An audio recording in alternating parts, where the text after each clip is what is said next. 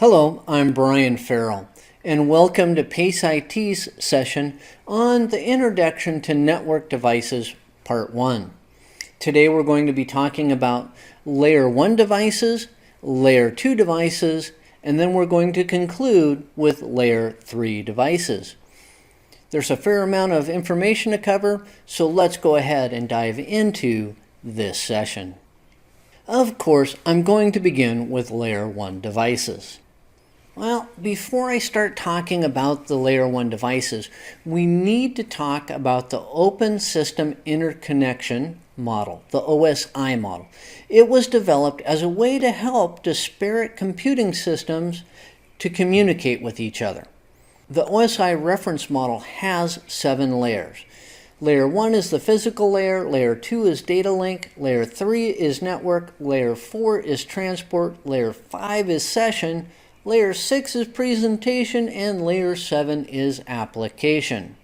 We're going to be discussing the bottom 3 layers, Layers 1, 2, and 3 today. Now, most devices do function at more than one layer of the OSI reference model. But when it comes time to determining where they fit into the model, you must first determine the highest level at which they operate, because that's where they fit into the OSI model. To do that, you must know what they do and how that relates to the OSI model. And with that, let's talk about analog modems. The word modem is actually derived from a contraction of modulator, demodulator. Modems were developed to take a digital signal coming from a digital node and convert it to an analog signal, modulating the signal, and placing it on a wire. In return, it would accept an analog signal from the wire and convert it, demodulating the signal, back to a digital signal that the node can understand. Modems were developed to create a connection between network segments via the public switched telephone network using the plain old telephone system. Now, modems provide for a single connection to a network, and they're only concerned about the wire. And the wire resides on the physical layer, Layer 1 of the OSI model. It doesn't care where the signal comes from, it just does its job. Then there's the hub. A hub functions as a concentrator or repeater in that it doesn't care where the signal comes from or where the signal is going. Kind of like the modem. It takes an electrical signal that arrives on a port and replicates that signal out all of its other ports. A hub may have just a few ports or it may have many ports. And for a variety of reasons, the hub is not very common anymore in the modern network. So now let's move on to Layer 2 devices. The first Layer 2 device that we're going to talk about is the switch. A switch utilizes an application-specific integrated circuit chip, an ASIC chip. The ASIC chip has specific programming that allows the switch to learn when a device is on the network and which ports it is connected to via that device's Layer 2 MAC address. That's what makes a switch a Layer 2 device. A switch may have just a few ports or it may have many ports, kind of like the hub. And although a switch is smarter than a hub, it can still be very simple or it can be highly complex and programmable.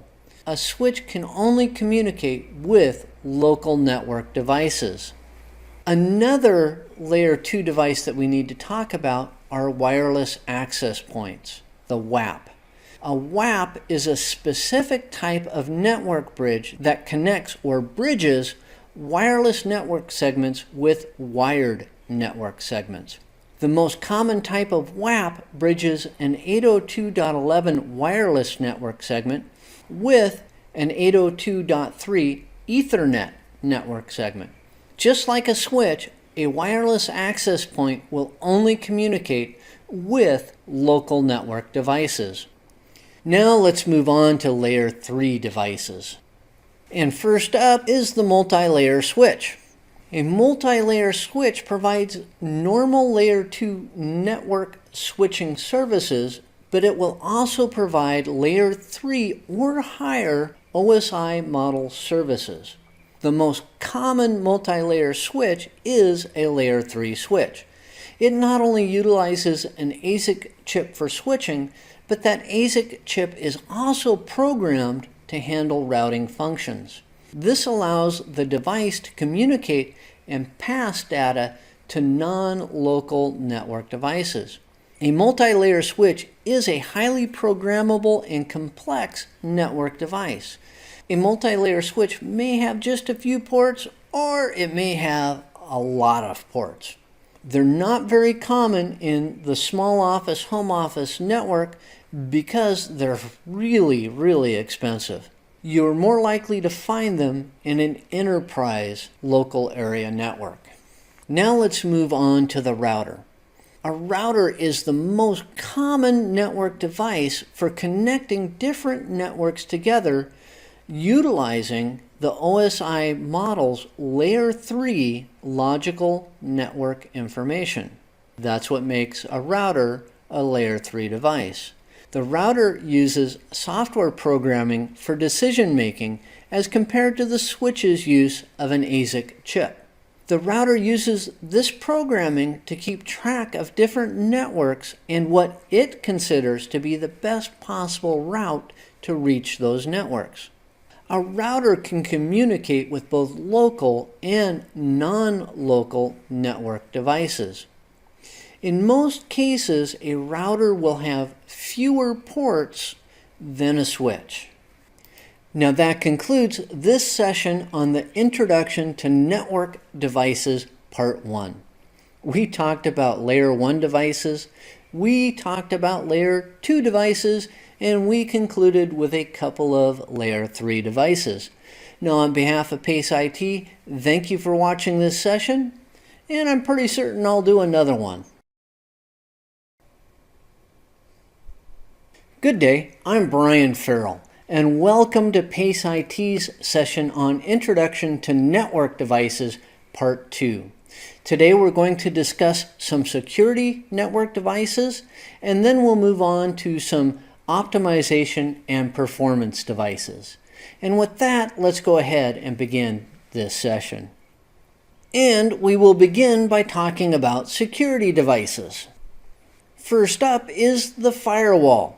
Now, a firewall can be placed on routers or hosts in that it can be software-based, or it can be its own device.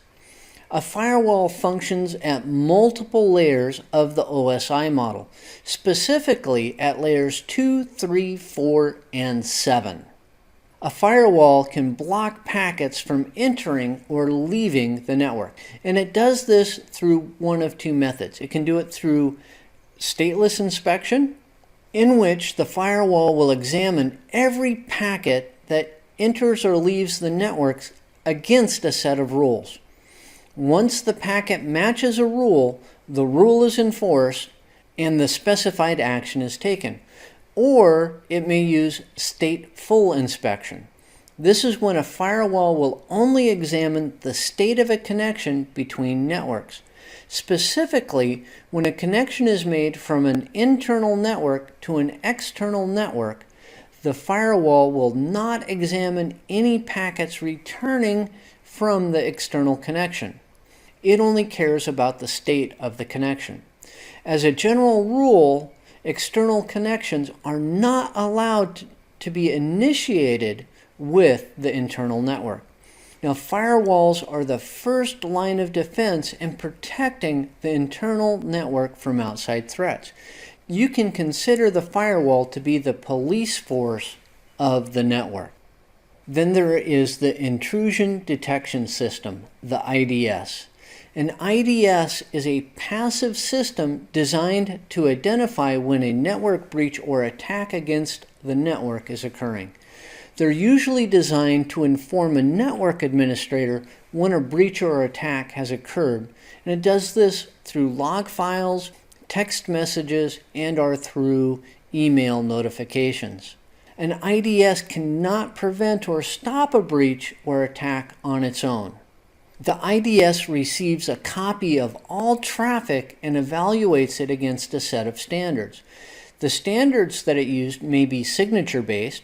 This is when it evaluates network traffic for known malware or attack signatures. Or the standard may be anomaly-based. This is where it evaluates network traffic for suspicious changes. Or it may be policy-based. This is where it evaluates network traffic against a specific declared security policy. An IDS may be deployed at the host level. When it's deployed at the host level, it's called a host-based intrusion detection system, or HIDS. More potent than the intrusion detection system is the intrusion prevention system, the IPS. An IPS is an active system designed to stop a breach or attack from succeeding in damaging the network. They're usually designed to perform an action or set of actions to stop the malicious activity. They will also inform a network administrator through the use of log files, SMS, text messaging, and or through email notification. For an IPS to work, all traffic on the network segment needs to flow through the IPS as it enters and leaves the network segment. Like the IDS, all of the traffic is evaluated against a set of standards, and they're the same standards that are used on the IDS. The best placement on the network segment is between a router, with a firewall hopefully, and the destination network segment. That way all the traffic flows through the IPS.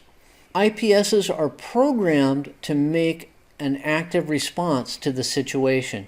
They can block the offending IP address, they can close down vulnerable interfaces, they can terminate network sessions, they can redirect the attack, plus there are more actions that an IPS can take.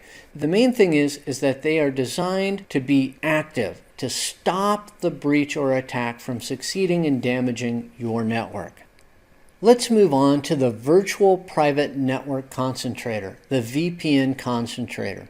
Now this will allow for many secure VPN connections to a network. The concentrator will provide proper tunneling and encryption depending upon the type of VPN connection that is allowed to the network. Most concentrators can function at multiple layers of the OSI model. Specifically, they can operate at layer 2, layer 3, and layer 7.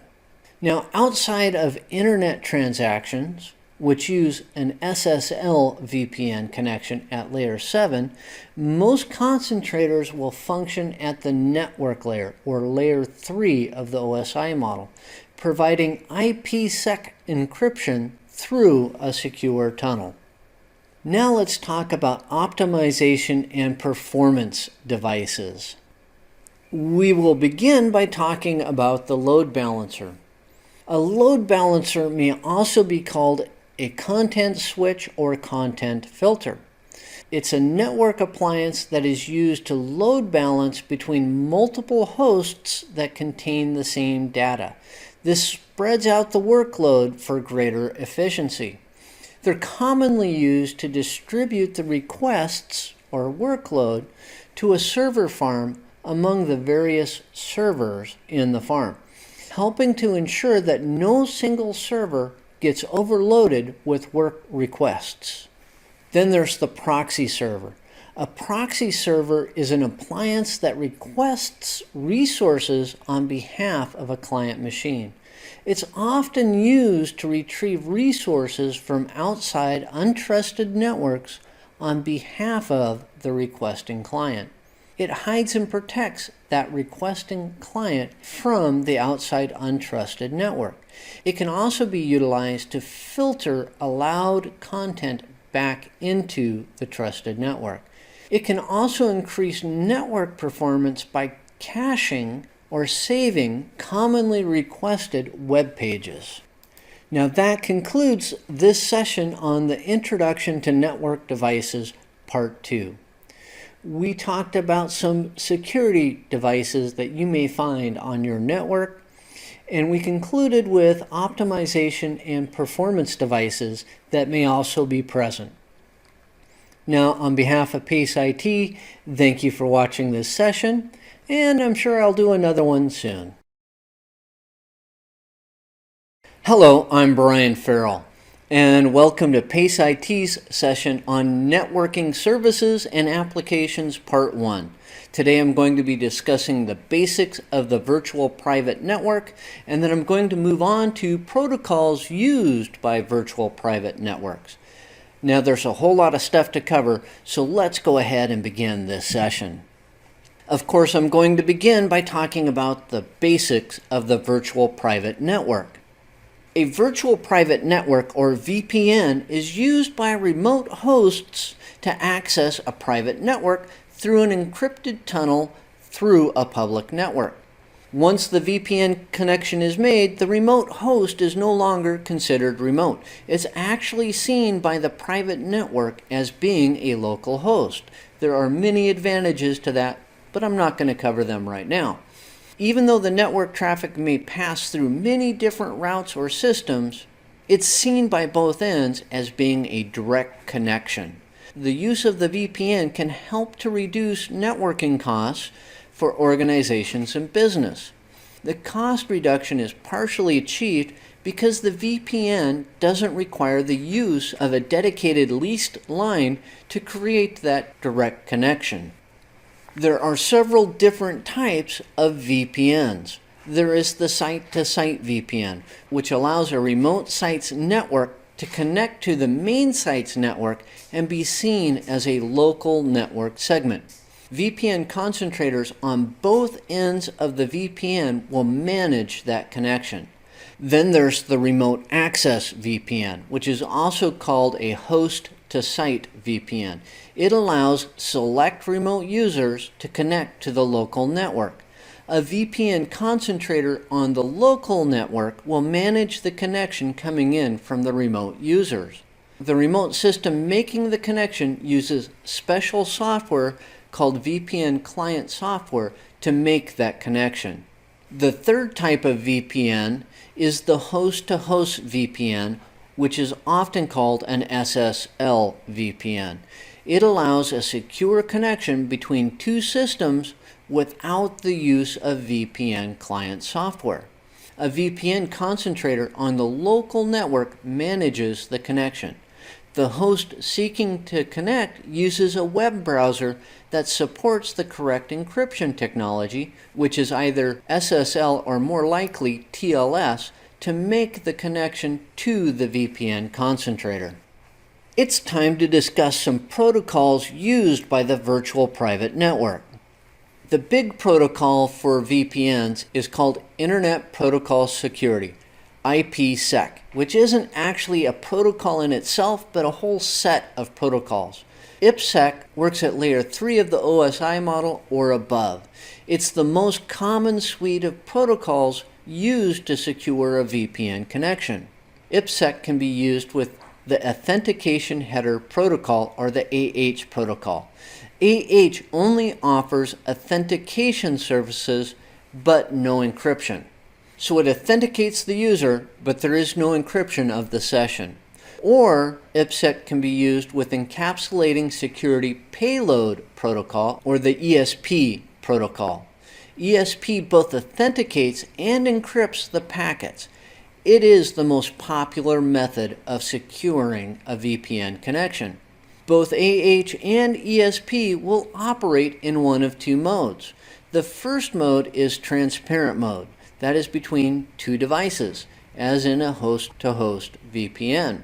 Or they can be used in tunnel mode, which is between two endpoints, as in a site-to-site VPN. IPsec implements Internet Security Association and Key Management, ISACAMP by default. ISACAMP provides a method for transferring security key and authentication data between systems outside of the security key generating process. It is a much more secure process. Then we have generic routing encapsulation, GRE. GRE is a tunneling protocol that is capable of encapsulating a wide variety of other network layer protocols. It's often used to create a subtunnel within an IPsec connection. Why is that? Well, IPsec will only transmit unicast packets. That's one-to-one communication. In many cases, there's a need to transmit multicast, which is one-to-some communication, or broadcast, which is one-to-many communication, packets across an IPsec connection. By using GRE, we can get that accomplished. Then there's point-to-point tunneling protocol, PPTP. This is an older VPN technology that supports dial-up VPN connections. On its own, it lacked native security features, so it wasn't very secure.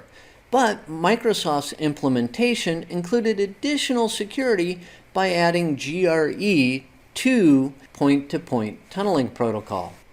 Transport layer security is another common VPN protocol.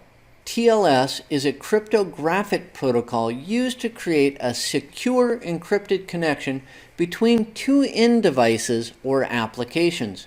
It uses asymmetrical cryptography to authenticate endpoints and then negotiates a symmetrical security key, which is used to encrypt the session. TLS has largely replaced its cousin, Secure Socket Layer Protocol, and TLS works at layer 5 and above of the OSI model. Its most common usage is in creating a secure encrypted internet session, or SSL VPN. All modern web browsers support TLS. Now, I just mentioned Secure Socket Layer, or SSL. SSL is an older cryptographic protocol that is very similar to TLS. The most common use is in internet transactions. Why? Because all modern web browsers support SSL. But due to issues with earlier versions of the protocol, it has largely been replaced by TLS. SSL version 3.3 has been developed to address the weaknesses of earlier versions, but it may never again catch up to its cousin, the TLS protocol. Now that concludes this session on Networking Services and Applications Part 1. I talked about the basics of the virtual private network, and then I talked about the protocols used by the VPN network. On behalf of PACE IT, thank you for watching this session, and I look forward to doing another soon.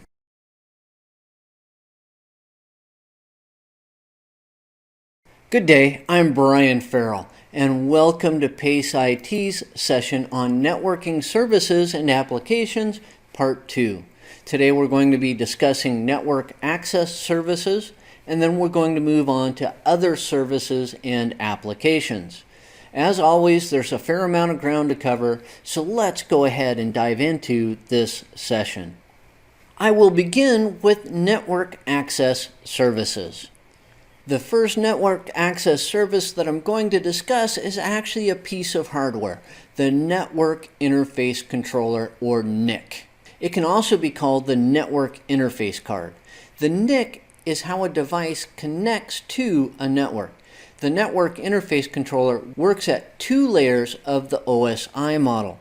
At layer 2, which is the data link layer, it provides the functional means of network communication by determining which networking protocols will be used, as in a NIC that will provide Ethernet communication or a NIC that will provide point-to-point protocol.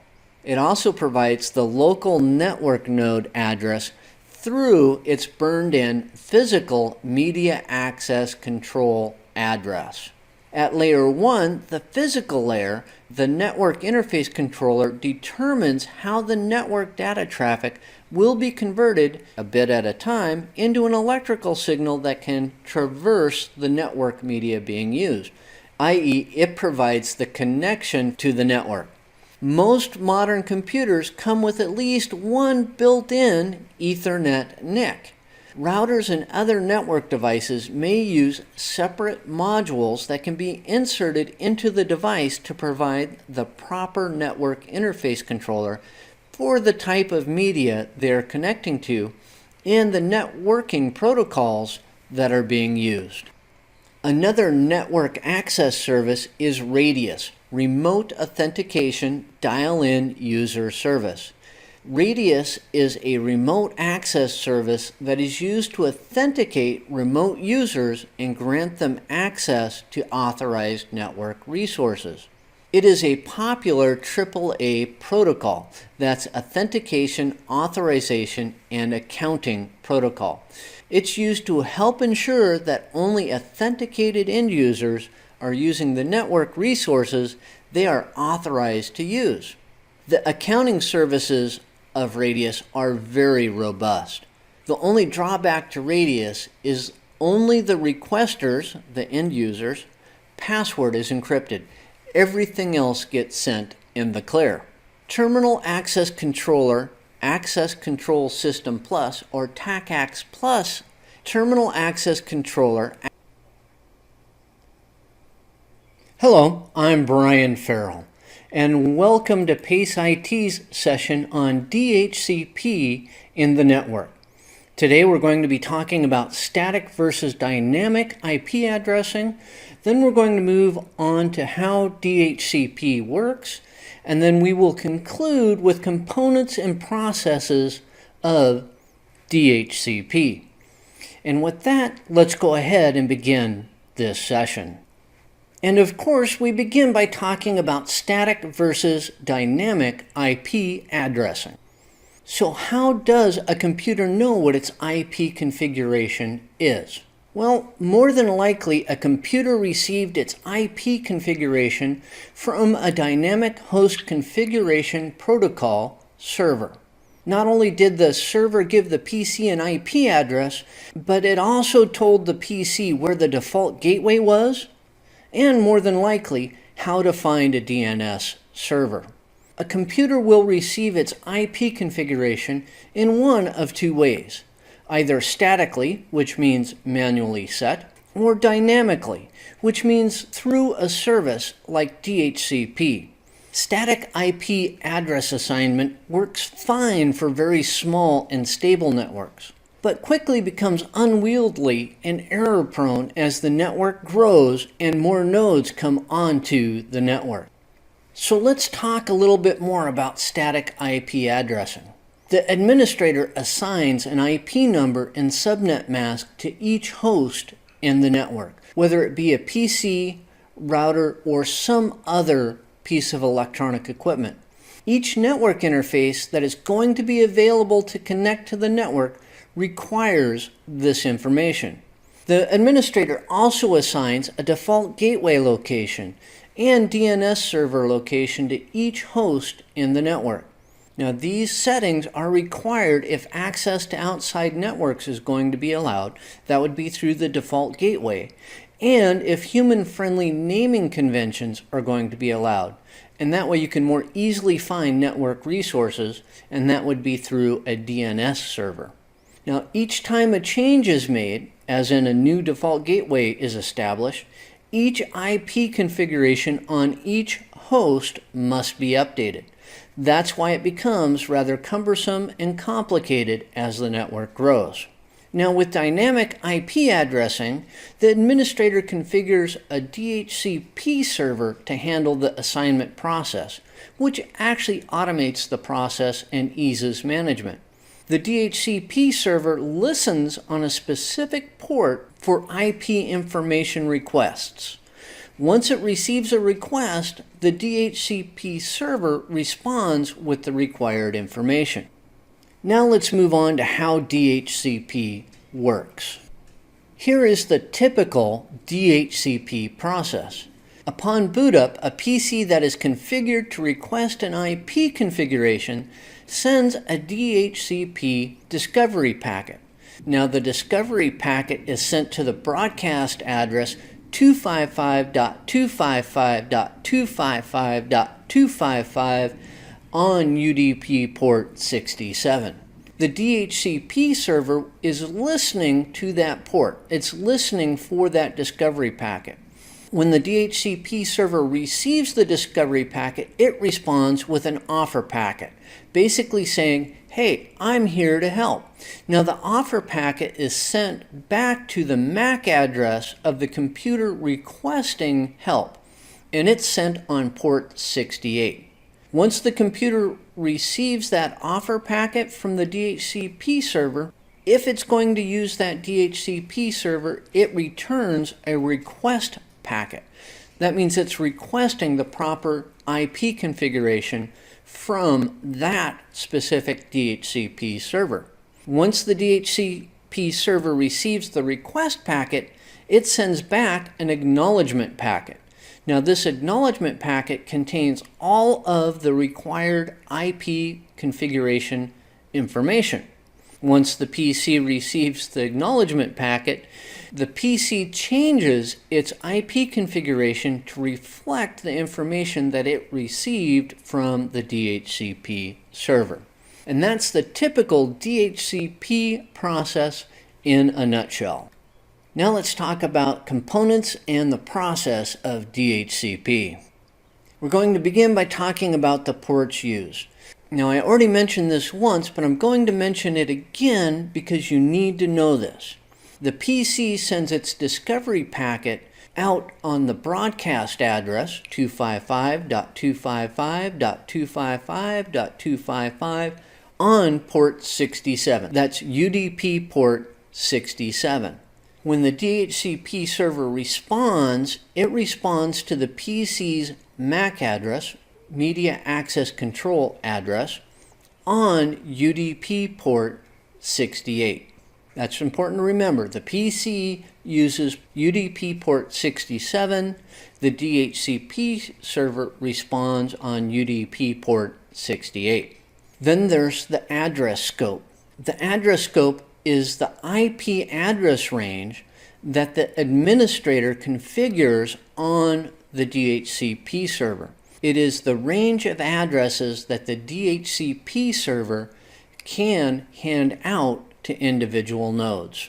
There's also what are called address reservations. Now these are administrator configured reserved IP addresses. The administrator reserves specific IP addresses to be handed out to specific MAC addresses.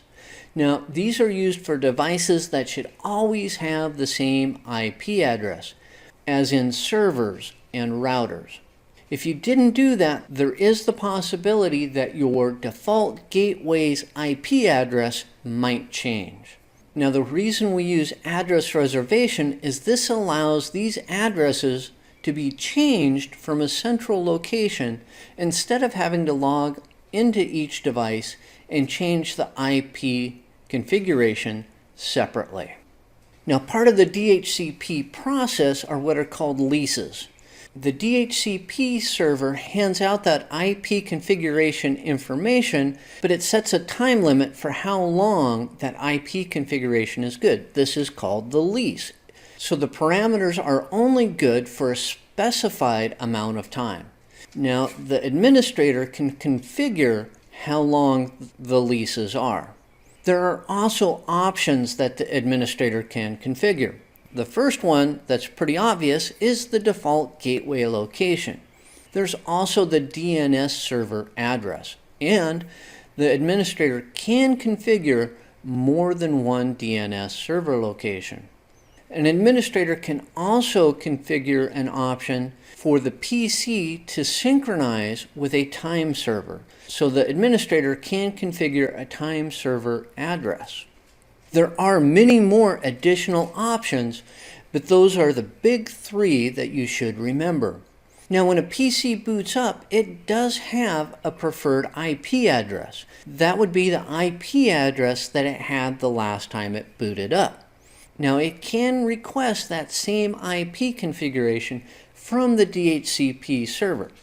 Now, the administrator can configure the DHCP server to either honor that preference or to ignore it.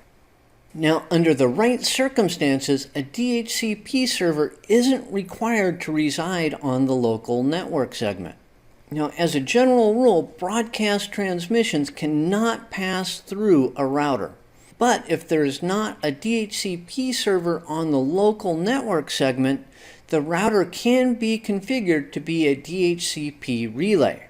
When a DHCP relay, also called an IP helper, receives a discovery packet from a node, it will forward that packet to the network segment on which the DHCP server resides.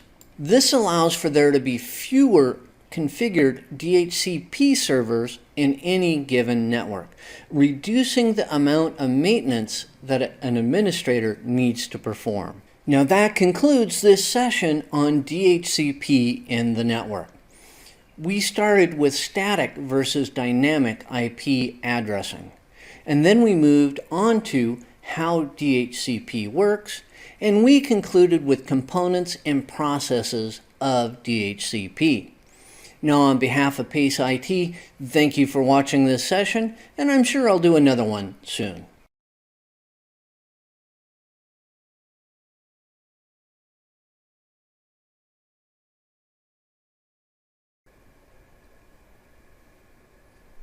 Hello, I'm Brian Ferrill, and welcome to PACE IT's session on the Introduction to the DNS Service. Today we're going to be talking about DNS servers, DNS records, and we will conclude with a brief discussion on dynamic DNS. And with that, let's go ahead and begin this session. We're going to begin this session with a talk about DNS servers. Now, DNS is the process that maps human-friendly names, as in www.google.com, to their appropriate IP addresses. Without DNS, we would have to memorize all of the IP addresses that we wished to visit. Now, DNS stands for Domain Name System, and it's very structured in nature. If the local DNS server apparatus doesn't contain the needed record, it sends the request up the DNS chain until a positive response is received back. Now, this positive response gets passed back down to the original requester. Now, DNS does require that an FQDN, fully qualified domain name, is used in order for it to function properly. Now, an FQDN is the www.google.com. It's that naming convention right there. The www is the specific service that's being requested. The Google portion is the local domain that contains the specific service, and the com is the top level that contains the Google that contains the specific service. That is an FQDN. Now that we've got that covered, let's talk about the different levels of DNS servers. First off, there can be a local DNS server. This is the server on the local network that contains the hosts file that maps all of the FQDNs to their specific IP addresses in the local subdomain. It may be present or it may not be present. Then there are top-level domain servers, the TLD server. Now, these are the servers that contain the records for the top-level domains. Examples of top-level domains are .com, .org, .net, .edu, so on and so forth. Now, each of these servers contains all of their information for their respective domains, kind of. And what do I mean by kind of? Well, the TLD servers do delegate down to second-level servers their information. They do that to ease the load so that the TLD server is not overloaded. But the TLD server is the server that is responsible for maintaining the record. Then there's the root server. This is the server that contains all of the records for the TLD servers. So if you're looking for a TLD that is kind of unknown, you will actually go to the root server, which will then pass you onto the appropriate TLD. Then there are authoritative servers and non-authoritative servers. An authoritative DNS server is one that responds to a request, and that authoritative server has been specifically configured to contain the requested information.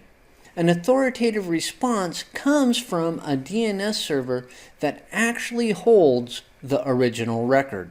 So an authoritative response comes from the name server that's been specifically configured to contain that record. Then there are non-authoritative DNS servers.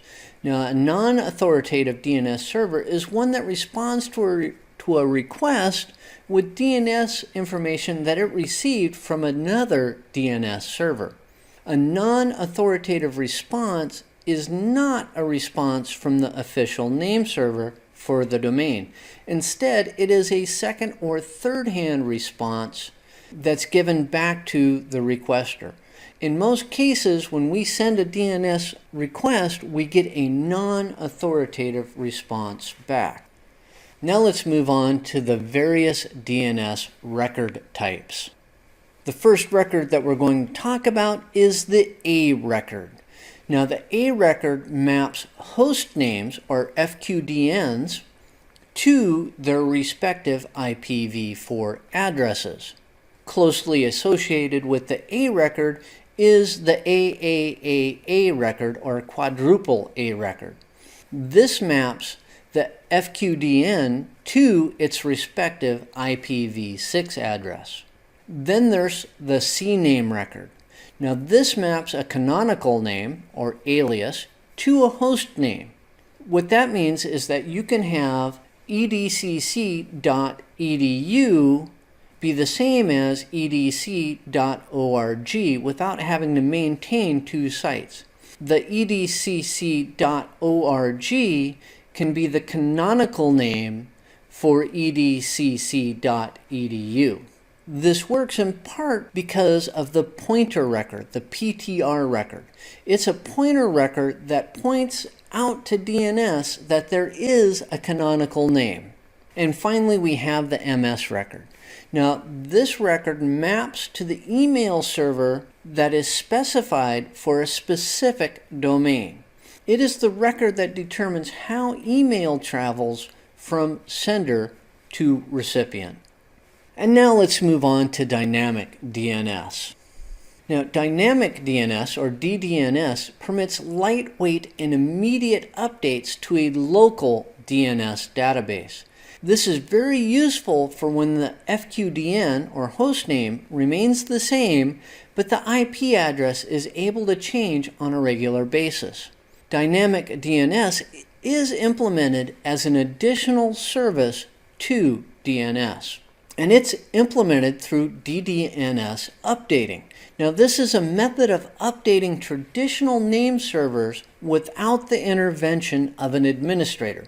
So there's no manual editing or inputting of the configuration files required. A DDNS provider supplies software that will monitor the IP address of the referenced system. Once the IP address changes, the software sends an update to the proper DNS server. DDNS is useful for when access is needed to a domain whose IP address is being supplied dynamically by an ISP, or Internet Service Provider. That way the IP address can change, but people can still get to the service that they're looking for. Now that concludes this session on the introduction to the DNS service. We talked about DNS servers, we moved on to DNS records, and then we concluded with a very brief discussion about dynamic DNS. Now, on behalf of PACE IT, thank you for watching this session, and I'm pretty sure I'll do another one soon.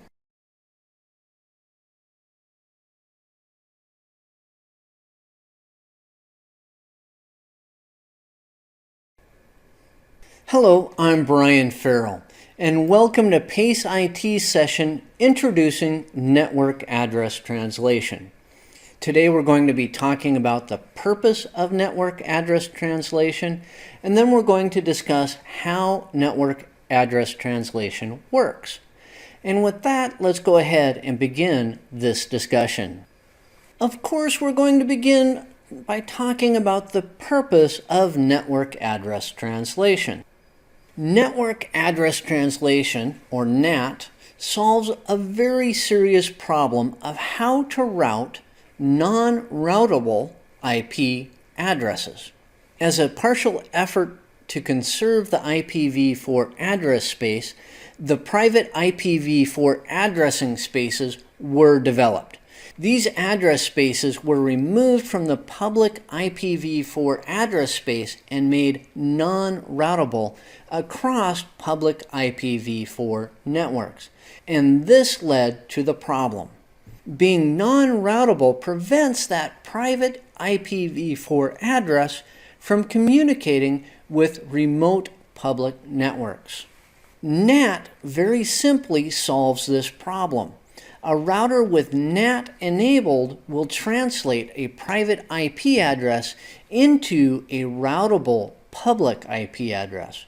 When the response returns to the router, it passes the response back to the device that requested it. So now that we've covered the purpose, let's talk about how network address translation works. And first off, we get to talk about the fact that there are two categories of NAT. First up is static NAT. With static NAT, each private IP address is assigned to a specific routable public IP address. This relationship is kept and maintained by the NAT-enabled router.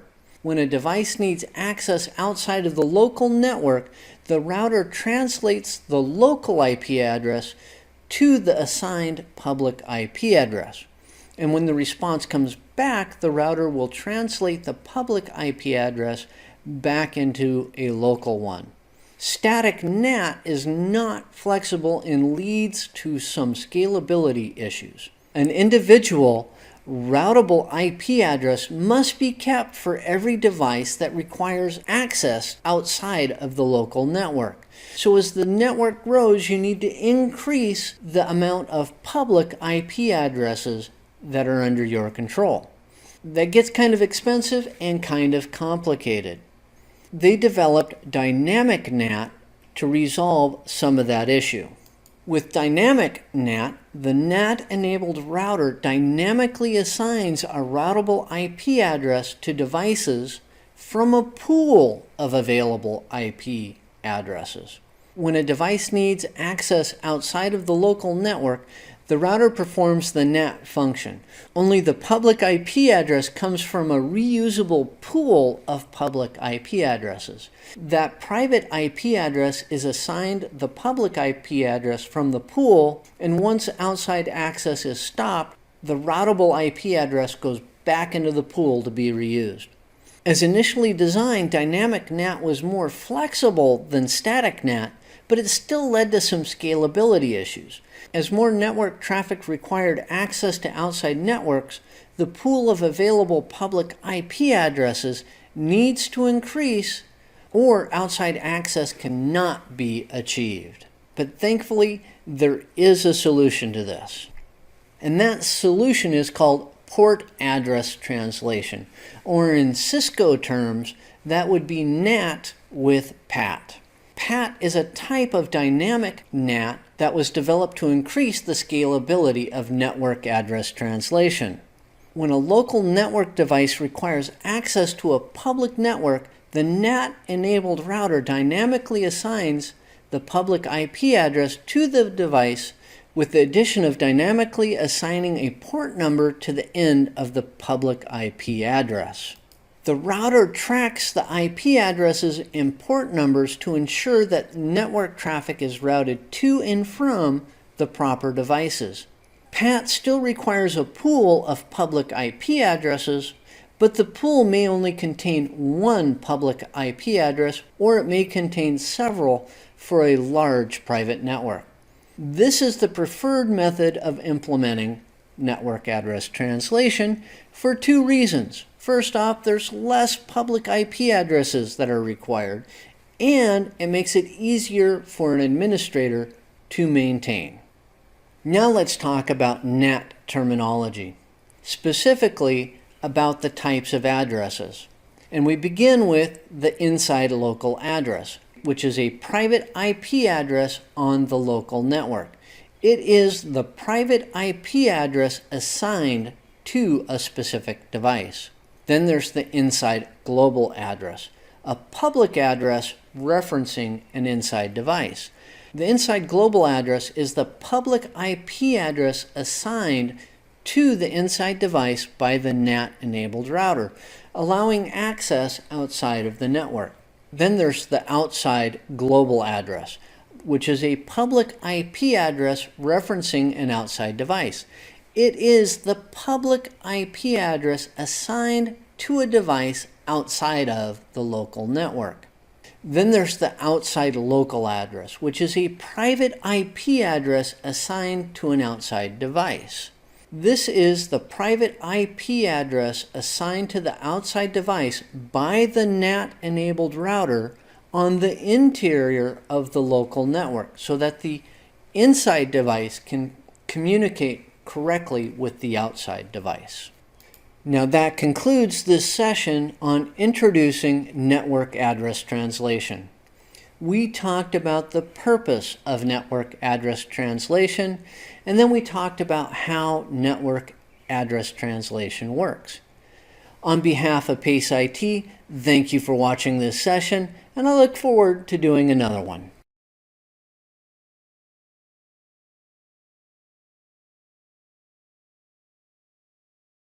Good day, I'm Brian Ferrill, and welcome to PACE IT's session on WAN Technologies Part 1. Today I'm going to be talking about the public switched telephone network, then I'm going to move on to broadband cable, and I'm going to conclude with a brief section on fiber optics. And with that, let's go ahead and begin this session. Of course, we begin with the public switched telephone network.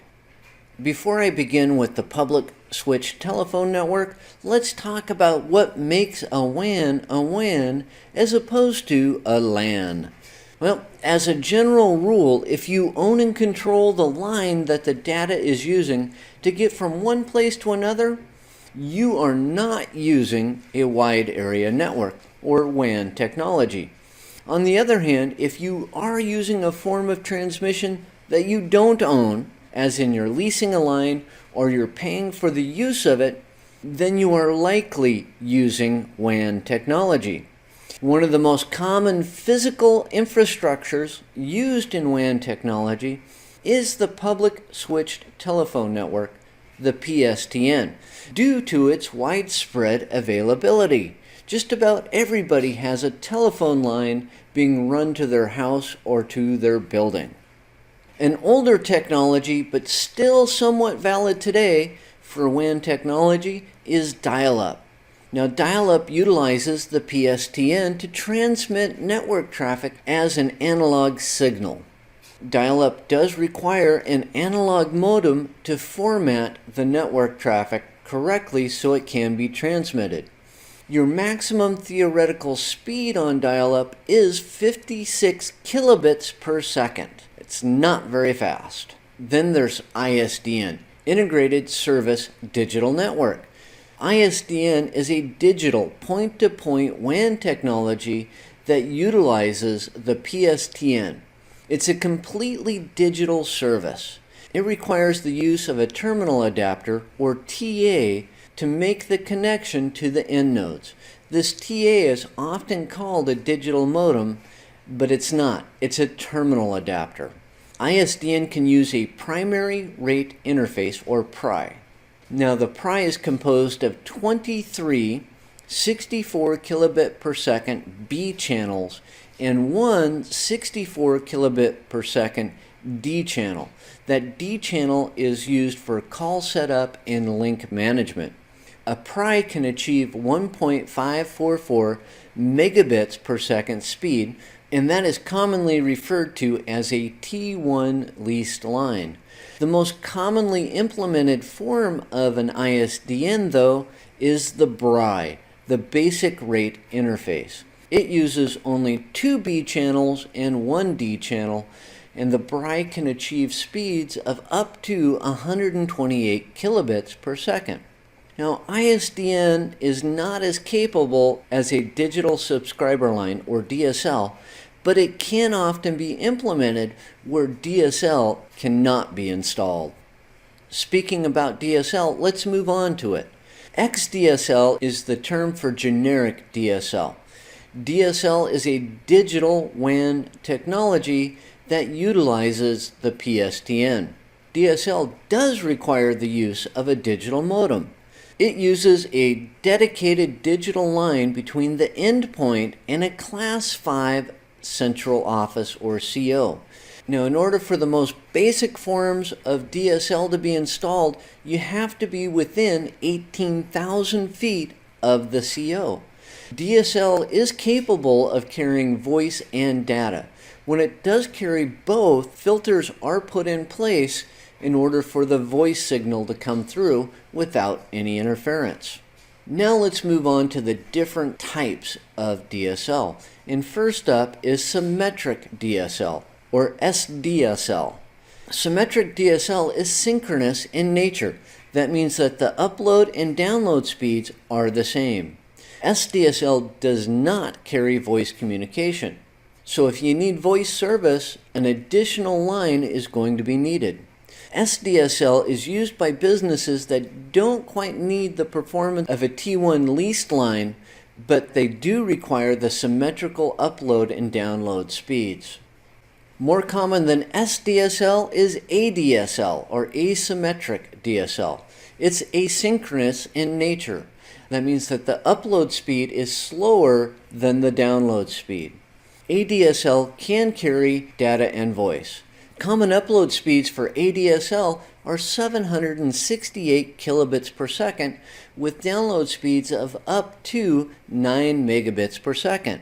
It is the most common implementation of DSL in the small office, home office environment. Last up for DSL is VDSL, or Very High Bitrate DSL. It's asynchronous in nature as well. It's used when high-quality video and voice over IP is necessary. VDSL is commonly limited to download speeds of 52 megabits per second with an upload speed of 12 megabits per second. That's a whole lot faster than ADSL. But VDSL is only possible when you're located within 4,000 feet of a central office. There is an exception to what I just told you, though. The current standards do allow for up to 100 megabits per second speed over the PSTN using VDSL, but in order to achieve that, you must be within 300 meters of the central office. Now that the PSTN is out of the way, let's move on to broadband cable. Broadband cable is coaxial cable networking. It's a broadband connection to a location delivered by the cable company. Broadband cable can deliver voice, data, and television all through the same connection. And the way it works is the digital signal is delivered to the head end. This is where all the cable signals are received. The signal is then processed and formatted and then transmitted to the distribution network. The distribution network is a smaller service area served by the cable company. The distribution network architecture can be composed of fiber optic cabling or coaxial cabling and or a hybrid fiber coaxial cabling or HFC. Unlike DSL, the bandwidth of the distribution network is shared by all of those who connect to it. This can lead to increased latency and congestion during busy times. The final distribution to the premise is usually through a coaxial cable.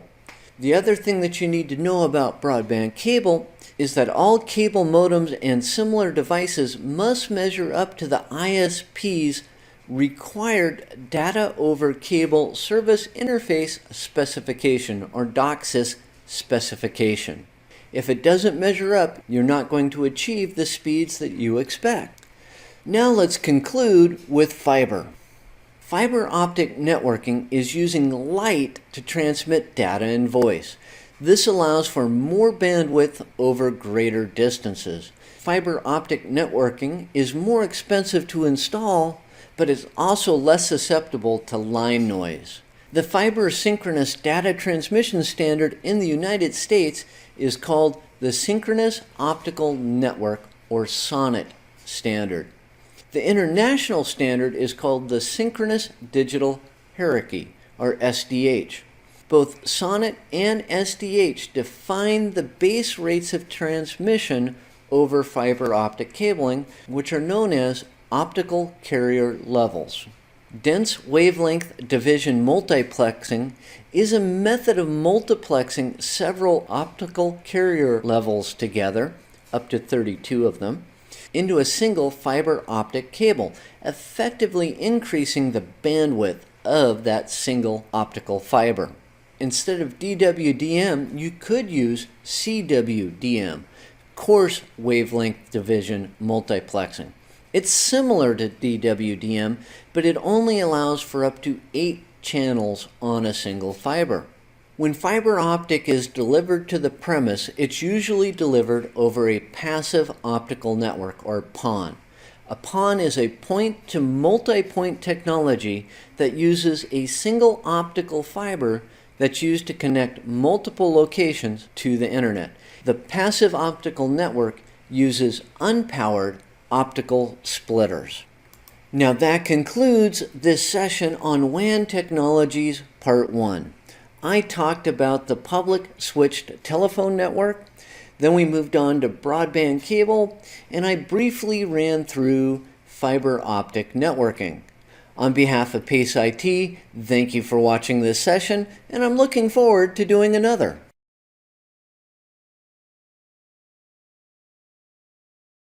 Good day, I'm Brian Ferrill, and welcome to PACE IT's session on WAN Technologies Part 2.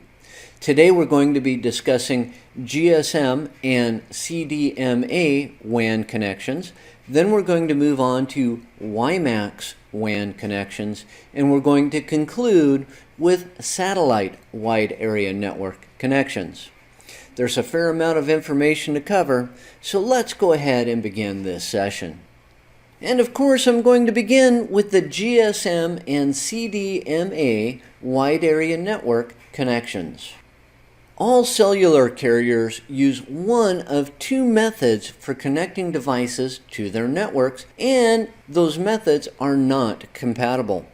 Currently in the United States, AT&T and T-Mobile use the Global System for Mobile, or GSM standard, to connect their devices to their networks. Both Sprint and Verizon use Code Division Multiple Access, also known as CDMA, as their method of connecting to networks. And those two standards are not compatible. The majority of the rest of the world utilizes GSM as the method for cellular network access. Let me speak briefly about cellular networking. Cellular networking involves using the cellular phone system for more than just phone calls. Cellular networking has been around for a while, and it originally wasn't known as this, but the first version of it is first G or 1G cellular, and it was only capable of voice transmissions. As improvements came along, we got 2G. That is cellular with simple data transmission capabilities, as in text messaging. 2G Edge offered some basic cellular networking connectivity and was a stopgap measure between 2G and third generation cellular. 3G cellular is the beginning of cellular WAN networking. It's giving way to 4G cellular, which is still an emerging technology. 4G currently consists of both LTE and WiMAX. As a special mention, we need to talk about evolved high-speed packet access, which is HSPA+. It was a stopgap between 3G and 4G networking. It's still available today. The current standard for HSPA+ allows for up to a maximum data rate of 84 megabits per second. Now, it's not quite as good as LTE, which is long-term evolution. LTE uses an all IP-based core with high data rates. Now, LTE is compatible with both 3G and WiMAX. The current standard for LTE allows for up to 300 megabits per second in download speeds and up to 75 megabits per second in upload speeds. Now let me introduce you to WiMAX WAN connections. WiMAX stands for Worldwide Interoperability for Microwave Access. That's a mouthful. That's why we say WiMAX. WiMAX was originally developed as a last-mile alternative to use when DSL or cable was not available. It can provide an alternative broadband connection to a fixed location. It uses microwave transmissions as an over-the-air method to transmit voice and data. It does require line of sight between relay stations. But WiMAX can be used to cover significant geographic distances. Also, many municipalities are exploring the use of WiMAX as a means of providing reasonably priced broadband to their citizens without having to wire every household. WiMAX is often considered to be a type of 4G technology because it is compatible with LTE networks. But WiMAX is not compatible with third-generation cellular networks. It is time for us to conclude with satellite WAN connections. Satellite WAN connections are a type of microwave satellite networking. It uses microwave transmissions as an over-the-air method of transmitting voice and data, just like WiMAX. It can be an effective means of extending networks into places that are hard to reach. It does use microwave radio relay as the method of transmitting data through the atmosphere. Just like WiMAX, it requires line-of-sight relay stations, but it can cover even more distances than WiMAX. Why is that? That's because it utilizes a satellite network. By the way, because of the distances that satellite transmissions can cover, this can lead to latency problems. Think about it. The signal's got to go from a terrestrial location up to the satellite, probably over to another satellite, and then down to another terrestrial station. That's a significant amount of distance, and there's going to be some lag. I just talked about the communication satellite. They're also known as ComSats. These do form part of the microwave relay network.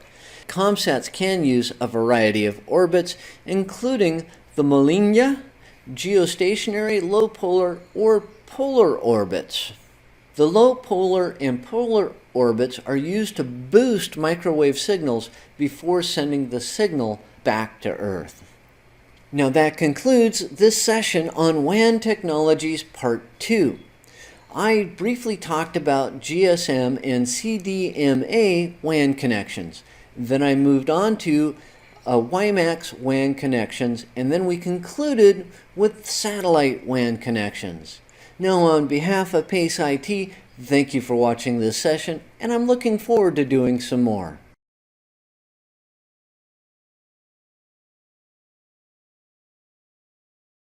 Hello, I'm Brian Ferrill, and welcome to PACE IT's session on WAN Technologies Part 3. Today I'm going to briefly discuss Metro Ethernet WAN connections, then I'm going to move on to leased line WAN connections, and we're going to conclude with some common standards. And with that, let's go ahead and begin this session. Of course, I'm going to begin by discussing Metro Ethernet WAN connections. A Metro Ethernet connection is when the service provider connects to the customer's site through an RJ45 connector. The customer will view that WAN connection as an Ethernet connection, while in reality the type of connection will be dependent upon the level of service that has been purchased. The service provider may also use a variety of different wide area network technologies behind the scenes, but the customer will always view it as being an Ethernet connection. Metro Ethernet is commonly deployed as a wide area network technology by municipalities at the metropolitan area network or MAN level, as in at the municipal level. It's time for us to discuss leased line WAN connections. A leased line is a dedicated circuit or connection between two endpoints used for communication. When we're talking about IT, a leased line is usually a digital point-to-point connection. A leased line can utilize either a plain old telephone service line, a POTS line on the public switched telephone network, or it can be a fiber optic circuit provided by a telecommunications company. Leased lines tend to be more expensive for the customer as the circuit can't be utilized by any other entity. So the whole cost is borne by the customer because they're the only ones who get to use it. Most often, the speed of a leased line is limited by what the customer is willing to pay.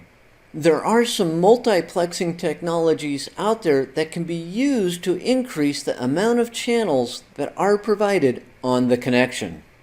One of the leased line technologies that you need to know about is point-to-point protocol, PPP. It is a common data link layer or layer 2 protocol that's used with leased line networks.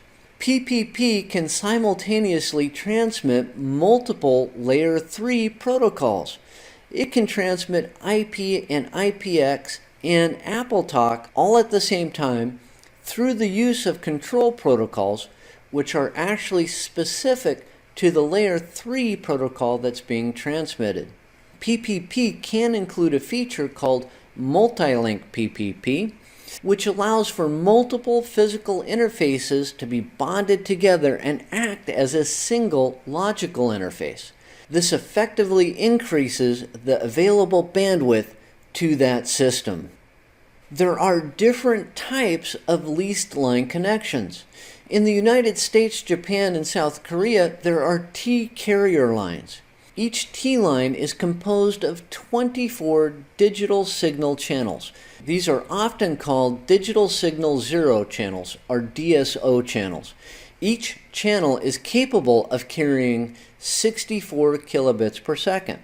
The 24 DSOs make up what is called a DS1 channel.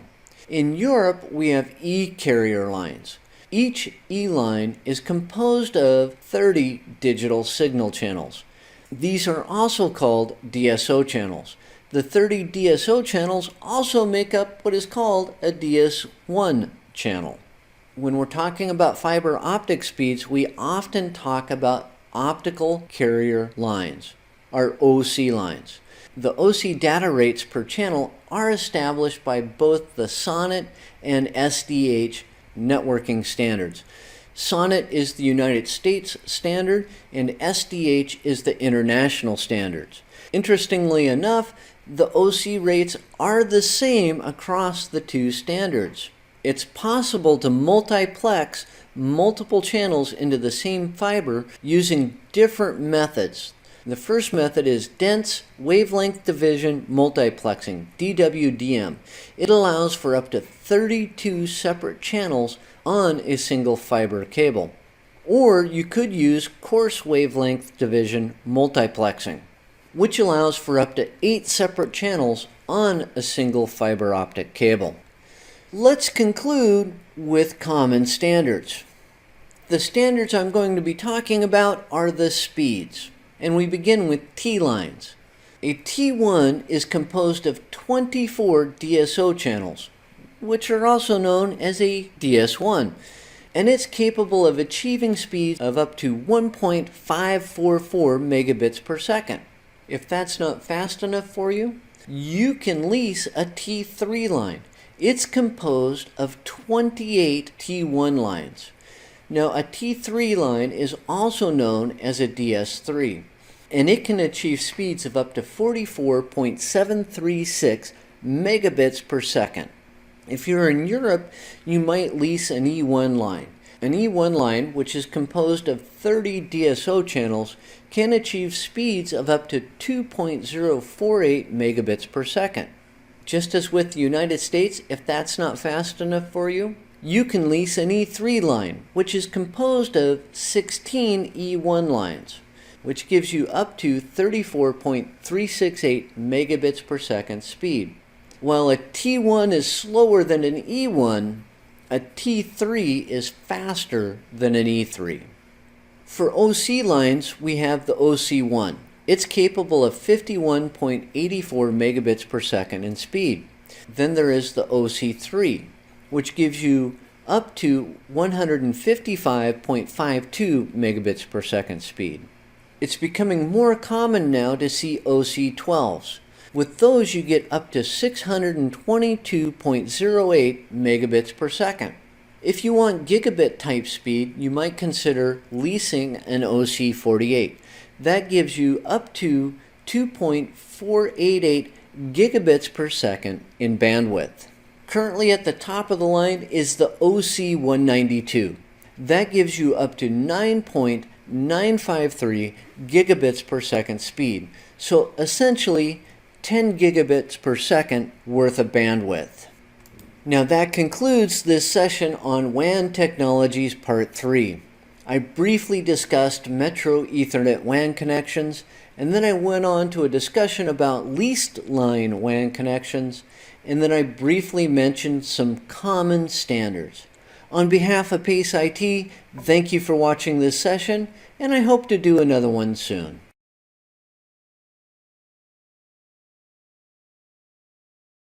Hello, I'm Brian Ferrill, and welcome to PACE IT's session on WAN Technologies Part 4.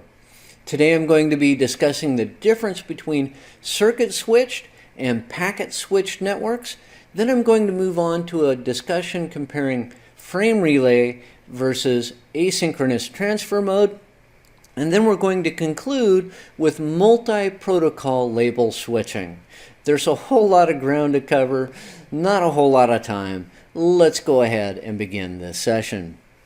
Let's begin this session by talking about circuit-switched and packet-switched networks.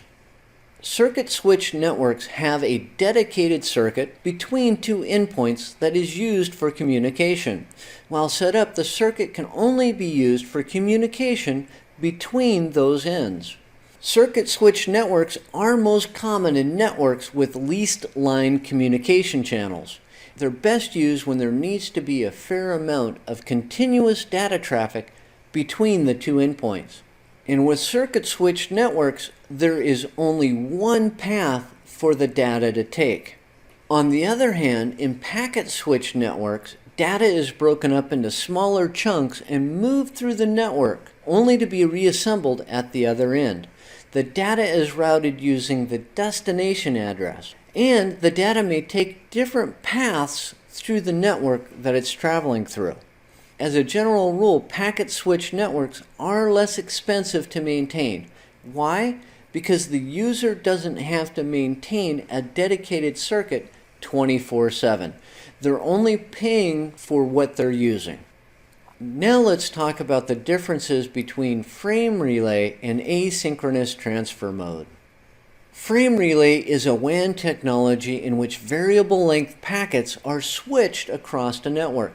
Frame relay is less expensive than leased lines, but frame relay can be made to look like a leased line through virtual circuits or VCs. A frame relay network will track a VC using a data link connection identifier to identify the ends of the VC. There are two terms associated with frame relay that you should be aware of. The first is access rate. That is the maximum speed of the frame relay interface. The other term is the committed information rate, the CIR. That's the guaranteed bandwidth that a customer receives. So that's the minimum speed of that frame relay network. The access rate may be higher, but the customer is always guaranteed the committed information rate. Now let's talk about asynchronous transfer mode, also known as ATM. ATM is a WAN technology in which fixed-length cells are switched across a network. These cells are always 53 bytes long. ATM can handle real-time voice and video because it's very fast, but it has poor bandwidth utilization. The small cell size reduces the efficiency of the technology, but ATM is very fast even if it is inefficient. Common speeds on an ATM network are 51.84 megabits per second and 155.52 megabits per second. Let's conclude with multi-protocol label switching. The acronym for multi-protocol label switching is MPLS. MPLS is a topology that's growing in popularity. Why? Because it's scalable. Also, it is protocol independent. MPLS can be used to replace both frame relay switching and ATM switching. It can be used to packet switch both frame relay and ATM network traffic. This allows MPLS to be used with both frame relay and ATM technologies. MPLS is often used to improve quality of service and flow of network traffic. It uses a label edge router to add MPLS labels to incoming packets if they don't have them. The label edge router then passes those packets onto a label switching router or LSR router. The LSR forwards those packets based on their MPLS labels to their final destination. Now that concludes this session on WAN Technologies Part 4. I talked about the differences between a circuit switched and packet switched network. Then we moved on to frame relay versus asynchronous transfer mode, and we concluded with a brief discussion on multi-protocol label switching. On behalf of PACE IT, thank you for watching this session, and I look forward to doing some more.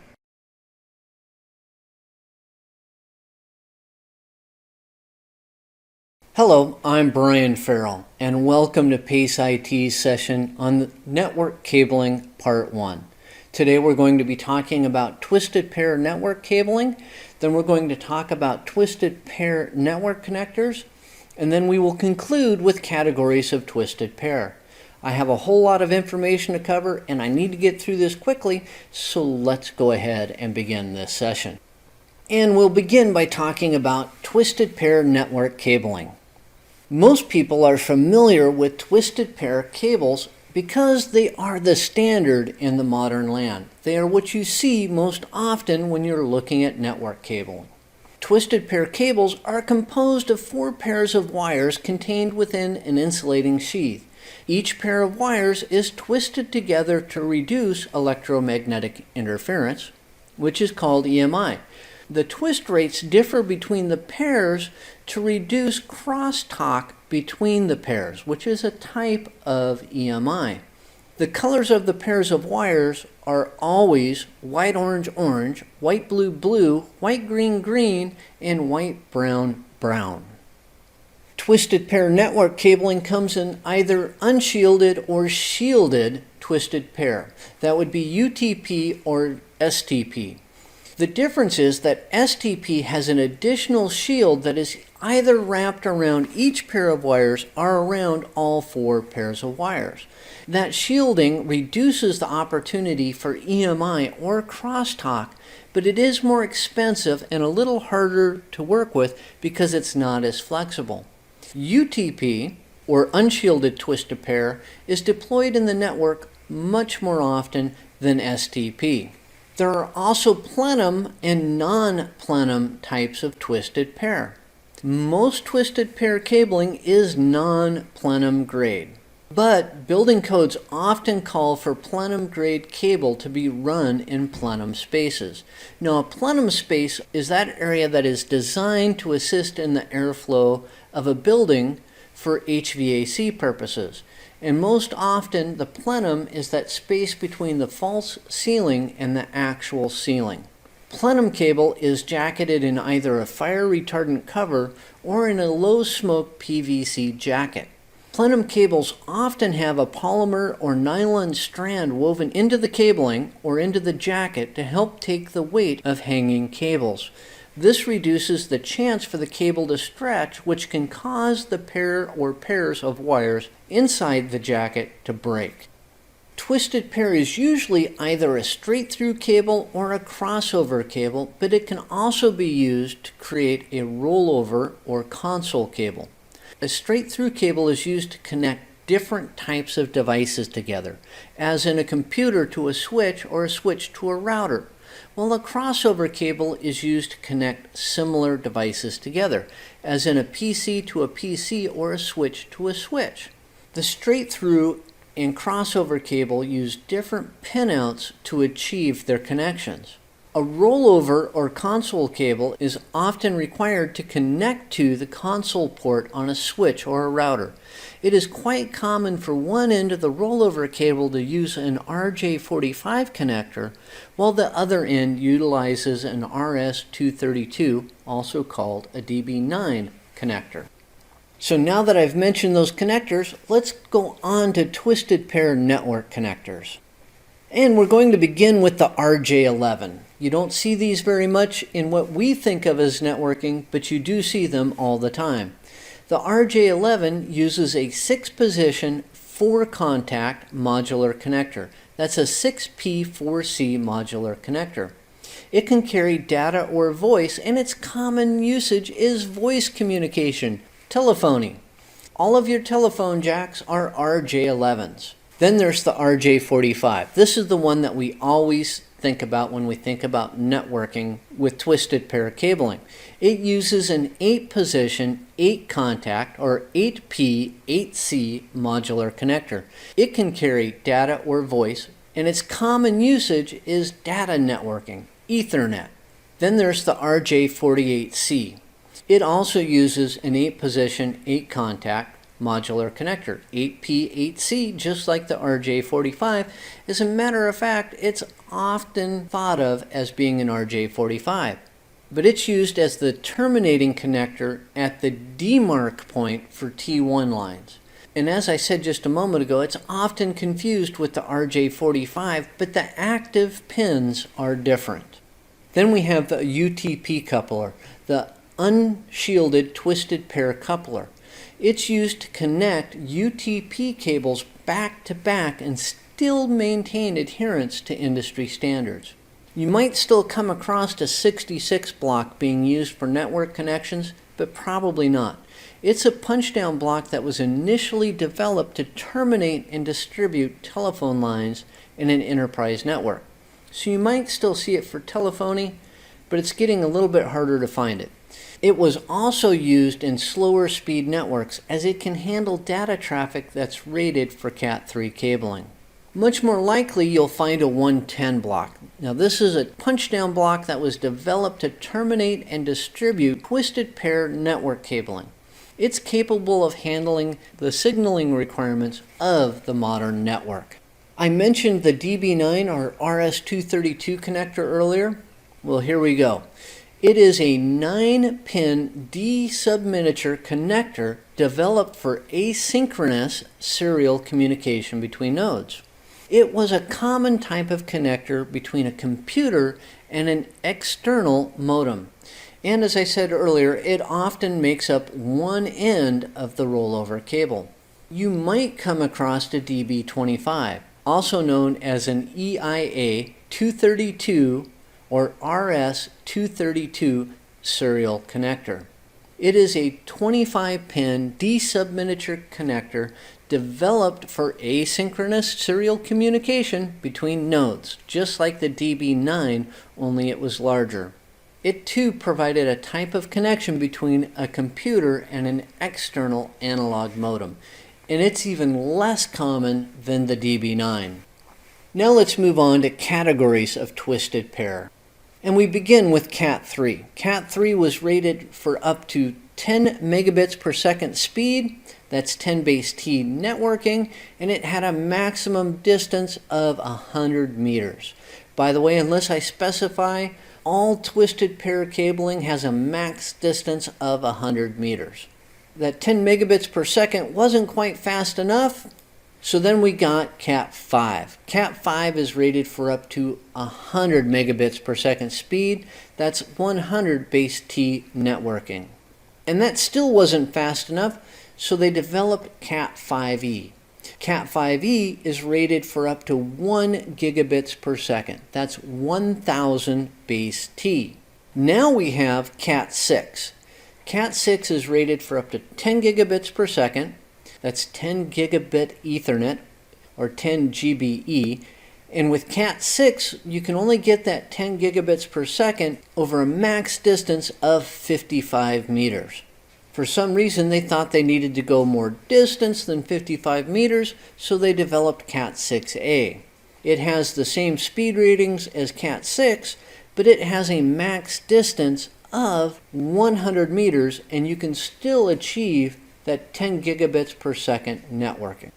Now that concludes this session on network cabling part 1. I talked about twisted pair cabling, then I talked about twisted pair network connectors, and I concluded with the categories of twisted pair cabling.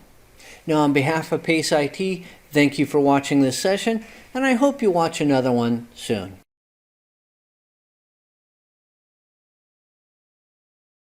Hello, I'm Brian Ferrill, and welcome to PACE IT's session on network cabling part 2. Today we're going to be talking about coaxial cabling and fiber optic cabling. There's a fair amount of ground to cover, so let's go ahead and begin this session. And of course we're going to begin by talking about coaxial cabling. Coaxial, or coax, cabling is one of the oldest Ethernet standards for network cabling. It was standardized in 1973. It's been used for baseband, carries just a single digital signal, and it has been used for broadband, carrying multiple digital signals. It is composed of a central conductor that is covered by an insulating layer, which is covered by an outer mesh or foil layer, which is then finished off with an outer insulating layer. That inner metal mesh layer helps to protect against electromagnetic interference, EMI. There are several different types of coax cable.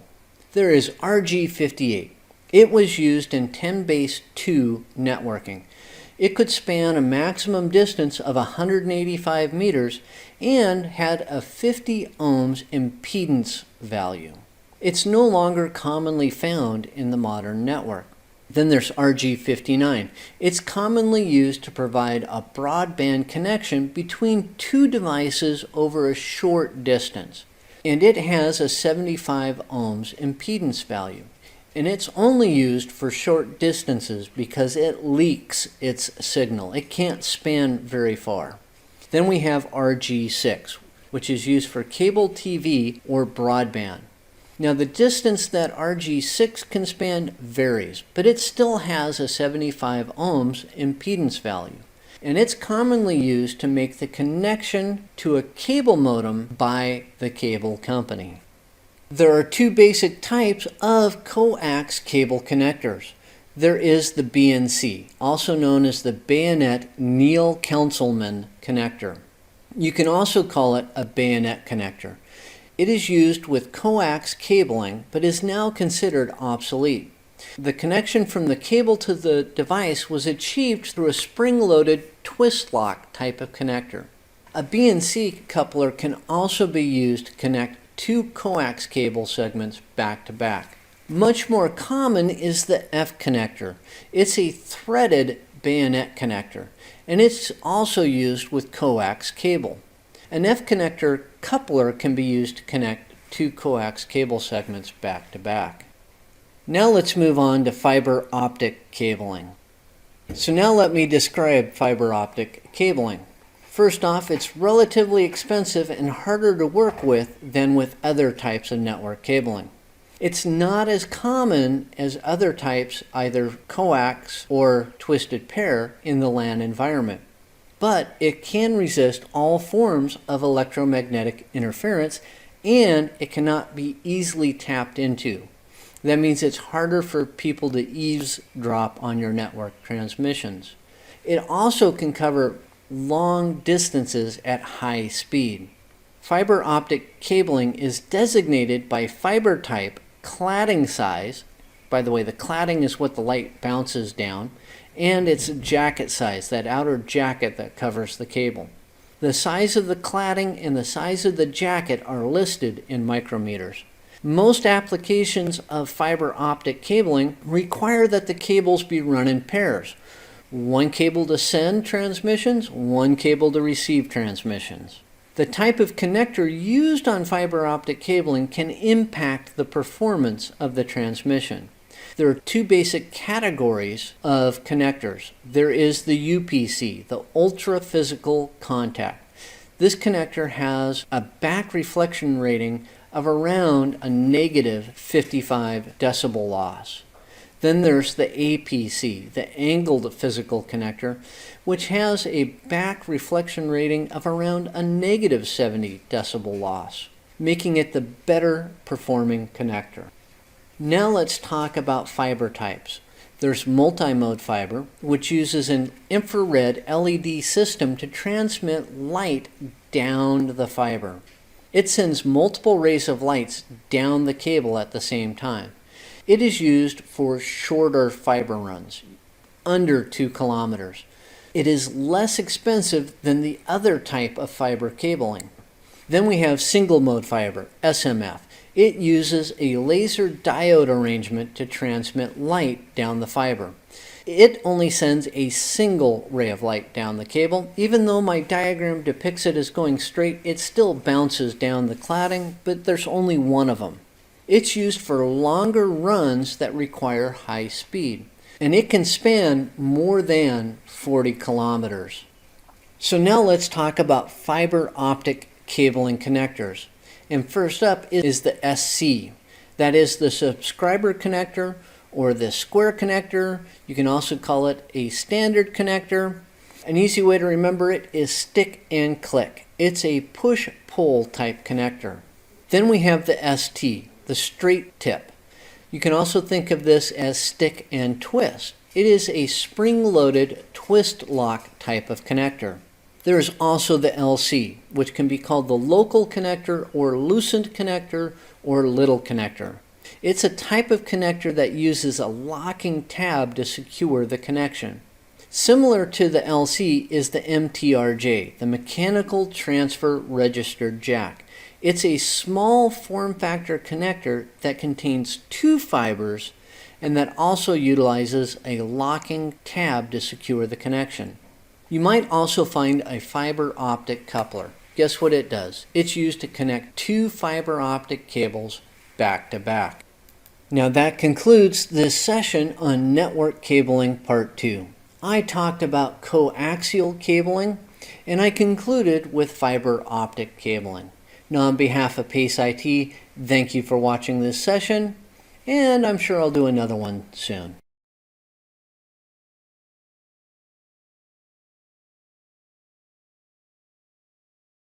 Good day, I'm Brian Ferrill, and welcome to PACE IT's session on Network Cabling Part 3. Today I'm going to be talking about media converters, and then I'm going to talk about some cabling tools that you should know about. And with that, let's go ahead and begin today's session. I will begin by discussing media converters. It is not uncommon to be in a situation where a network contains more than one type of cabling. This can lead to a situation where there's a desire to connect different types of media together in order to make a cohesive or single network. Thankfully, media converters are readily available. The issue of trying to connect these disparate types of transmission together mostly comes into play when you're trying to join a fiber optic transmission to a copper wire infrastructure. And that's actually represented in the types of readily available media converters that are out there. The most common media converters will connect single mode fiber to Ethernet, or multi-mode fiber to Ethernet, or single mode fiber to multi-mode fiber, and finally there is a fiber to coaxial cabling media converter. You need to be aware that these devices are out there to help you create a solid network. Now let's move on to cabling tools. So every technician should put some thought into the tools that are in his or her toolbox. It is often said that you get what you pay for, and that is very true with tools. While a good technician can get away with buying the most inexpensive tools, by spending a little more money for a better tool, that can often make the task easier and ultimately make the technician more efficient. But you also need to be aware that you can spend more money than is necessary and not utilize all of the features in a given tool. So you need to find that balance point between spending too much money and not spending enough money to become a really efficient technician. Now let's move on to the tools themselves, and we'll begin with crimpers.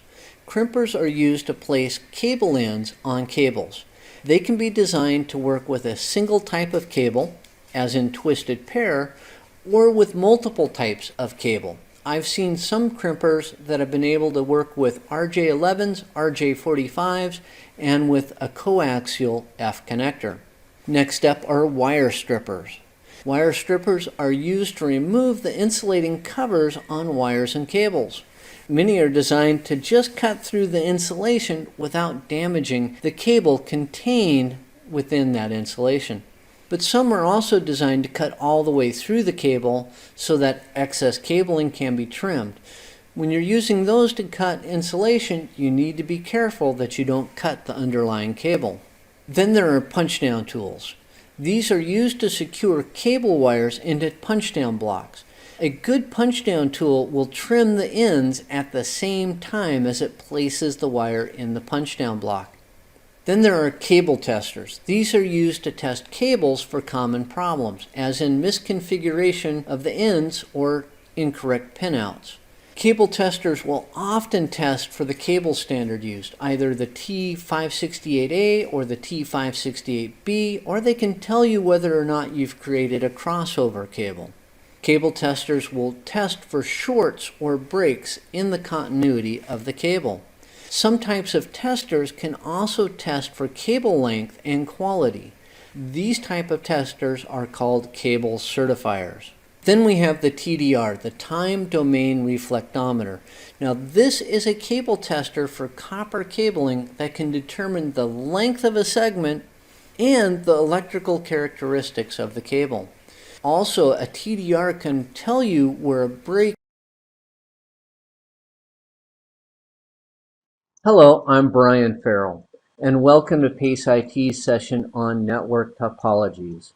Today we're going to discuss what a topology is, then we're going to discuss peer-to-peer and client-server networking, and then we're going to talk about some common network topologies.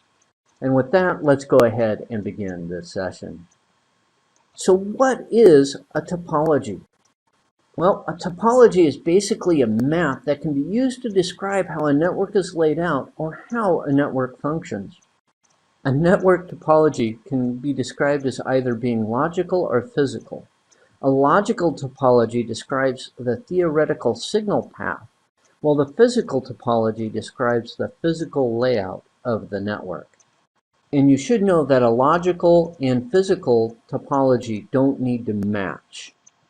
And with that, let's move on to peer-to-peer versus the client-server networks. So are these really topologies? No, not really. They don't describe the signal path or the physical layout of the network. But yes, they are topologies because they do describe how the network functions. So that's why they're here in this discussion. Now, in a peer-to-peer topology, the nodes control and grant access to resources on the network. No one node or group of nodes controls access to a single specific type of resource. There's no real server present. Each node is responsible for the resources it's willing to share. Now, a client-server topology differs. Network resource access is controlled by a central server or servers. A server determines what resources get shared, who is allowed to use those resources, and even when those resources can be used. Now, in the small office, home office, it's common to find a hybrid topology. That's where a combination of peer-to-peer and client-server networking is used. Now let's move on to some common network topology models.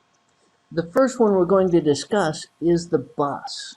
The original Ethernet standard established a bus topology for the network, both logically and physically. And what I mean by a bus topology is the signal traveled along a predetermined path from end to end. It went from one direction to the other direction, and then it could come back. Now, as time went on, the bus developed some mechanical problems. That led to the development of different physical topologies. But the logical topology remained the same in order to maintain backward compatibility.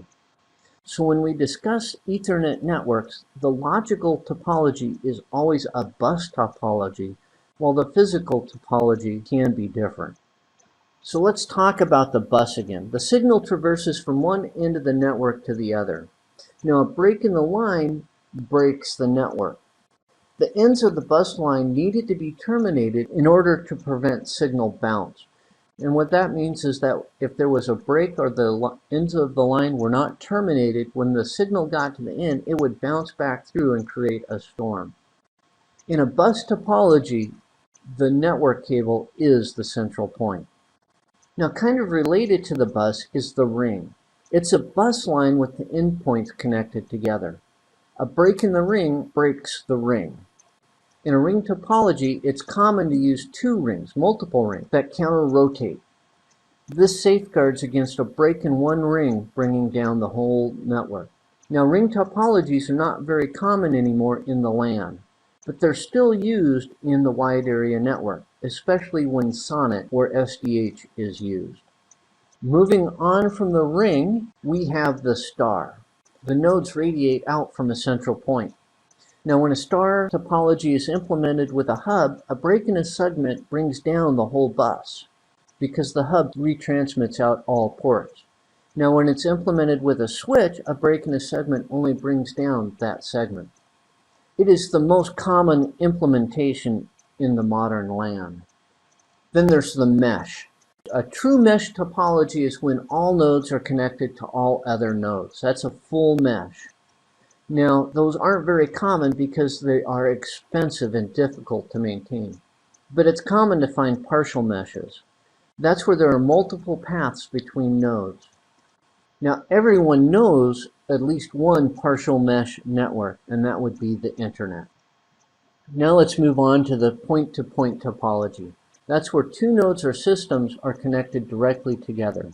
Now, if you're talking about two PCs, that's when they use a crossover cable to create a point-to-point topology. There's no central device to manage the connection. Now, this is still a common topology when implemented across a WAN connection, utilizing a T1 line.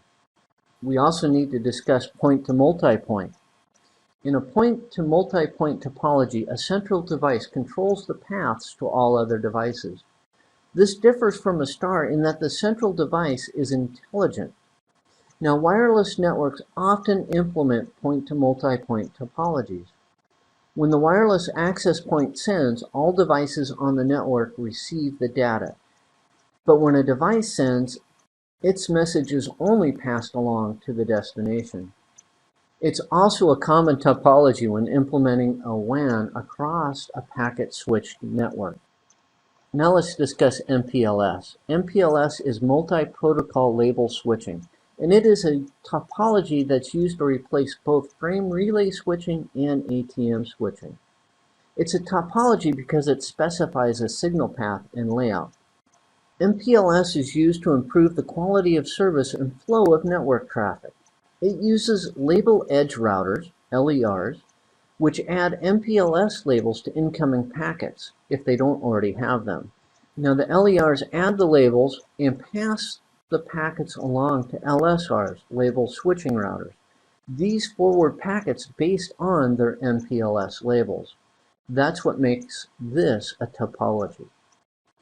Now, that concludes this session on network topologies. We discussed what a topology is, Then we discussed the differences between peer-to-peer and client-server networking. And then I brought up some common network topology models that you should know. Now, on behalf of PACE IT, thank you for watching this session, and I'm sure I'll do another one soon.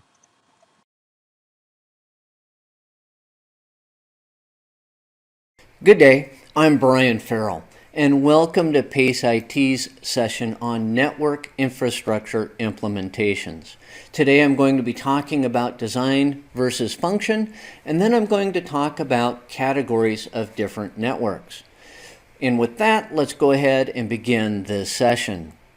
Let's begin this session by talking about the difference between design and function. When describing a network, you have a couple of different options. Are you describing its design or its function? If you are going to describe its design, then the first place to start is to describe its topology. Is it a bus network? Is it a star network or a point-to-point? But if you're going to describe how the network functions, then the first place to start is to describe the category or infrastructure implementation of that network. And with that, let's move on to categories of networks. First up is the local area network, or the LAN. Most LANs are encompassed by a single network address range.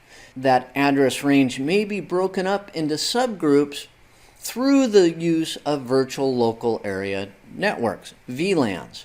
A LAN can span anywhere from a small area, like a single room, to a whole building or a small group of buildings.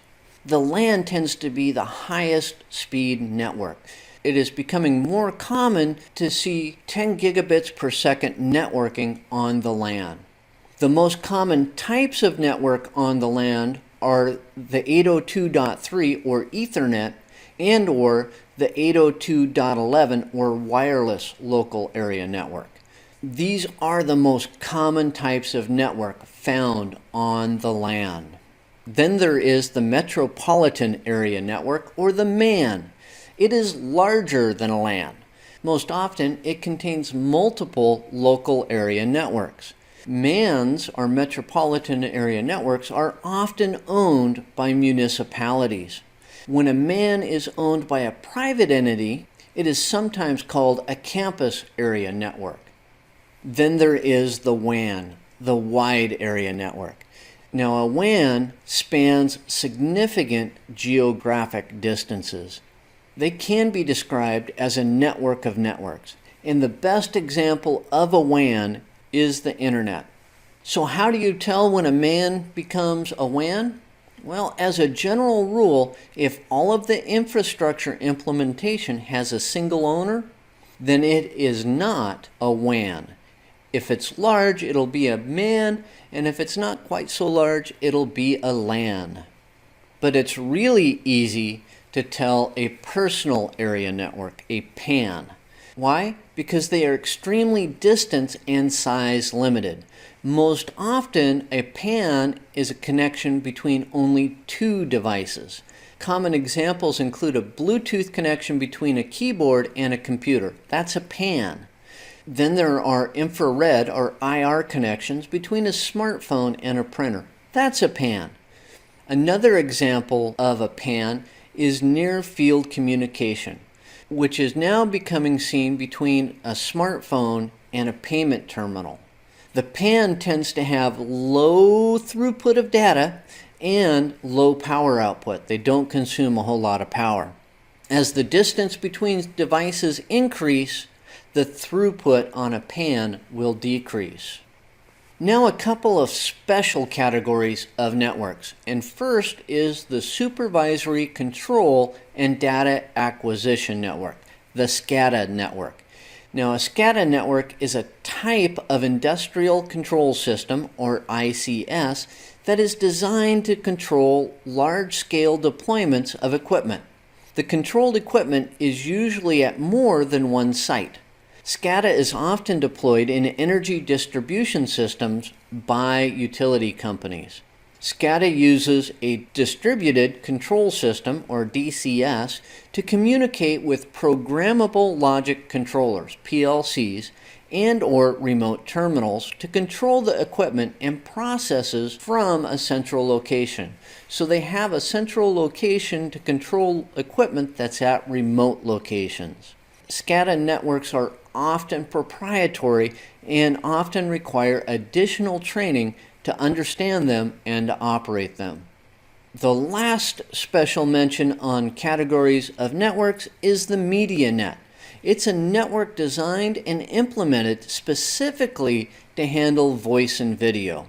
They are designed and implemented to remove quality of service issues like latency or jitter that can occur in other types of infrastructure. A video teleconference network, or VTC, is an example of a MediaNet. They are often implemented as its own infrastructure or as a sub-infrastructure of a larger network. That concludes this session on network infrastructure implementations. I talked about the differences between design and function of networks, and I concluded with a discussion on the different categories of networks. On behalf of PACE IT, thank you for watching this session, and I hope you watch another one soon. Hello, I'm Brian Ferrill, and welcome to PACE IT's session on the Introduction to IPv4, Part 1. Today we're going to be talking about the purpose of IP addressing, and then we're going to move on to some IPv4 address properties. There's a whole lot of ground to cover, and we need to do it quickly, so let's go ahead and begin this session. Of course, we're going to start with the purpose of IP addressing. When Bob on Network A wants to view a web page hosted on a server on Network C, how does Bob's computer know where to send him? Well, somehow Bob has gotten that server's IP address, either in IPv4 format or IPv6. IP addresses are the location of a PC or server or some other network device that identifies it by both its network location and host location within that network. IP addressing provides a logical addressing scheme for our computers so that they can communicate on networks. Being logical means that the IP address can be changed with minimal fuss at any time, unlike the MAC address, or the Media Access Control address, which is physically embedded into the device. On the other hand, IP addresses are programmed in and are easily changed. Now that we know the purpose of IP addressing, let's move on to some IPv4 address properties. IPv4 is made up of a 32-bit binary number.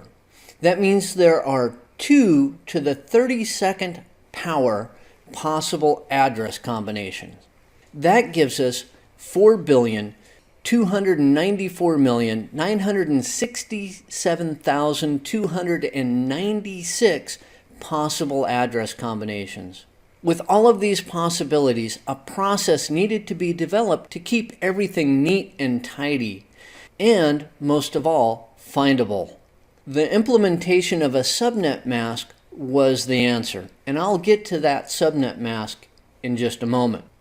Something that you will find useful is learning how to convert from binary to decimal.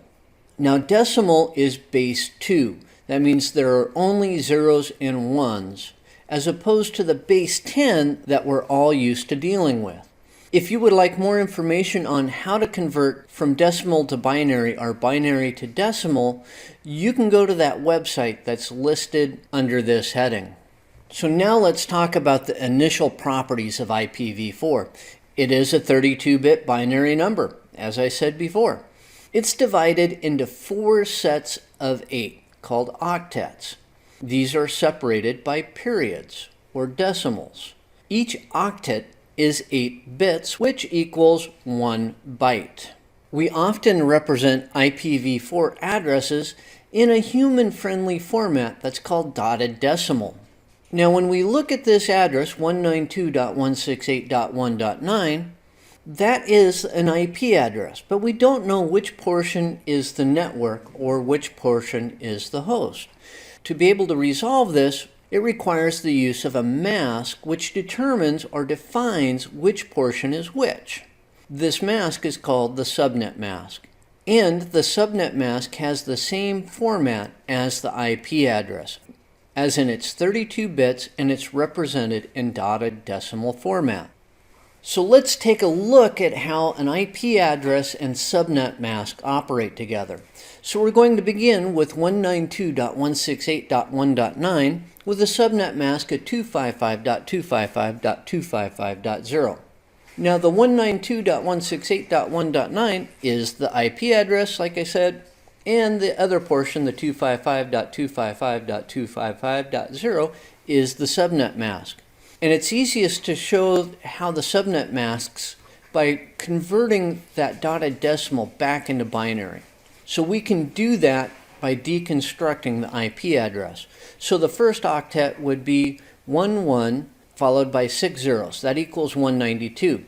The second octet is 10101 followed by 3 zeros. That equals 168. That third octet's real easy. It's 7 zeros followed by a 1. And then we have the fourth octet, which is 4 zeros, a 1, 2 zeros, and a 1. That equals 9.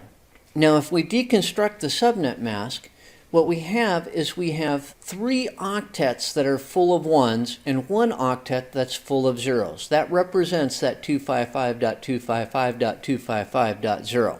Now if we put the subnet mask under the representation of the IP address, anything that's not covered by a 1 in the subnet mask is a part of the host address. Everything that is covered by a 1 is the network address. So what we have for that IP address is that 192.168.1 is the network portion of the address, and the node portion of the address is the 9. And that's how the IP address and subnet mask work together to define the network and the node. Now that concludes this session on the Introduction to IPv4, Part 1. We talked about the purpose of IP addressing, and then we moved on to some IPv4 address properties. Now on behalf of PACE IT, thank you for watching this session, and I'm sure we'll do another one soon.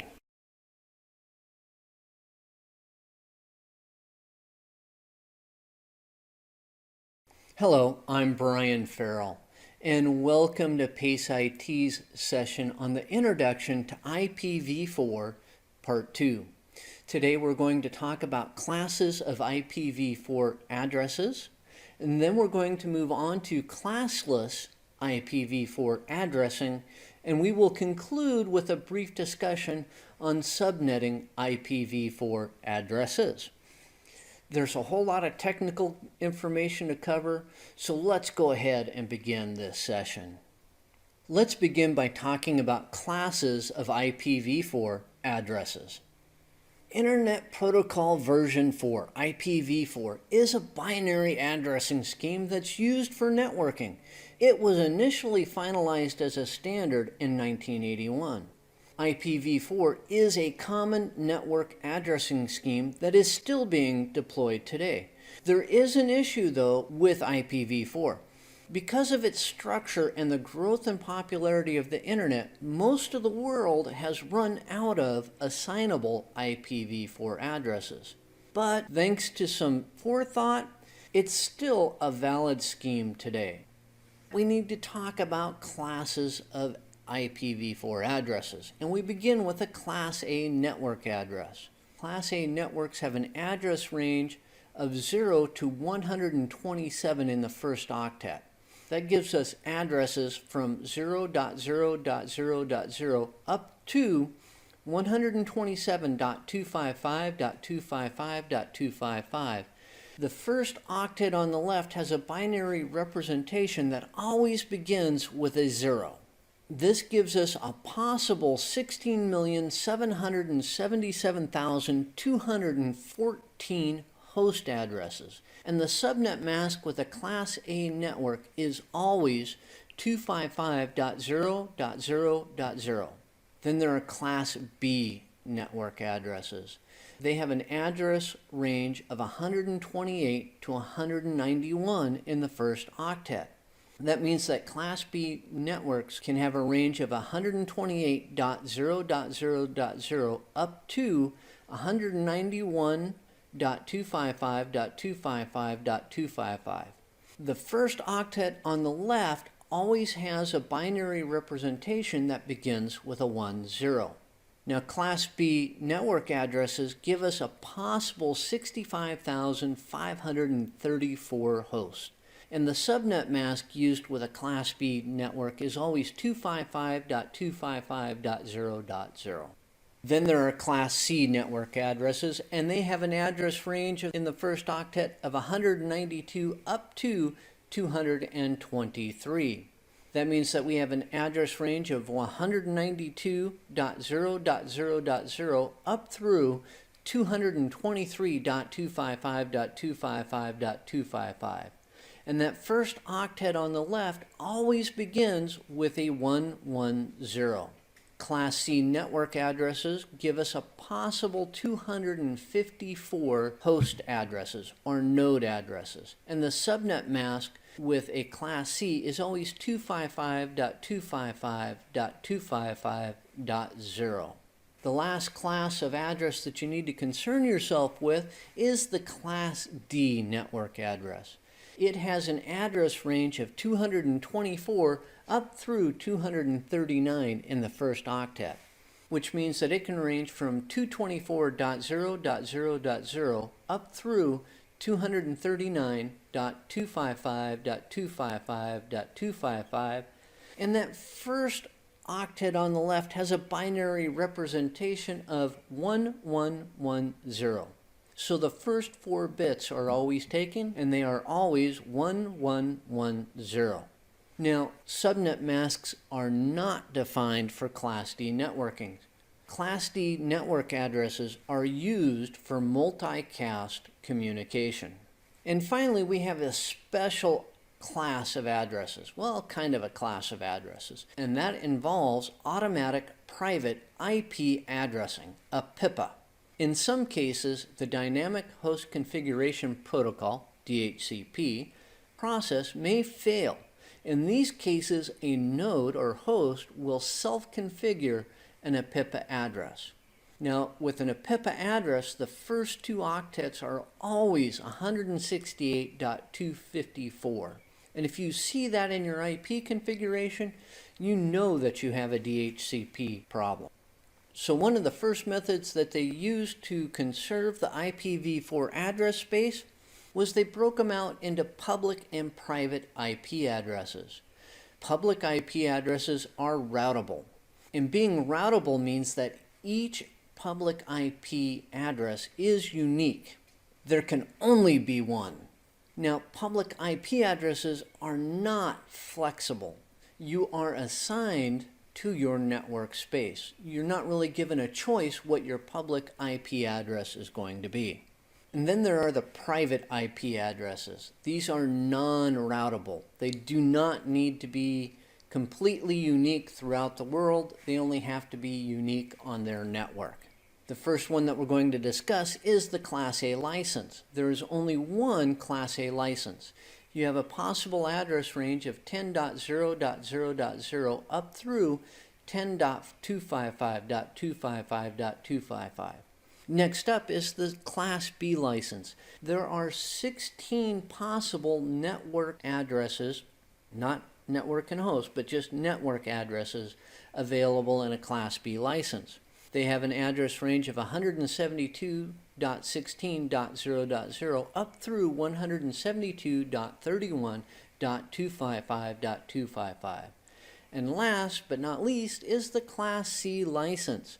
There are 256 Class C licenses, with a possible address range of 192.168.0.0 up through 192.168.255.255. Now, private IP addressing is highly flexible. You get to assign the network space, it's not assigned to you.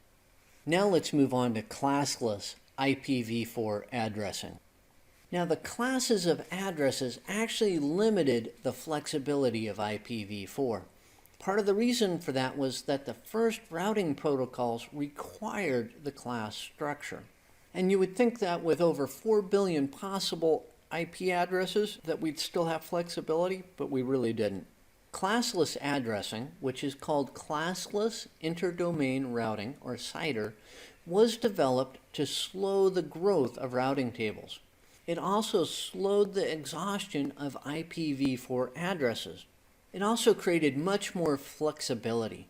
The subnet mask becomes fluid. It's not rigid with CIDR addressing. It does not affect the private address space ranges, though. Even though the subnet mask is now fluid, you still only have those range of addresses available. And with the introduction of classless addressing, subnetting is now possible and it's highly desirable. So let's take a look at how CIDR notation works. And we'll begin with 192.168.0.9 with a subnet mask of 255.255.0. What that becomes is 192.168.0.9/24. That /24 represents all of the ones in the subnet mask. And that's those first 3 octets on the left, the 255.255.255. And if you look at that address, it's a Class C address, which always has a 255.255.255.0 subnet mask, but it now becomes fluid with CIDR. We can take it and we can make it a 192.168.128.0/23. And what that really represents, that /23, is a subnet mask of 255.255.128.0. And that gives us a network of 192.168.128.0, which actually gives us a host range of 192.168.128.1 through 192.168.129.254. That gives us 512 host addresses as opposed to the possible 254. Now, the broadcast address for that network would be 192.168.129.255. So now let's move on to subnetting IPv4 addresses. So what is subnetting? Well, subnetting cuts address spaces into smaller pieces. It takes one range of addresses and splits it. This creates flexibility in network design and creates efficiency in address space utilization. So let's take a look at an example of subnetting. And this will involve a small office network. So originally, we have a network address of 223.15.1.0/24. This is a Class C private network, and it gives us a possible 254 hosts available.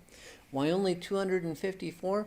Well, because a host cannot be assigned the network address, which is 223.15.1.0, and it can't use the broadcast address, which is 223.15.1.255. In this example, with this network address, all the hosts in the network can see all the other nodes. Now let's say that for security considerations, you want to split this into 2 networks. Well, you can do this using subnetting. So what you do is you take that /24 network and you create 2 /25 networks. And those would be 223.15.1.0/25 and 223.15.1.128/25. In this situation, the first network's host address range would be 223.15.1.1 up through 223.15.1.126.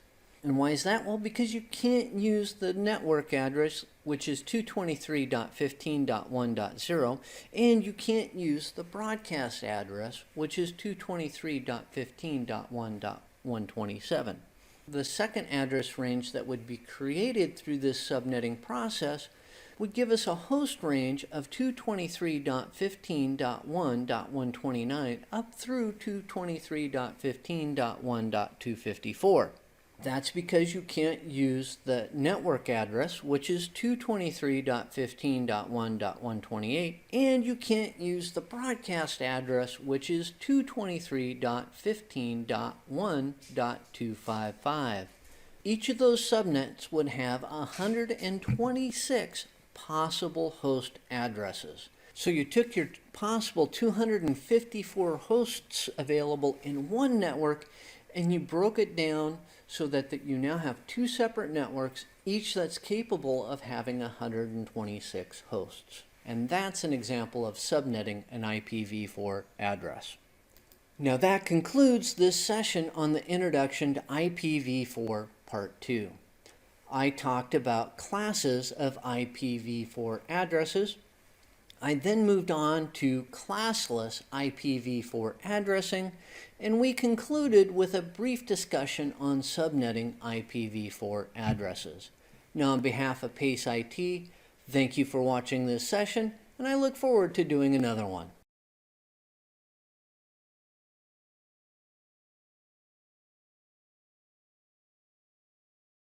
Good day, I'm Brian Ferrill, and welcome to PACE IT's session on the introduction to IPv6. Today we're going to be talking about the IPv6 address structure, and then we're going to move on to IPv6 network transmissions. And with that, let's go ahead and begin this session. Of course, I'm going to begin by talking about the IPv6 address structure. Now, IPv6 is the answer to the question of what do we do about running out of IPv4 addresses? Unlike IPv4, IPv6 will provide enough Internet Protocol IP addresses for the foreseeable future. Now, shortly after the creation of IPv4 and its implementation, the IANA, the organization that's tasked with assigning routable IP addresses, realized the available IPv4 address space would not be enough in very short order if nothing was done. The IANA then set about creating the replacement, and they initially started by working on IPv5. While they were working on IPv5, they found that due to the popularity of the internet, which was increasing at that point in time, that it wasn't going to be enough. So they scrapped IPv5 and began working on IPv6.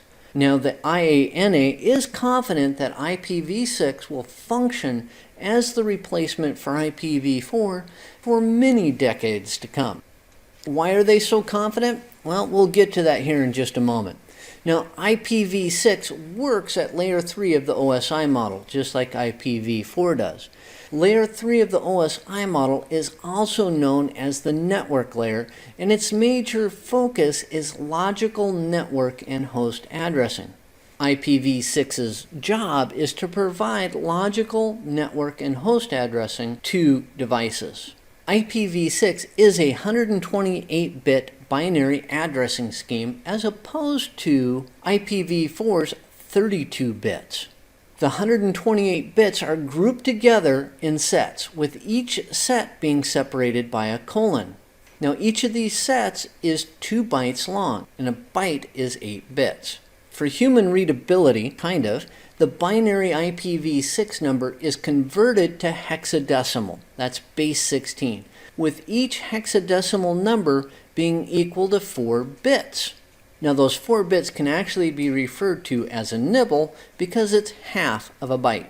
An IPv6 address is 8 sets of 4 hexadecimal numbers, each being separated by a colon.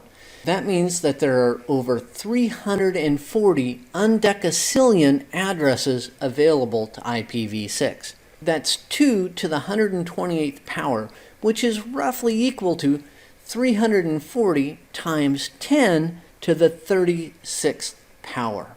See that number there? I'm not even going to begin to read that one to you. So now let's talk about IPv6's local address structure. For the local address, the first 64 bits on the left represent the local network, and the last 64 bits on the right always represent the host. The local address structure follows the EUI, or Extended Unique Identifier, format, specifically the EUI 64 format. For those hosts that have a 48-bit MAC address, that 48 bits is actually padded with an extra 16 bits to make it 64 bits in length. You can always tell a local address, which is also called the link local address, as it always begins with an FE80. With IPv6, every device gets both a local address and it gets a global address. Now, the global address is unique. There is only one, and every device gets one. The host address is still always the last 64 bits, but every device actually gets assigned to a global network. The network portion is actually composed of a routing prefix and a subnet. This portion of the global address structure follows the classless interdomain routing, or CIDR, convention, with the number that follows the slash denoting the routing prefix. That's the part of the extremely global network that you belong to. The subnet is composed of the bits between the prefix and the EUI 64 host address. Global IPv6 addresses always begin in the range of 2,000 up through 3,999 in that first group of numbers on the left. Now, in most cases, the need for Dynamic Host Configuration Protocol, DHCP, has been eliminated. When implemented, IPv6 will auto-configure both the local and the global addresses that are required for their networks. When a device first comes online, it will use the Neighbor Discovery Protocol, NDP, to discover what the required network addresses are, both the local and global addresses. This allows devices to configure its own IPv6 address without an administrator's intervention. So let's talk about IPv6 notation. The 128-bit nature of IPv6 makes it cumbersome to write out, and it can take up unnecessary space. Because of this, some rules were developed to ease the burden and save space. When you're looking at a group of IPv6 numbers, any leading zeros in a set can be dropped. The thing to really remember about IPv6 is that only a single set of consecutive zeros may be replaced with the double colon. Why is that? Well, because if you could do it more than once, how would routers and other devices know how many zeros to pad in there? Even with this ability to shorten it, it's still difficult for us to remember IPv6 addresses, but it is still easier to write out, and it still conserves space within systems. Now let's move on to types of IPv6 network transmissions. And we begin with the unicast. Unicast is one-to-one communication. That is where a specific device is sending network traffic to another specific device. Unicast can occur on the local network, which remember always begins with FE80, or it can occur on the global network. Then there's multicast, which is one-to-a-few communication. With multicast, a specific device is sending network traffic to a specific group of devices that have registered to receive that traffic. Routers register to receive multicast transmissions that involve the routing protocols that they are programmed to use. With IPv6, multicast addresses always begin with an FF.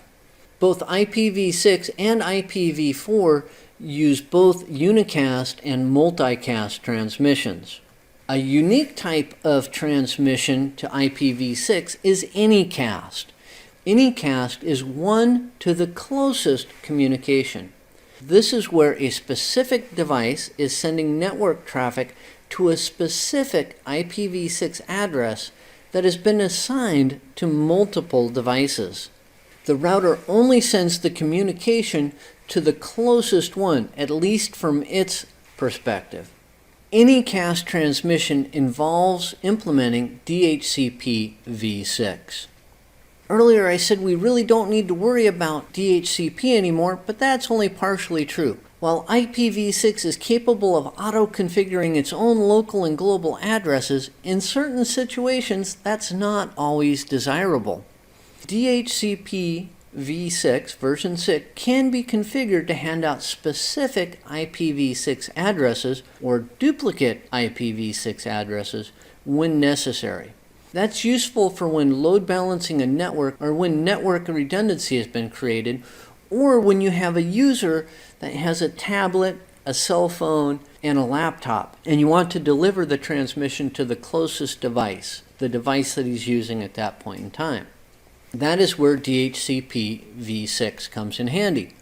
IPv6 and IPv4 are not compatible, but we can do what's called a dual stack configuration. That's where the network and devices on the network receive both an IPv6 configuration and an IPv4 configuration. Or we can use what's called tunneling. There's 6-to-4 tunneling, which is used to encapsulate an IPv6 data packet in an IPv4 datagram, allowing that IPv6 packet to travel across or through an all IPv4 network. 6-to-4 tunneling can also be called Teredo tunneling. Now that concludes this session on the introduction to IPv6. I talked about the IPv6 address structure, and then I talked about IPv6 network transmissions. Now on behalf of PACE IT, thank you for watching this session, and I'm sure I'll do another one soon. Hello, I'm Brian Ferrill, and welcome to PACE IT's session on special IP networking concepts.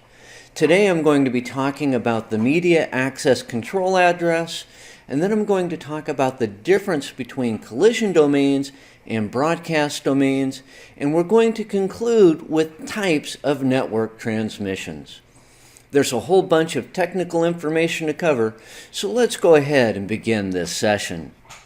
Let's begin the formal part of this session by discussing the media access control address. All networking interfaces come with their own special address already configured. That would be the media access control address, the MAC address. The MAC address is often referred to as the physical address or the burned-in address of the interface. While MAC addresses may be changed or spoofed, most often it's set by the manufacturer and never actually changes. Now, switches and other OSI Layer 2 devices rely upon that MAC address in order to get network packets to their correct destinations. The MAC address has a specific format. Actually, it has two specific formats. One is 48 bits in length and the other is 64 bits in length, and both of them are represented by hexadecimal numbers. Both formats can be broken down into two parts: the Organizationally Unique Identifier, or OUI, and the Extended Unique Identifier, the EUI. The Institute of Electrical and Electronic Engineers, the IEEE, assigns all electronic manufacturers their own OUI, which always makes up the first portion of the MAC address. Each manufacturer then assigns its own EUI to each device that is produced. Usually it is the serial number of that device. Theoretically, no two interfaces will have the same MAC address. I need to mention the EUI 64 format. IPv6 requires that the node address or the MAC address be in an EUI 64 format, so that MAC address has to be 64 bits in length. If the EUI of the interface is only 24 bits in length, it is actually split into two parts and 16 bits of padding are added to create the EUI 64 format. Now let's discuss the difference between collision domains and broadcast domains. Before I can talk about collision domains and broadcast domains, I need to talk about carrier sense multiple access with collision detection. All Ethernet networks use this technology, also called CSMA with CD, when transmitting data. In an Ethernet network, all Ethernet devices have equal access to the network media and are capable of transmitting data at any time. This can lead to data collisions. With CSMA CD, a device listens to the carrier signal on the network media. If no other device is transmitting, the device is free to send data. If another device sends data at the same time, a collision is possible, which can corrupt the data. The devices listen for collisions. That's the collision detection part. If a collision occurs, the devices will stop transmitting and wait a random period of time before attempting to transmit again. To do this, they use what is called a back-off algorithm. With that out of the way, now let me explain what collision domains are. Collision domains are an area of the network where packets or network traffic can collide. There are some devices that break up collision domains. They can be broken up by switches, bridges, and routers, but not by hubs. On the other hand, a broadcast domain is defined as all the nodes that can be reached by a broadcast transmission. All the nodes that can be reached reside in the same network. Broadcast traffic cannot pass routers, so the domain is also defined by the subnet mask, and that subnet mask defines the network. Here's a special note. Technically, IPv6 does not use broadcast transmissions. IPv6 replaces broadcast transmissions with multicast transmissions. And what do you know? That's a good segue for us to discuss types of network transmissions. We're going to begin this section by talking about types of IPv4 network transmissions, and first up is unicast. Unicast is a specific source address transmission going to a specific source destination address. It can be thought of as one-to-one communication. It's only two devices transferring data between each other. Then there's multicast transmission. This is where a specific source address transmission is going to a set of registered destination addresses. This is one-to-a-few communication. Routers often use multicast transmissions to track their routes and to make changes to their routing tables.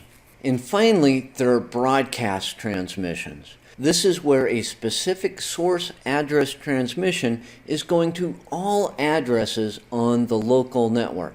This can be considered as one-to-all communication, because all devices on the local network are going to be able to receive this broadcast transmission. So let's move on to types of IPv6 network transmissions. And IPv6 uses unicast, just like IPv4 does. IPv6 also uses multicast, just like IPv4. Where IPv6 differs is with anycast transmission. Anycast is where a specific source address transmission is going to a specific IPv6 address that has been assigned to multiple devices. The router uses an algorithm to determine which MAC address that has that specially configured IPv6 address is closest, and only that device receives the anycast transmission. Anycast can be considered as one to the closest communication. That concludes this session on special IP networking concepts. I talked about the MAC address. I talked about the differences between a collision domain and a broadcast domain. and then I concluded with a discussion on the types of network transmission. Now, on behalf of PACE IT, thank you for watching this session, and I look forward to doing another one. Hello, I'm Brian Ferrill, and welcome to PACE IT's session on Introduction to Routing Concepts, Part 1. Today I'm going to talk about the purpose of routing, and then I'm going to move on to some basic routing concepts. There's a fair amount of ground to cover, so let's go ahead and begin this session. First up is the purpose of routing. The basic purpose of routing is to connect different networks together to allow them to communicate and pass data traffic between them. Most often, routing protocols are how networks determine where to send network traffic. That's the routes that they will take. And these routing protocols build maps. Actually, they build routing tables, but we'll get to that later, that they use for directing network traffic. Routing is what makes this interconnected world function as well as it does. Networking would be pure chaos without it, as we'd have no idea where to send traffic. Now let's move on to some basic routing concepts. First up is static routing. Static routing uses administrator-defined routes. Each router in a static routing configuration must contain the route. A static route from router A to router B requires that router B has a static route back to router A in order for two-way communication to take place. If we had a static route from A to B and B didn't have one back to A could send traffic to B, but B could not send traffic back to A. Now, static routing is easy to set up in small networks, but it's not so easy to maintain. Networks change all the time. With static routing, when a change occurs in routers, the administrator has to go around to each router and implement that change. Then there's dynamic routing. This is where routers use protocols in order to determine the best route between two networks. The administrator determines which protocols will be used on the routers. In order for the routers to communicate, they must all be using the same protocols. There is an exception to that, and that's route redistribution. An administrator can configure a router to take one dynamic protocol and transform it into a different routing protocol to be used from that point on. This is the only case when routing protocols can be different across a network. Routing protocols can be stacked within a router. That means that there can be more than one dynamic routing protocol programmed into a router. Dynamic routing is very fluid and dynamic, and it's what makes possible today's interconnected world. The next concept is the default route. The default route is the direction that a router will send network traffic when there is no known route in the routing table. The default route is assigned by an administrator. It is usually a designated interface on the router, or it is the next designated next hop interface. Then there is the routing table.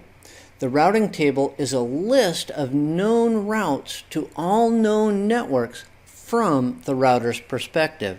It is established by an administrator when static routing is used. It is dynamically built by routing protocols when dynamic routing is employed. Each routing protocol maintains its own routing table. Different routing protocols may have different routes to the same network.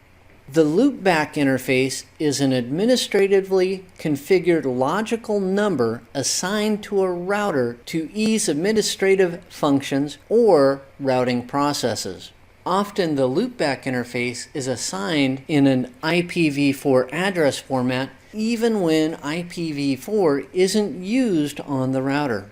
Many routing protocols have been designed to take the loopback interface into account when performing administrative functions. The loopback interface may be completely logical, or a physical interface may be assigned to be the loopback interface. Let's move on to routing loops. A routing loop is a possible problem that can be created if interconnected routers have a breakdown in their routing algorithms. When a routing loop occurs, network traffic keeps looping through the routers until some system or mechanism breaks the cycle. Routing loops can create network congestion or even bring down a network. Routing protocols use multiple methods to prevent routing loops from occurring. One of the main methods that they use is what's called the time to live field, or the TTL field. The TTL field keeps track of how long that packet has been in existence and how far it has traveled, and after a specified amount of time or distance, it will inform the next router to drop it. This helps to prevent routing loops. That concludes this session on the Introduction to Routing Concepts, Part 1. I talked about the purpose of routing, and then I moved on to some basic routing concepts. Now, on behalf of PACE IT, thank you for watching this session, and I look forward to doing another one.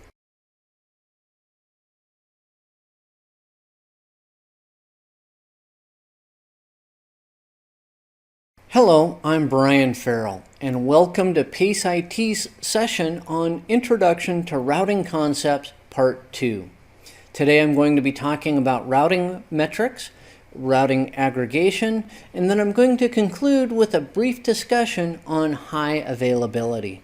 We have a fair amount of ground to cover, not a whole lot of time, so let's go ahead and begin this session. Of course, I'm going to begin by talking about routing metrics. It is quite common for there to be more than one route available to a remote network. Routing protocols use metrics to determine which route is the best route to reach those remote networks. Each routing protocol will use its own set of metrics in determining which routes to which networks are placed in its routing table. The same basic metric may be used by different routing protocols, but when this occurs, the metric is usually implemented in a different manner through the use of different algorithms. The first metric that we're going to discuss is the hop count. The hop count is the number of routers between two endpoints.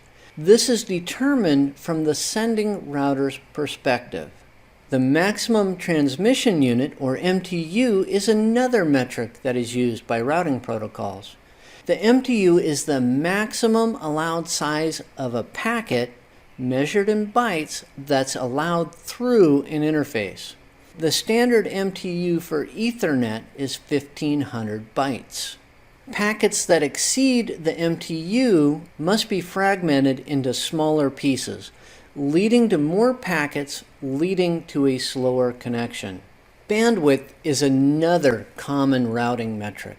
Bandwidth is a measure of the speed of the network connection. The speed is commonly measured in either kilobits per second, megabits per second, or gigabits per second. Another common metric is latency. Latency is a measure of time that a packet takes to traverse a link. When latency is implemented by routing protocols, the total amount of latency or delay to go end to end between 2 points is what is used in the metric. The administrative distance, or AD, is probably the most important metric that's used on routers. The administrative distance is the believability of a routing protocol's advertised routes. Different routing protocols are considered to be more believable or trustworthy than others. Routers use the AD to help determine which routing protocol to use when more than one protocol is installed on the router. The lowest AD of an advertised route will determine the protocol that's used. There are some common standard administrative distance. First up is the directly connected route. That's a direct link between two routers. That has an AD of 0, and it is the most believable or trustworthy of routes. Next is the statically configured route. It has an AD of 1. External Border Gateway Protocol has an AD of 20. It's still fairly trustworthy. Internal EIGRP has an AD of 90. It's not as trustworthy as BGP, but it is more trustworthy than OSPF, Open Shortest Path First, which has an AD of 110. ISIS has an AD of 115, so not quite as believable as OSPF, but more believable than RIP, which has an AD of 120. External EIGRP has an AD of 170, and internal BGP, and I've never seen internal BGP used, has an AD of 200. Now, if you see an administrative distance of 255, that means that that route is not believable at all. As a side note, the AD can be set by an administrator. So if you are running both OSPF and ISIS on a router, but you want ISIS to be used, you could actually set OSPF's AD to a higher number than ISIS, and then ISIS would always be used before OSPF. Now let's move on to route aggregation. Without some mechanism put in place, routing tables would soon become very large and highly inefficient. Through careful planning, network administrators use a process called route aggregation to condense the size of routing tables. They do so through the use of classless interdomain routing, CIDR, to summarize routes to different networks. Route aggregation is common in networking. Let's take a look at an example of route aggregation. Suppose we have a router that has the following networks on its serial 0/1 interface. It has 10.1.1.0/24 known on that interface, 10.1.17.0/24, 10.1.32.0/24, and 10.1.128.0/24. All of those networks are known to that interface, that S/0/1 interface. These routes are what are known as contiguous routes. They're all in a line. They can be summarized or aggregated by a common CIDR entry in the routing table. They could all be summarized by the following entry, 10.1.0.0/16. Now there is a warning about route aggregation. Route aggregation takes careful planning during the network design phase. That above example would not work if the serial interface 1/1 on that same router was connected to network 10.1.2.0/24, because that new network makes those networks on the 0/1 interface non-contiguous networks. All the known networks are no longer all in a row. This leads to the fact that the routes could no longer be aggregated or summarized. Let's conclude with a discussion on high availability. Part of a network administrator's job is to ensure that networks remain up and active for the maximum amount of time. In an effort to ensure that networks don't go down, administrators often remove single points of failure. A single point of failure in a network is the point where a single failure will cause the network to cease functioning. Network administrators often use high availability techniques in order to remove those single points of failure. An example of a high availability technique is the use of redundant links to outside networks. Hot Standby Router Protocol, HSRP, is a specific example of a high availability technique. HSRP is a proprietary Cisco method of creating a fault-tolerant link using two or more routers with connections outside of the local subnet. The two routers are connected together as well as having connections outside of the local network. a virtual IP address is created and shared between the two routers.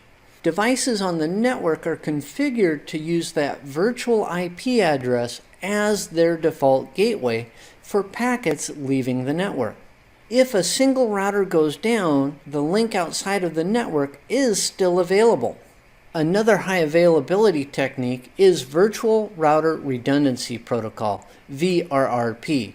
It is an IETF, Internet Engineering Task Force standard that is similar in operation to HSRP. That concludes this session on the Introduction to Routing Concepts, Part 2. I discussed some routing metrics, then I moved on to route aggregation, and I concluded with a brief discussion on high availability. On behalf of PACE IT, thank you for watching this session, and I look forward to doing some more.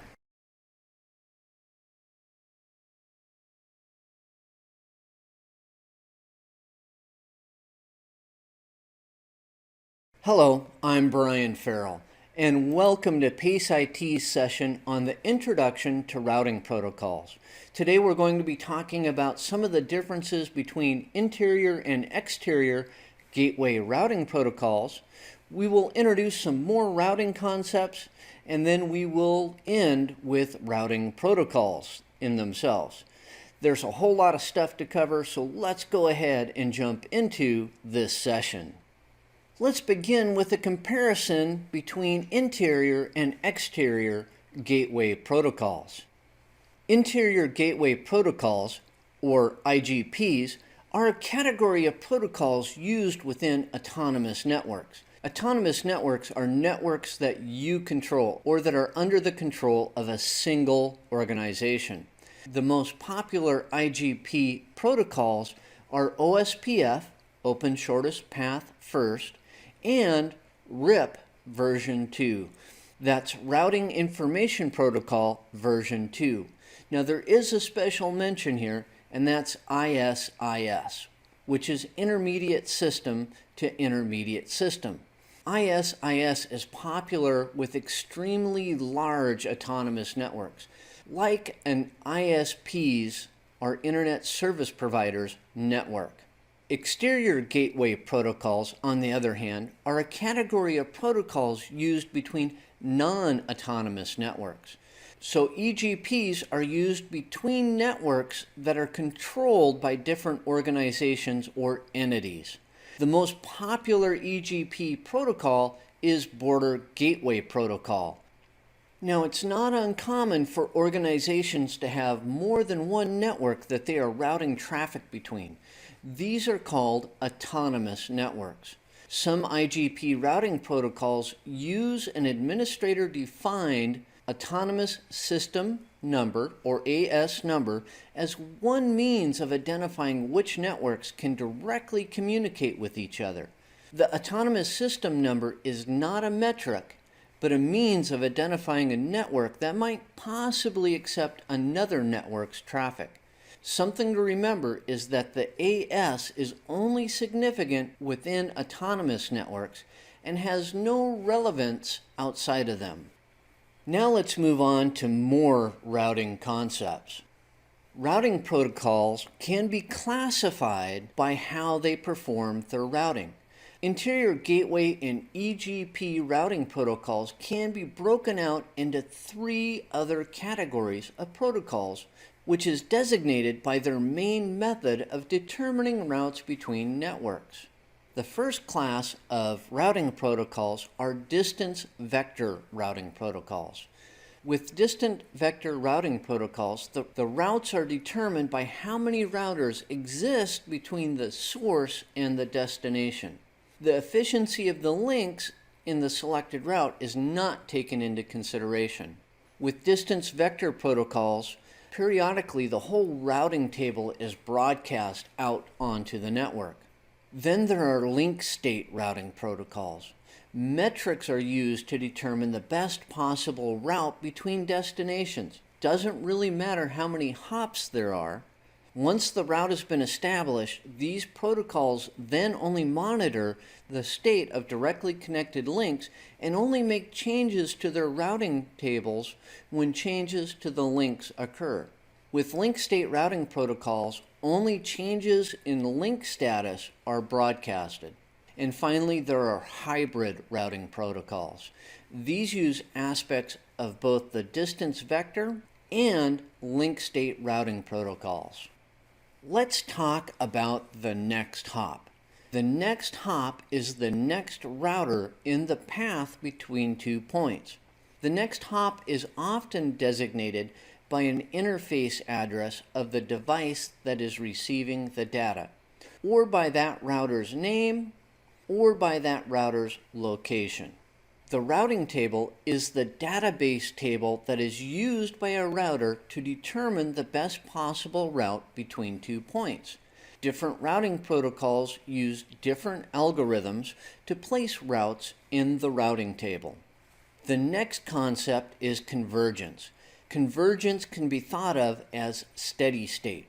Convergence is measured in the amount of time that it takes all of the routers in an autonomous system to learn all of the possible routes within that system. Faster convergence times. Hello, I'm Brian Ferrill, and welcome to PACE IT's session on Basic Elements of Unified Communications. Today I'm going to be talking about unified communications, and then I'm going to move on to some unified communication concepts, and then I'm going to end with voice over IP. And with that, let's go ahead and begin this session. Of course, I will begin this session by talking about unified communication. Now, unified communications is not encompassed by a single product or device. It's a growing category in the enterprise network. Unified communication, or UC, is the set of products and services that attempts to provide a consistent single user interface and experience across different media types and different devices. UC allows a user to send a message from one type of media, as in email, and have that media received as a different type of media. That email could become a text message or a voicemail. So now let's talk about some unified communication devices. First up is the UC server. These are specialized servers, which quite often are virtual in nature, that are designed to implement unified communication solutions in the workplace. The UC servers work in conjunction with UC gateways. A UC gateway is a network device that is designed to translate between different signaling methods, as in a voice over IP gateway, which will translate an analog public switched telephone network voice signal into a signal that can be understood on the VoIP network. There are some other UC devices. Any device that can be used in the implementation of a unified communication solution is considered a UC device. They may include, but are not limited to, VoIP phones, email systems, video conferencing systems, and instant messaging networks. Now let's move on to some unified communications concepts. The first concept that we're going to discuss is presence. Now, presence is an indicator that is used to communicate the willingness or ability of a user to accept communication. Common presence statuses include available, online, offline, busy, and do not disturb. Presence services are an important service provided in UC solutions, as they will track the individual users across multiple devices and networks in real time through the use of multicast transmissions. Once a communication session has been established, multicast communication is dropped and unicast network transmissions are used. Another UC concept that you need to grasp is quality of service. Quality of service techniques are implemented to improve unified communication by managing network traffic. The most common implementation of quality of service is class of service, COS. COS is a quality of service technique that's used to manage network traffic by grouping similar types of traffic and assigning a network priority to that traffic. As in, unified communication traffic is given a higher priority than email. A 6-bit differentiated service code point, DHCP, is used in the IP header to establish the COS or class of service.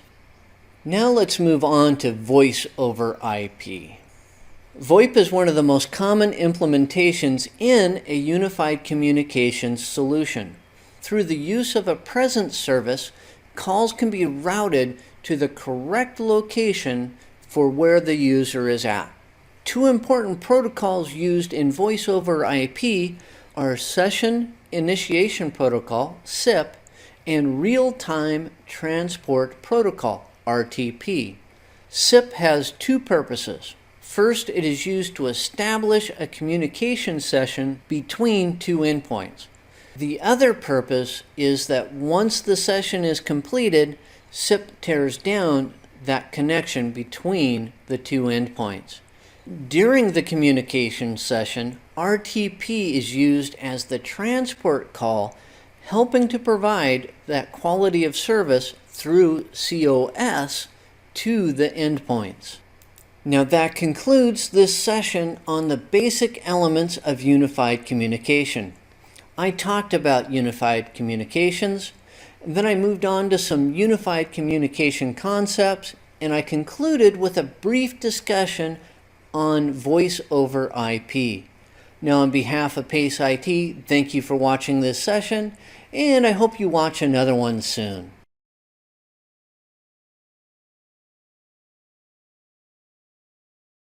Good day, I'm Brian Ferrill, and welcome to PACE IT's session on Virtualization Technologies. Today I'm going to be discussing the difference between a hypervisor and virtual machine manager. Then I'm going to move on to components of virtualization, and then I'm going to have a brief discussion on software-defined networking. I have a whole lot of information to impart, not a whole lot of time, so let's go ahead and begin this session. Of course, I'm going to begin with hypervisors and virtual machine managers. So what is the difference between a hypervisor and a virtual machine manager? The difference could be nothing, or the difference could be everything. Some people use the term hypervisor very broadly. They use it to refer to any of the software that is used to manage virtual machines. Others will differentiate between the two terms in this way. A hypervisor does not need a host operating system, while a virtual machine manager, or VMM, requires a host operating system such as Microsoft Windows, Apple OS X, or a Linux operating system, while the hypervisor can operate as its own operating system. With that covered, let's talk about some of the components of virtualization. First up is the virtual desktop. A virtual desktop is a virtual machine, or VM, that functions as a desktop. Now, any modern operating system can be run inside of a VM desktop. Multiple virtual desktops may be hosted on or from a single host system. Then there are virtual servers, which surprisingly is a virtual machine that functions as a server. Any modern server operating system can be used in a virtual server environment. Multiple virtual servers may be hosted on or from a single host. Guess what? There are then virtual switches, firewalls, and routers. These are virtual machines that fulfill the functions of the switch, firewall, and router. Virtual firewalls and routers are particularly effective when they are combined with virtual network interface controllers, or virtual NICs, and virtual switches to create virtual networks. Speaking of virtual networks, an important consideration for when designing a virtual network is how that virtual network is going to pass traffic to remote networks, or networks outside of the host system. Virtualization by its nature leads to either an open and highly scalable network or a closed self-contained system. It is possible to create a completely self-contained network with all of the virtual components and never have network traffic leave the host machine. But if there is a desire or need for that network traffic to pass beyond the host system, then that function needs to be specifically granted.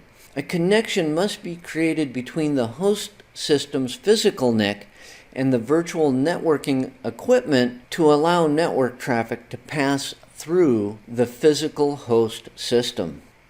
Next up, software-defined networking. Software-defined networking, or SDN, is the process of allowing the administration and configuration of a network to be done dynamically. With SDN, the administrator uses a front-end program to make adjustments to the network. This program sends the instructions to the networking equipment, which is then reconfigured to perform as the administrator desires. SDN can allow network administrators to dynamically adjust network performance without the need to log into each individual device that needs to be adjusted to achieve the desired performance. SDN is considered to still be an emerging technology, but SDN also works well for virtual networks and cloud computing. Now that concludes this session on virtualization technology. I talked about hypervisors and virtual machine managers. Then I moved on to a brief discussion on some components of virtualization, and I concluded with another brief discussion on software-defined networking. On behalf of PACE IT, thank you for watching this session, and I hope to do another one soon.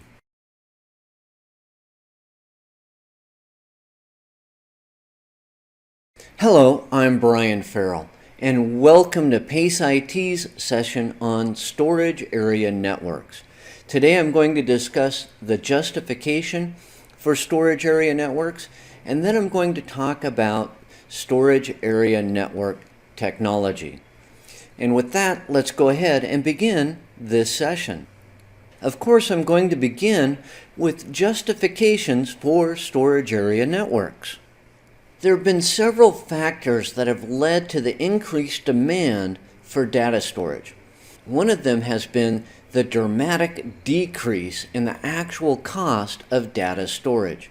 It actually costs us less now for storage on a per gigabyte basis than it has in the past.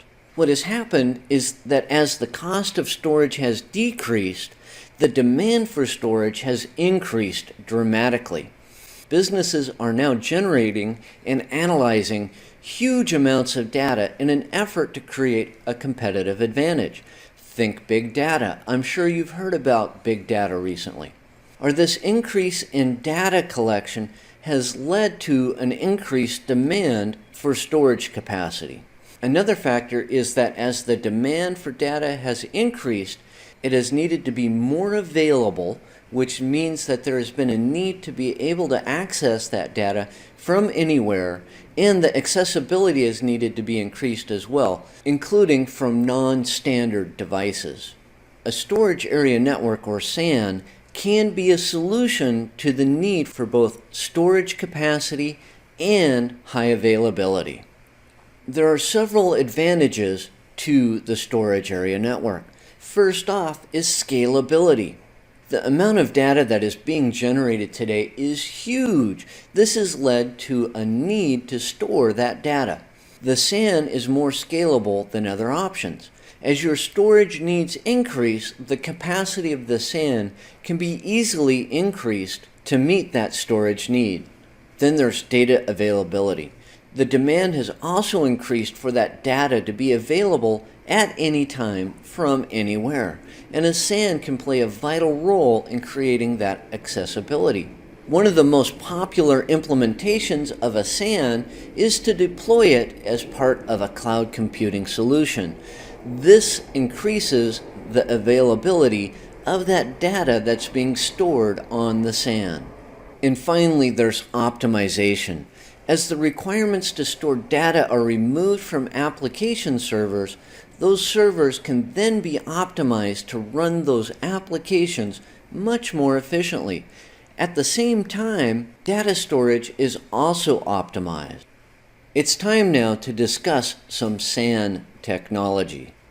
The Storage Area Network, or SAN, and the Network Attached Storage, or NAS, often get confused with one another, but they are different. The SAN is an actual network of devices that have the sole purpose of storing data efficiently. On the other hand, the NAS is a specifically designed network appliance that has been configured to store data more efficiently than standard storage methods. The difference is that a NAS is a data storage appliance that is placed on a network, while a SAN is a network of data storage devices. It is not uncommon for a SAN to contain multiple NAS devices. With all of that data storage capabilities, several technologies have been developed to ease the transmission of that data. The first one that we're going to discuss is fiber channel, or FC. Fiber channel is a high-speed network technology that was originally developed to operate over fiber optic cables only. Since its introduction, the standards have been modified to allow the use of copper cabling in conjunction with fiber optic cabling. Fiber channel is commonly used to connect to SANs.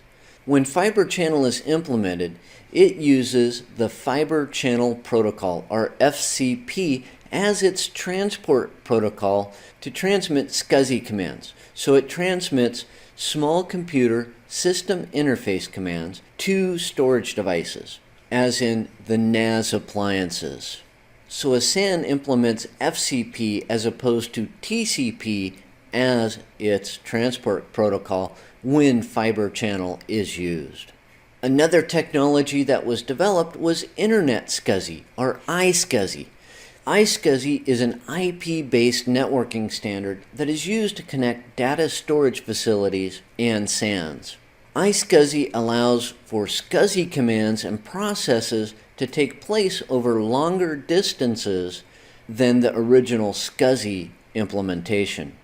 Jumbo frames are also allowed within the SAN environment. Jumbo frames allow for greater throughput of data by allowing up to 9,000 bytes of data to be in a single frame. This can greatly increase the efficiency of a SAN. As a comparison, the standard frame on an Ethernet network can only be a maximum of 1,500 bytes. Now that concludes this session on storage area networks. I talked about the justification for storage area networks, and then I concluded with a brief discussion on some SAN technology. On behalf of PACE IT, thank you for watching this session, and I hope you watch another one soon.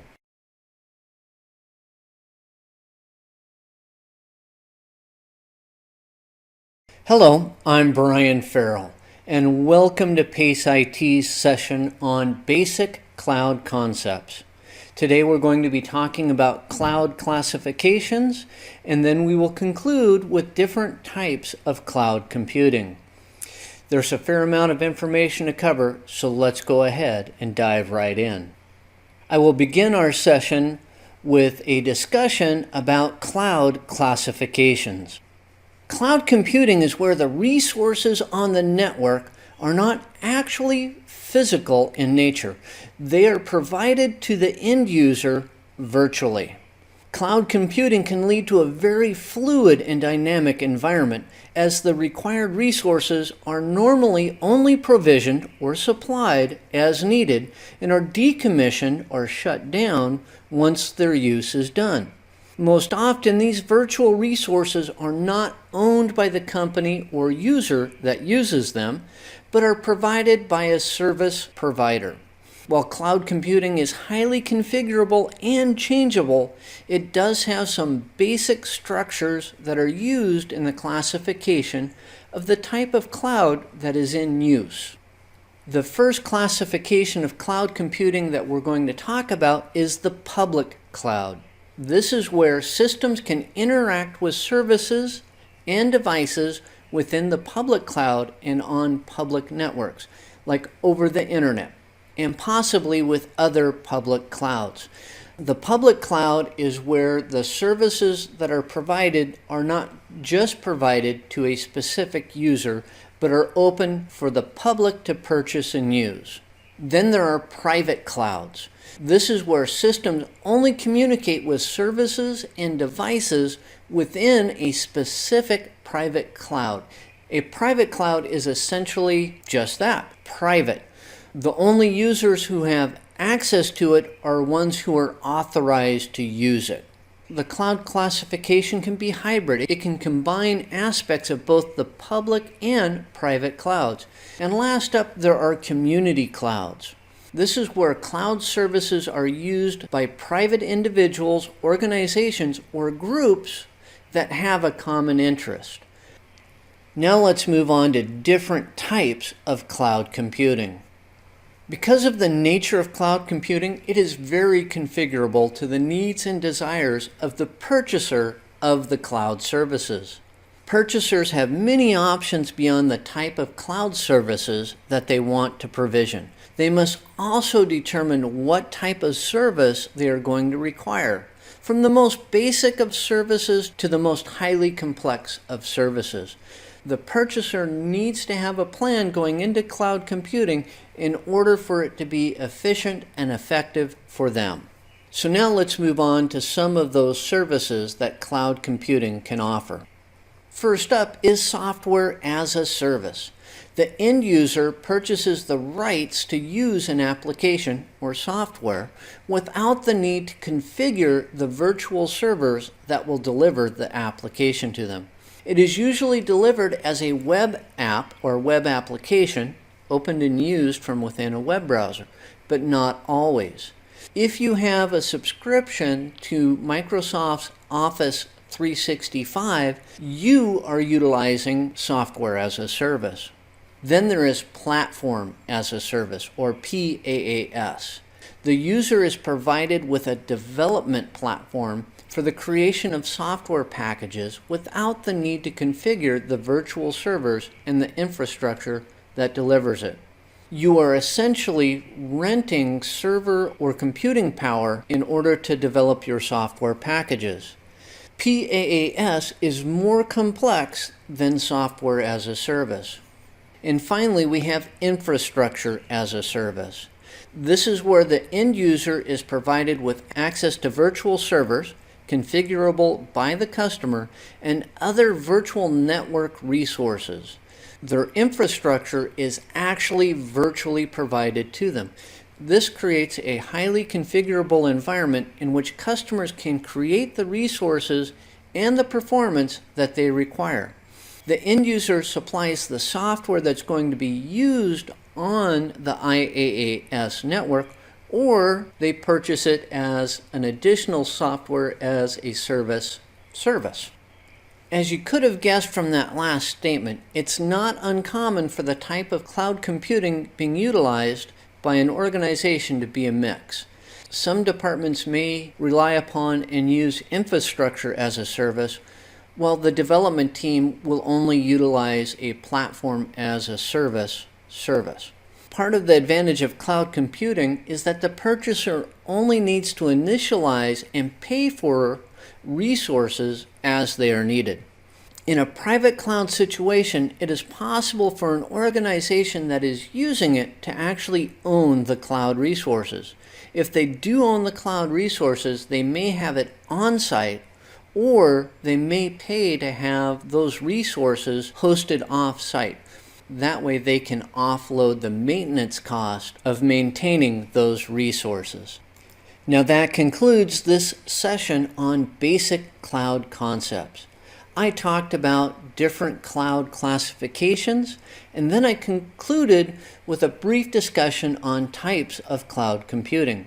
Now, on behalf of PACE IT, thank you for watching this session, and I look forward to doing another one.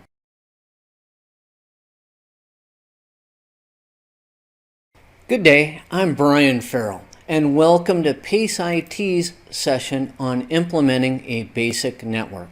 Today we're going to discuss plan the network and then configure the network.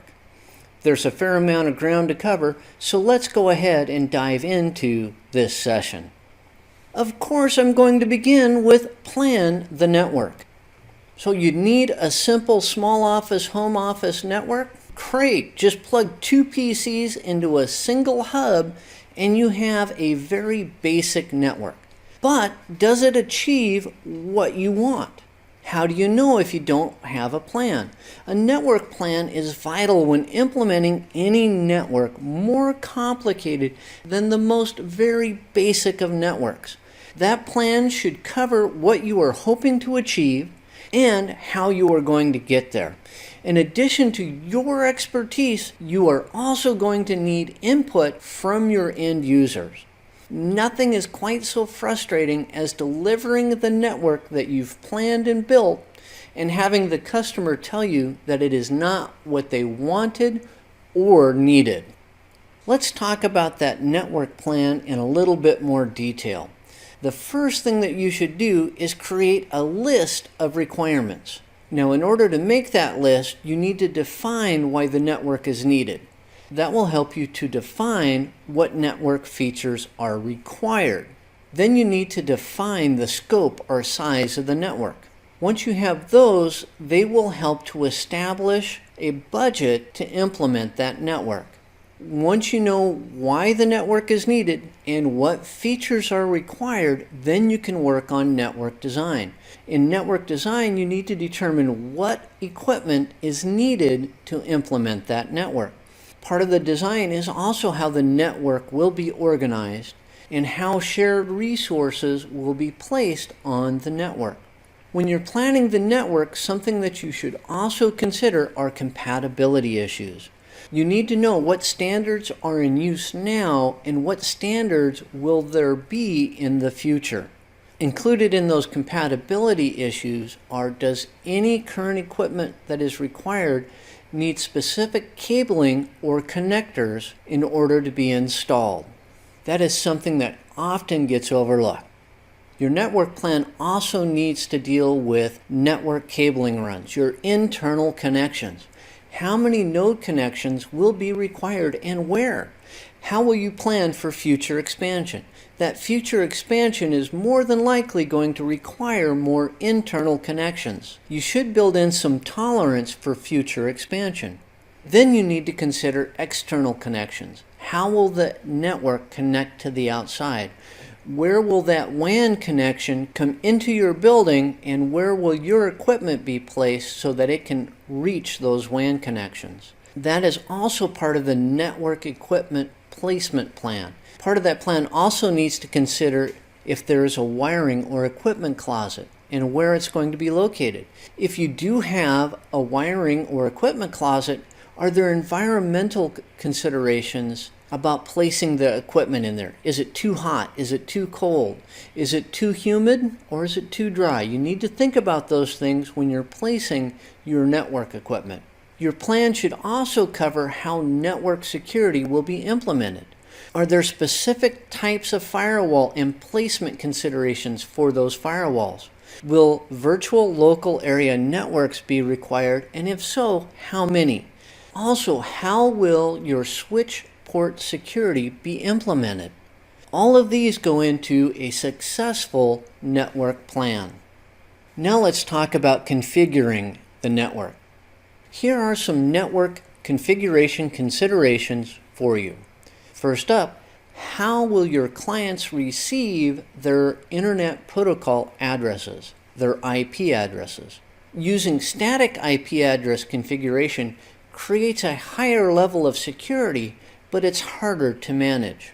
You could use Dynamic Host Configuration Protocol, DHCP, to automatically assign IP addresses from a pre-configured pool, but your security may be a little bit lower if you do so. If you do use DHCP, you might want to consider using MAC filtering. MAC filtering will only allow specified MAC addresses, that physical burned-in address, onto the network.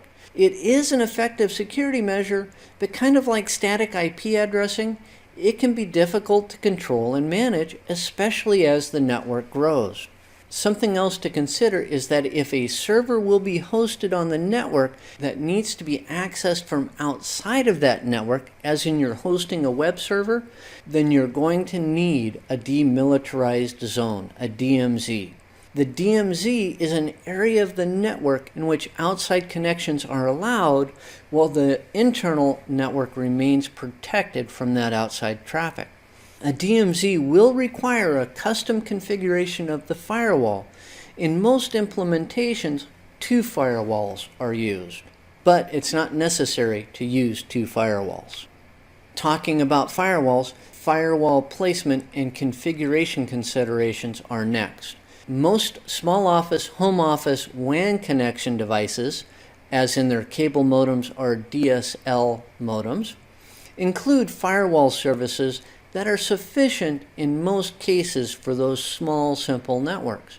But if a DMZ needs to be deployed, the best method is to introduce an additional router and firewall into the network, with the DMZ residing between the WAN equipment and the new router firewall combination. Another aspect of deploying a DMZ is that port forwarding should also be used at the router firewall level. Port forwarding is used to direct requests for specific resources, like a request for a web page, to the computer that has the resource. Let's move on to wireless network configuration considerations. The first thing to consider in a wireless network is the name of the wireless network. That's the Service Set Identifier, the SSID. Now, the SSID can be set to broadcast in the clear. Alternatively, the SSID can be set for the broadcast to be hidden. Some people consider hiding the SSID broadcast as a security measure, but it really doesn't work that way. It doesn't stop the broadcast, it only hides the broadcast. A packet sniffer can easily see those broadcasts, and those broadcast packets can be easily interpreted. So hiding the SSID is not an effective security measure, but it does make things a little bit more difficult. The next aspect of wireless network configuration that you need to consider is encryption. First off, I will say you need to have encryption on your wireless network. Not only that, but you need to turn it on.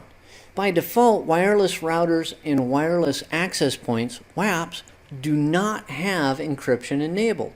And at the minimum, your encryption type should be WPA2 personal. That's at the minimum. Some wireless network equipment comes with a service that is called Wi-Fi Protected Setup, WPS. And if it does, it's enabled by default. This should be turned off and not used, as it creates a weakness in the wireless network. Why is that? Well, because WPS can be easily exploited by an attacker. The network that you implement may not be exactly what you planned, so document any changes to the plan. Undoubtedly, during the process of implementing that plan, some changes will be introduced, some by you and some by request of the end user. Always document those changes to the plan and have the end user sign off on them. Then be sure to incorporate those changes into the final network documentation. Now that concludes this session on implementing a basic network. I talked about plan the network, and then I talked about configure the network. On behalf of PACE IT, thank you for watching this session, and I'm sure I'll do another one soon.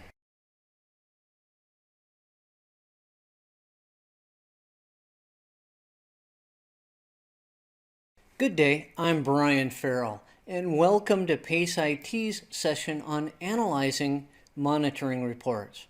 Today I'm going to talk about baseline reports, and then I'm going to move on to just reports in general.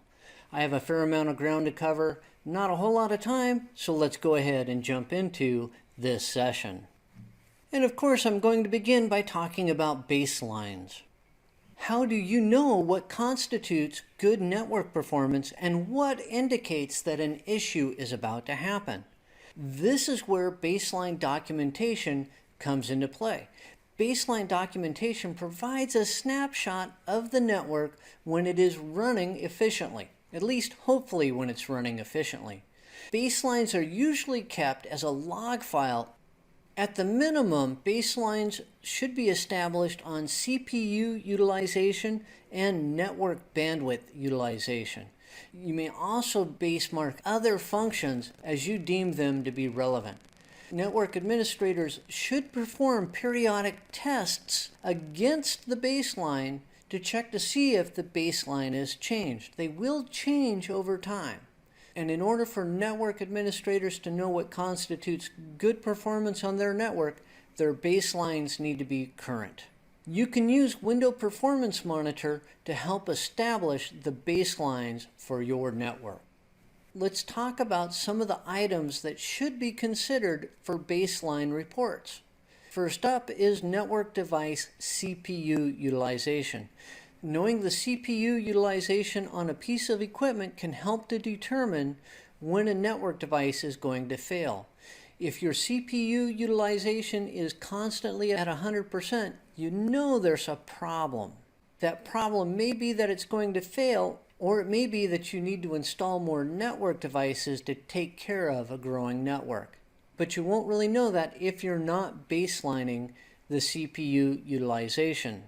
Network device memory utilization should also be baselined. It can help to determine when it is time to expand the memory of a network device. A good item for baselining is bandwidth utilization. This can help to determine the overall health of a network. It can help to determine when network segmentation should occur. It can also help to determine if a network device is about to fail, particularly if it's creating a storm of data. Baseline utilization reports can help identifying when a security breach has occurred. You might want to consider baselining your storage device utilization. This can help to determine when storage utilization has become a bottleneck on the network, where your storage device is actually causing the network to slow down because there's too much data being pushed into it. Which means that baselining your storage utilization can help determine when to increase the storage capacity of that network. You might also want to baseline your wireless channel utilization. This can help to determine how saturated the wireless channels have become. Once it's been determined that your wireless channels are saturated, a new wireless access point can be installed to alleviate the pressure, and then you need to create a new baseline for wireless channel utilization. This baseline can also help to determine if there is unauthorized wireless access occurring on your wireless network, especially if there is utilization on a channel that is not supposed to have any utilization. Now let's move on to analyzing reports. Before we talk about analyzing reports, let's talk about log file management. Log files can accumulate data quickly, and unfortunately, some administrators only review log files after a major problem has occurred.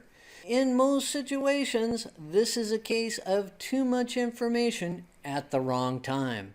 Good administrators will set the proper reporting levels with their logging software. They won't be logging all that debug information, that level 7 information, unless of course they're actively debugging a system or application. Good administrators will review log files and compare them against their baseline documentation. They do this to find issues while the issues are still minor and before they become major. Log files should also be kept and archived in case there is a need for historical data. When you do archive your log files, you should follow the organization's data storage policy. Something to consider is that you may want to create running graphs of important metrics that are captured by log files. Graphing the data gives a quick visual reference, making it easier to spot issues and trends. Many logging applications give the administrator the option of creating those graphs easily and quickly, but then again, they don't do you any good if you don't review them on a regular basis. If you're having an issue with a router or link, one of the first things that you want to do is you want to run an interface report. Now,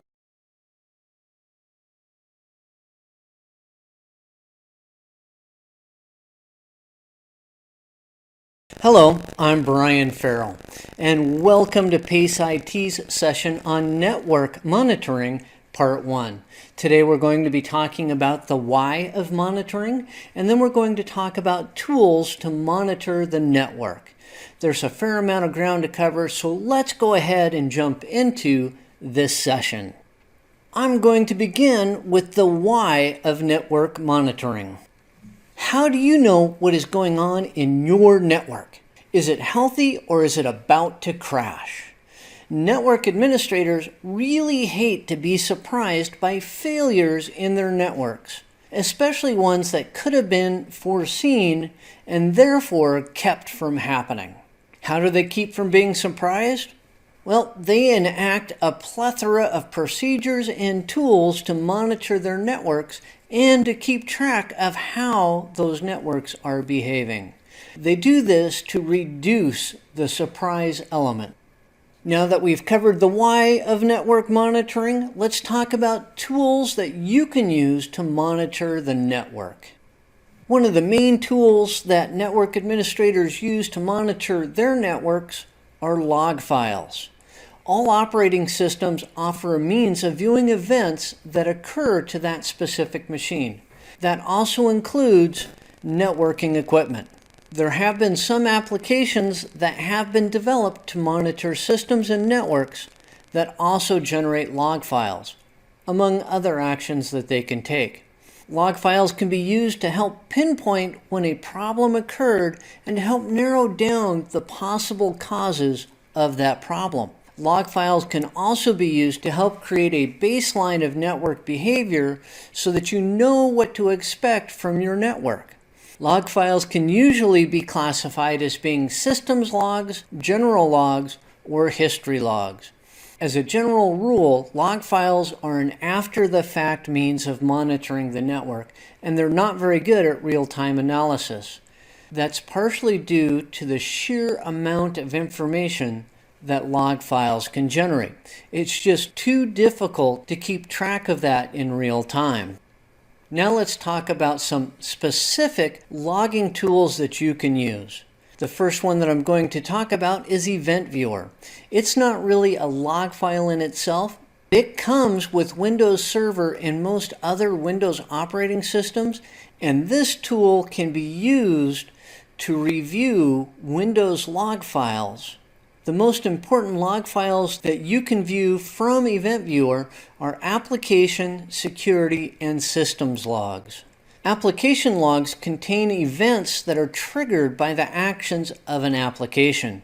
For example, if you have Live Update enabled, it will create log entries based on actions taken by Live Update.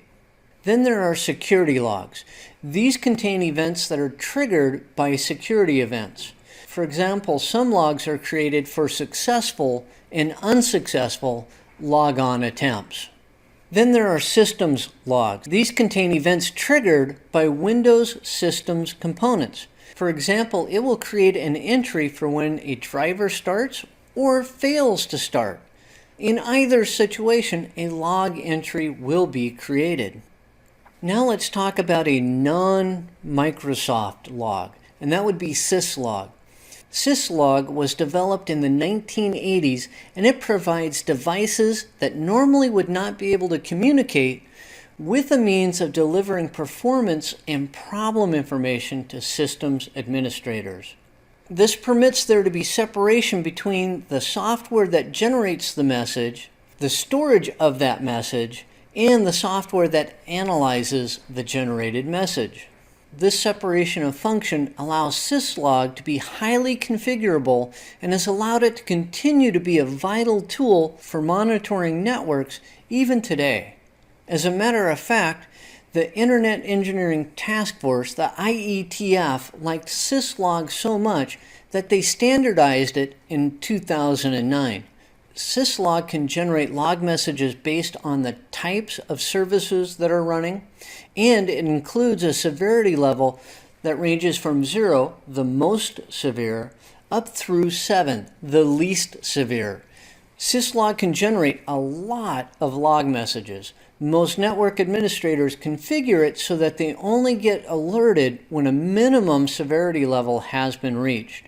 As a matter of fact, you almost never want to capture debug log events unless you are actively debugging an application or service, just because it generates so much information.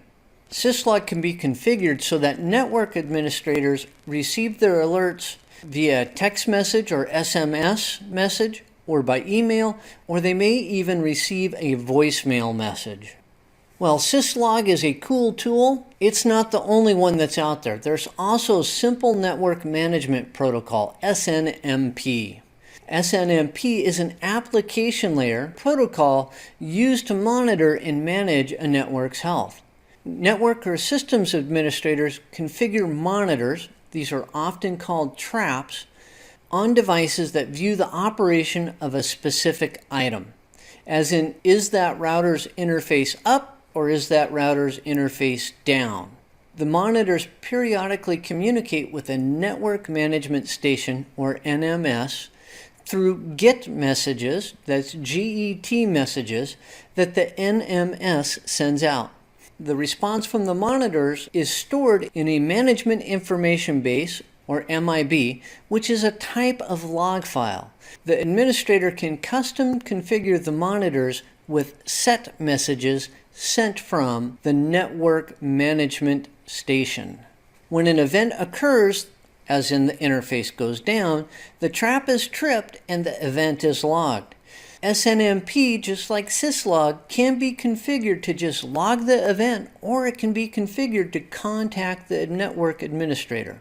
SNMP gives network and systems administrators the ability to provide more real-time monitoring of a network's performance and health. Then there's Security Information and Event Management, SIEM. It's a term for software products and services that combine Security Information Management, or SIM, and Security Event Management, SEM. SIEM may be provided by a software package, a network appliance, or as a third-party cloud service. It is used as a means of monitoring and providing real-time analysis of security alerts.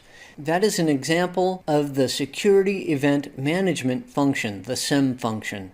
It can also be used as a tool to analyze long-term data in log files. That's an example of the SIEM function, or the Security Information Management function. SIEM can be highly configured to the needs of the individual network. Now that concludes this session on Network Monitoring Part 1. I talked about the why of network monitoring, and then I briefly touched on some tools for monitoring the network. On behalf of PACE IT, thank you for watching this session, and I'm sure I'll do another one soon.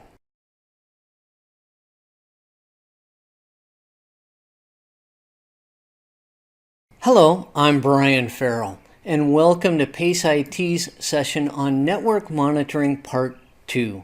Today we're going to be talking about active network monitoring tools, then I'm going to move on to wireless monitoring tools, and we're going to conclude with environmental monitoring. We have a fair amount of ground to cover, not a whole lot of time, so let's go ahead and begin this session. Of course, I'm going to begin by talking about active network monitoring tools. Port scanners are used to scan a network for open ports and protocols. The information that a port scanner gathers is vital information if you want to harden the network. Port scanners are a great method of finding vulnerabilities in the network infrastructure, allowing the network administrator to plug those vulnerabilities before they become a security breach. I do have to issue a word of caution. You should only use a port scanner on a network or system that you are authorized to scan. Port scanning is a possible sign of someone trying to breach a system and can lead to problems if you're not authorized to scan that system. You don't want to have to try and explain to an information security specialist why you were scanning their network if you're not authorized to scan it. A little bit different than a port scanner are applications that use interface monitoring or packet flow monitoring. These are usually deployed as an active software tool to monitor and analyze network traffic within a network segment. They're commonly called packet sniffers or protocol analyzers. They allow for an in-depth look at what traffic is on the network and may reveal security issues that the network administrator can then mitigate. They help to identify top talkers on a network segment. Top talkers are those nodes or applications that generate the most amount of traffic. Packet sniffers can help to identify top listeners on a network segment. A top listener is that interface or the interfaces that are receiving the most network traffic, or put another way, those interfaces that are utilizing the most bandwidth for receiving packets. This can help an administrator when they have determined that load balancing might be needed on the network. Microsoft Message Analyzer and Wireshark are examples of free packet flow monitoring tools. Now let's move on to wireless monitoring tools. And we're going to begin with the Wi-Fi analyzer. A Wi-Fi analyzer is a similar tool to a protocol analyzer, but only for wireless networks. It sniffs out packets on wireless networks and gives you statistics on those packets that it sees. It can check for bandwidth usage, channel usage, top talkers, top listeners, etc., just like a packet sniffer can. Wi-Fi analyzers can also identify networks by passively scanning the radio frequencies to determine where traffic is coming from. Given enough time, a Wi-Fi analyzer can also identify hidden networks, or those that you don't know about. A Wi-Fi analyzer can also infer non-beaconing networks based on data traffic over the radio frequencies. They may not be able to discover the SSID, but they can tell the network administrator that something is passing traffic there. Another type of wireless monitoring tool are wireless survey tools. They're most commonly used as a design tool for setting up high-quality wireless networks. When used in conjunction with mapping tools, the survey tools can help to establish the required amount of access points to get the proper amount of coverage, the ideal antenna placement, and the optimum amount of channel overlap. Wireless survey tools can also help to identify possible sources of radio frequency interference, or RFI. Wireless survey tools are often used to eliminate wireless network performance and security issues before they ever have a chance to occur. Let's move on to environmental monitoring.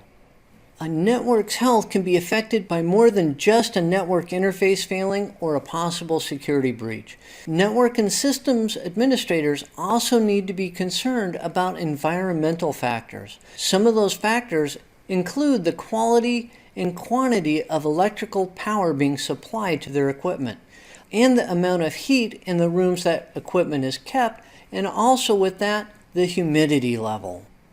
Power monitoring tools are systems and tools that can be used to evaluate the amount of and the quality of the electrical power being delivered to the system.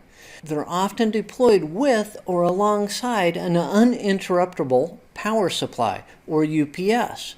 The monitor will issue an alert when an issue with electrical power has been identified, giving the network or system administrator a chance to rectify the problem before any equipment has been damaged.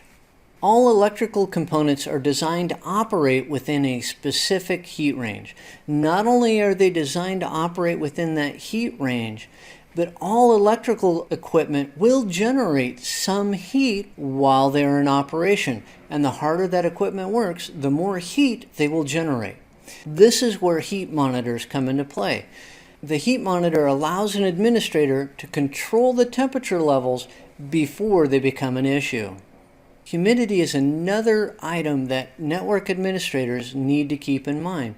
Too little humidity increases the risk of electrostatic discharge, or ESD, but too much humidity increases the risk of condensation on equipment, and your electrical components do not like that condensation. Humidity monitors allow administrators the ability to control the humidity level through the proper means before it becomes an issue. Now that concludes this session on Network Monitoring Part 2. I talked about active network monitoring tools, then I moved on to some wireless monitoring tools, and I concluded with a brief discussion on environmental monitoring. On behalf of PACE IT, thank you for watching this session, and I look forward to doing another one.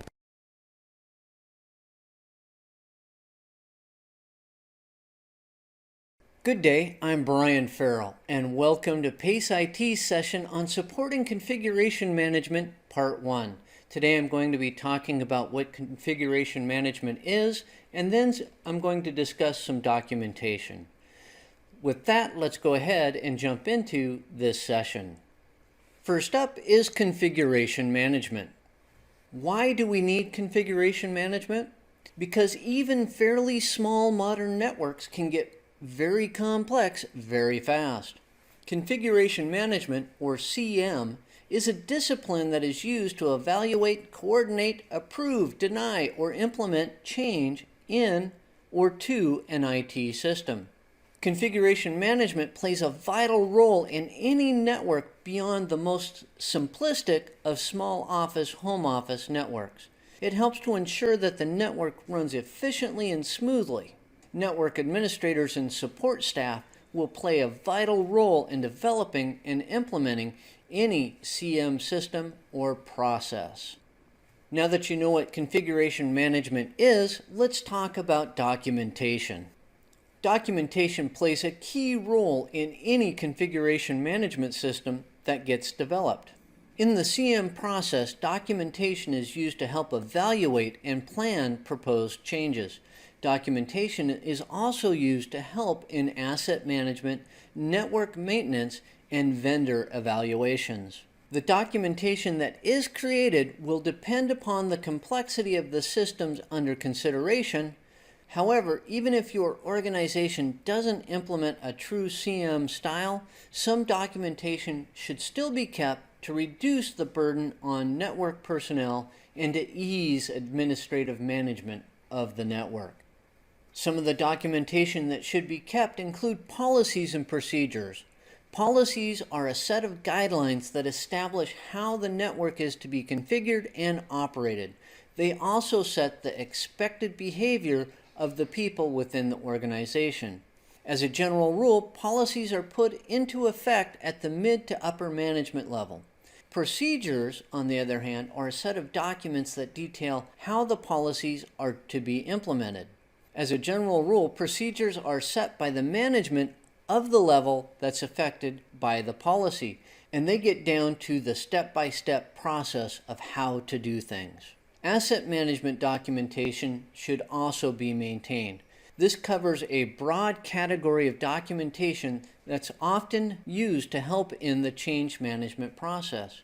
Asset management documentation contains detailed information on what assets are present. It also includes the maintenance history for those assets.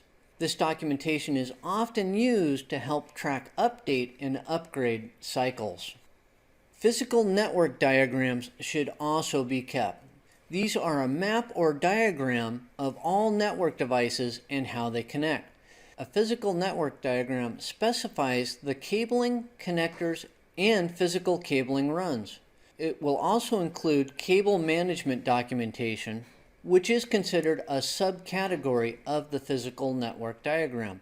The cabling management documentation will contain a wiring scheme, which establishes the type of cabling and the connectors used. It also defines the allowed standards for wiring those cables. Your documentation should also include a logical network diagram. It's similar to a physical network diagram, but more detailed. It provides details on the IP address scheme, active ports, protocols that are allowed on the network, etc., etc. Your logical network diagram also details connected networks. So what local area networks are present, or which virtual local area networks are present, so on and so forth. Part of your logical network diagram also details IP address utilization. IP address utilization can greatly affect the efficiency and performance of the network by allowing you to know which LANs or VLANs have space on which nodes can be added. Your physical and logical network diagrams may be combined into a single document. Vendor documentation also plays a role in supporting configuration management. It covers a broad category of documentation that can include the approved vendor list, the vendor approval process, and purchase order documentation. There are some common vendor documents that you should know. First up is the Memorandum of Understanding, or MOU. This is an agreement between two or more organizations that detail how those organizations are to take some common course of action. It is also often referred to as a letter of intent. It is not legally binding, but it does often lead towards a binding agreement. Then there is the Statement of Work, or the SOW, the SOW. It's a detailed document that specifies what work is to be performed, the expected outcome or deliverables, and the timelines to perform the work. The Statement of Work is often a key document in project management.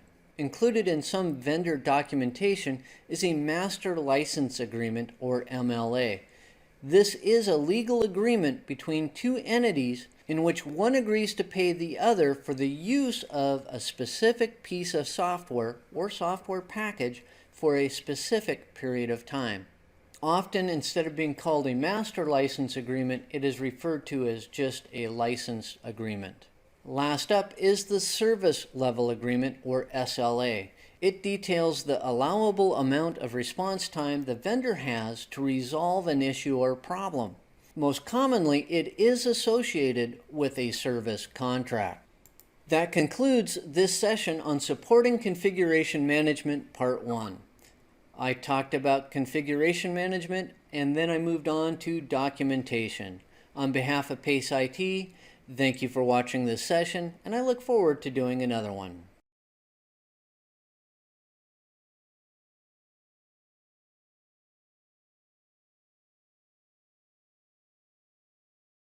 Hello, I'm Brian Ferrill, and welcome to PACE IT session on Supporting Configuration Management Part 2.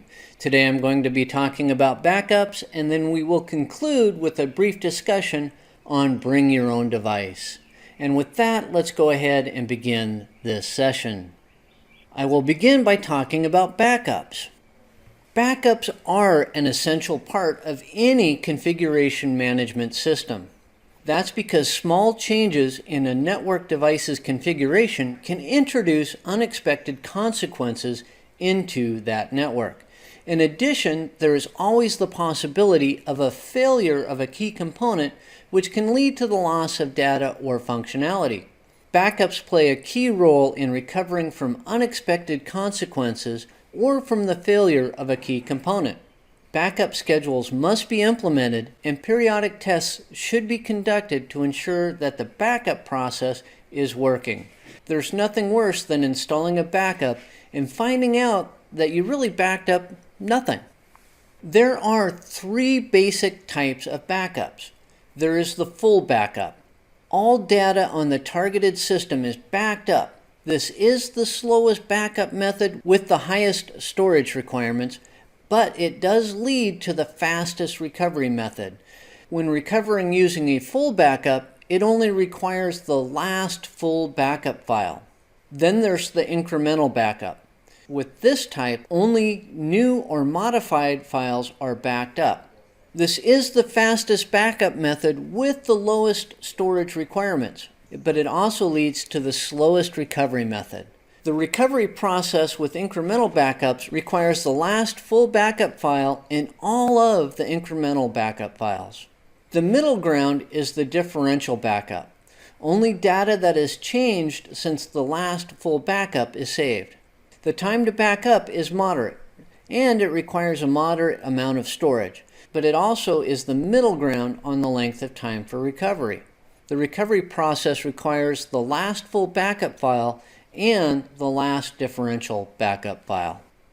Something else that needs to be backed up are your configuration files of network devices. Once a network device has been configured and it's operating as expected, a backup of the configuration files and operating system should be done. This helps to speed up the recovery time in cases of equipment failure or when a change to the configuration has introduced unexpected consequences. Having the configuration file backups on hand means that you don't need to manually input it to recover in these situations. Now let's move on to bring your own device. BYOD policies, or bring your own device policies, allow employees to use their own personal devices on an organization's network. While the employees are happy that they get to use their favorite IT devices on the corporate network, IT departments aren't quite as happy about it. Why? IT departments are tasked with keeping a network safe, yet they have very little control over the devices that employees bring in. In some cases, bring your own device policies have led to the introduction of malware into an organization's network environment. This makes them very unhappy. They can implement network admission control measures, or NAC measures, in an effort to reduce the risk associated with BYOD policies and to introduce configuration management to those devices. Network admission control is a Cisco process. Microsoft uses a similar process, but it's called Network Access Protection, or NAP. While their names may be different, they still function in the same way. NAC includes more than just authenticating users and devices on the network. All of the devices that are requesting access to network resources are screened for the type of device that it is, the operating system that's used, including any updates that are present. NAC will also check for security software, making sure that it's up to date. NAC can also check for the presence of malware or other security vulnerabilities. In an advanced setup, if the device requesting the connection has been rejected, the device is then redirected to a remediation server, which attempts to resolve the known issues. So if the security software is out of date, the remediation server may try and bring it up to date and then allow that device to connect to the corporate network. That concludes this session on supporting configuration management Part 2. I talked about backups and we concluded with a brief discussion on bring your own device. On behalf of PACE IT, thank you for watching this session, and I hope to do another one soon.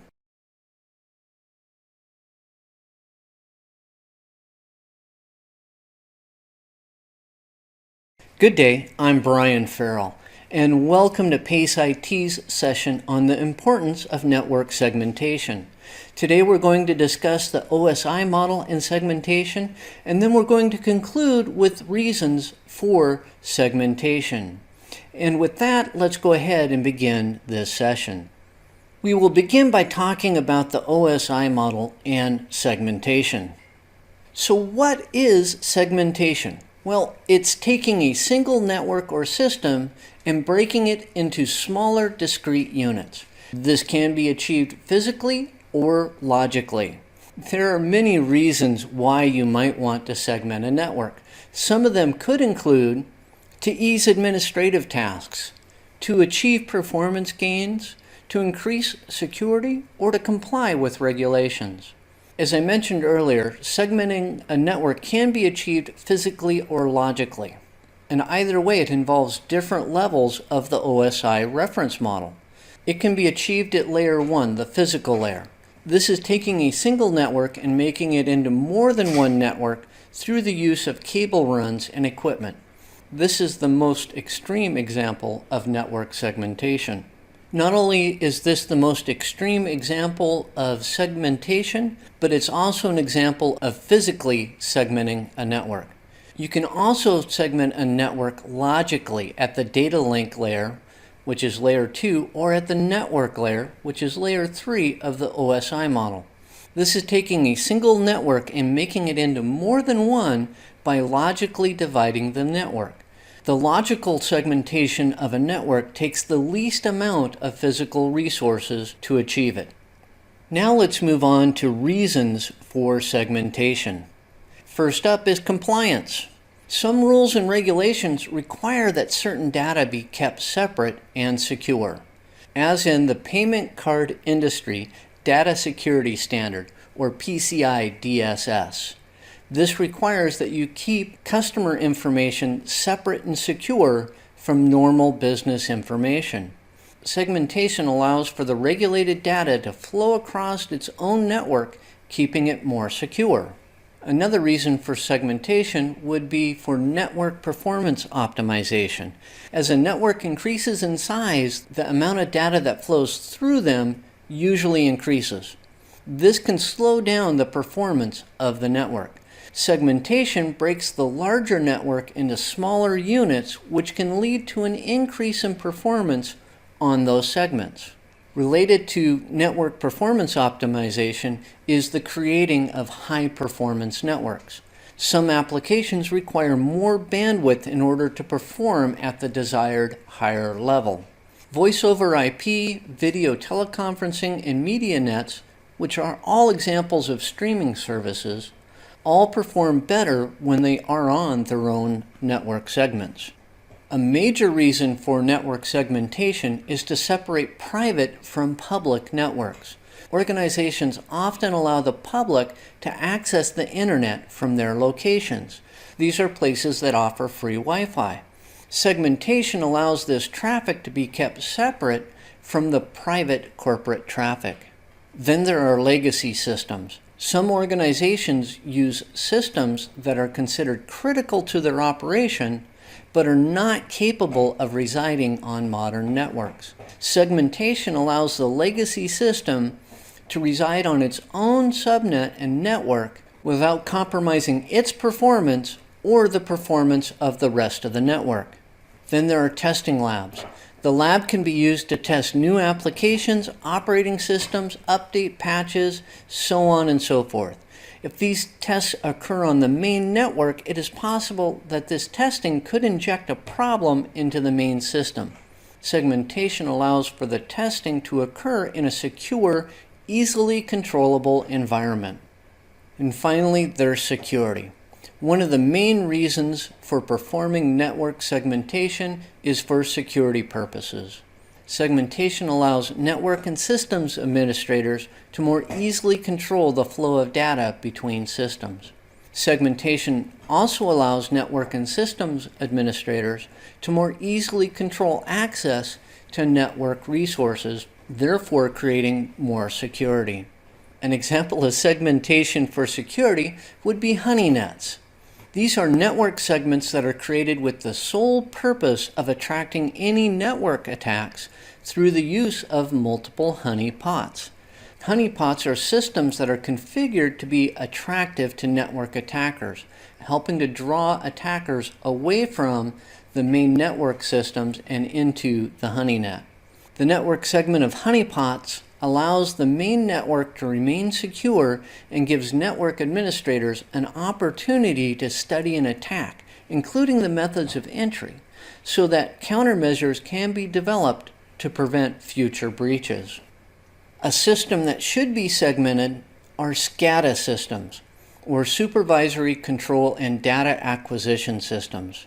These are the most widespread of industrial control systems, or ICS.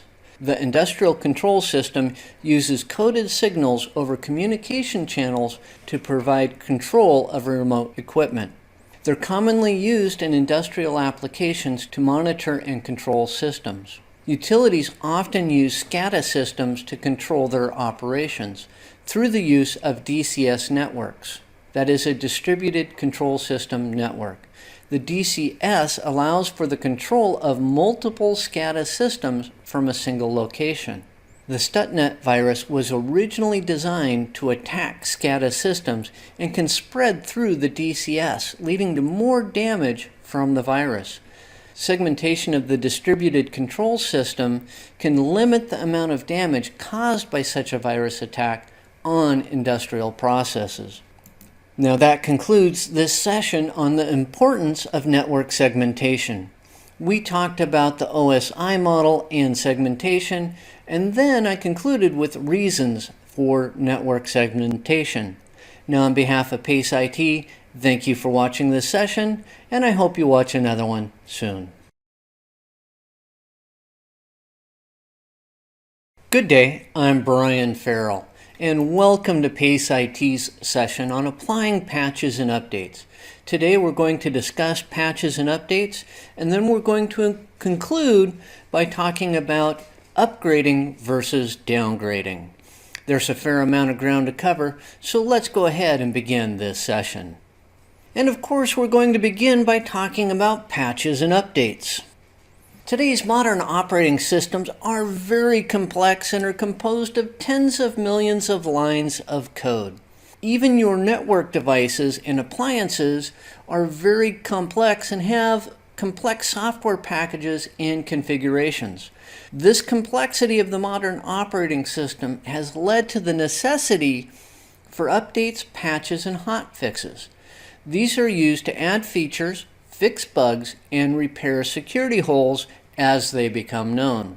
One goal of administrators is to keep systems as up-to-date as possible through the use of these updates, patches, and hotfixes, reducing the system's vulnerability and increasing its functionality while reducing maintenance costs.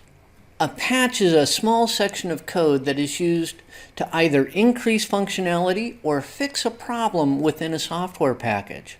A patch will change the version of the software package in a minor manner, as in version 1.0.0 will become version 1.0.1.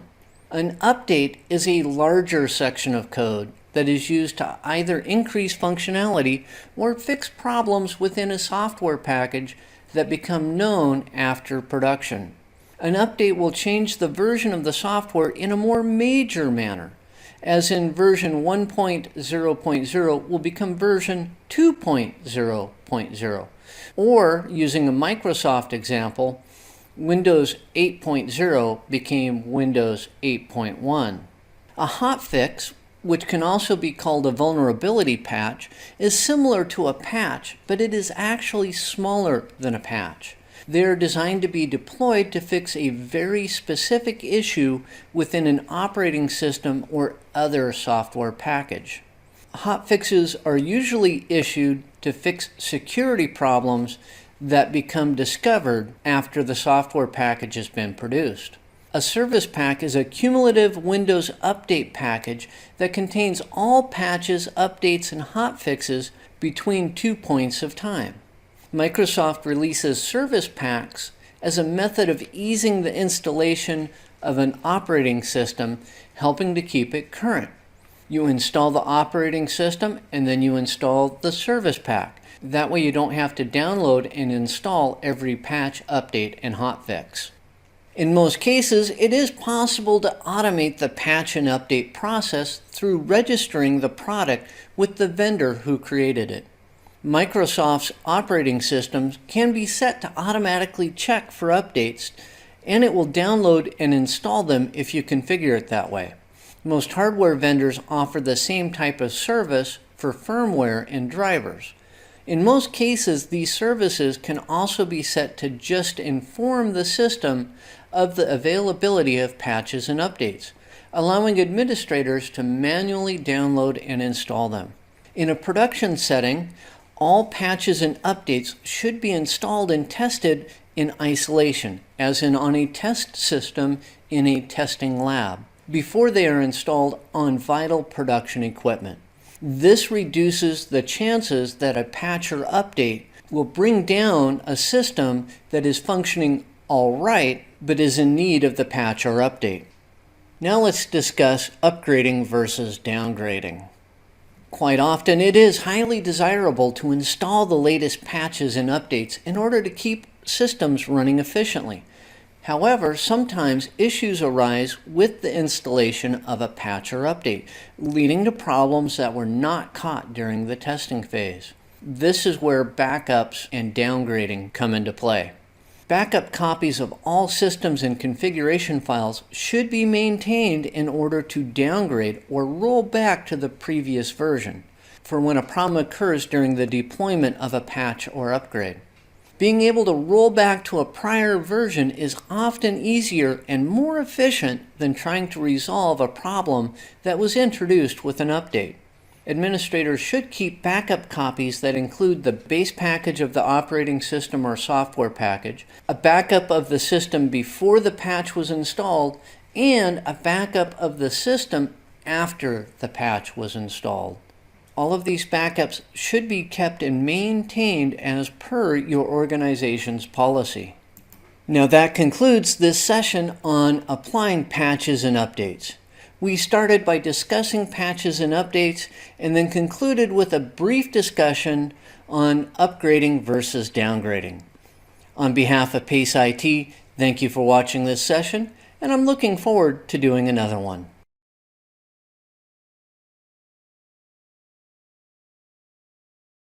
Hello, I'm Brian Ferrill, and welcome to PACE IT's session on Configuring Switches Part 1. Today we're going to talk about unmanaged versus managed switches, and then we're going to talk about spanning tree protocol. There is a whole lot of information to cover, not a lot of time, so let's jump into this session. I'm going to begin by talking about unmanaged switches and managed switches. Before we begin discussing the differences between unmanaged and managed switches, let's talk switch basics. Most switches operate at layer 2, the data link layer, of the OSI reference model. What makes a switch is an application-specific integrated circuit chip, or an ASIC chip. It is used to make switching decisions in place of software. This allows switches to break up collision domains. This allows switches to run in full duplex mode, and this allows switches to make faster decisions than either bridges or routers. When a switch receives a frame on a port, it makes some simple decisions based on its media access control table, or its MAC table. It will make one of three decisions. It may decide to forward the frame. That is where the frame is directed out the port on which the destination MAC address resides. It may decide to filter the packet. That is where the frame is not directed out of ports which are not associated with the destination MAC address. The final decision that it may make is to flood the frame. The frame is flooded or sent out all of the ports on the switch except for the port on which it came in on. An unmanaged switch is a simple switch. Plug it in and it works. There is no method provided for configuration. The unmanaged switch is designed with ease of installation as its main attribute.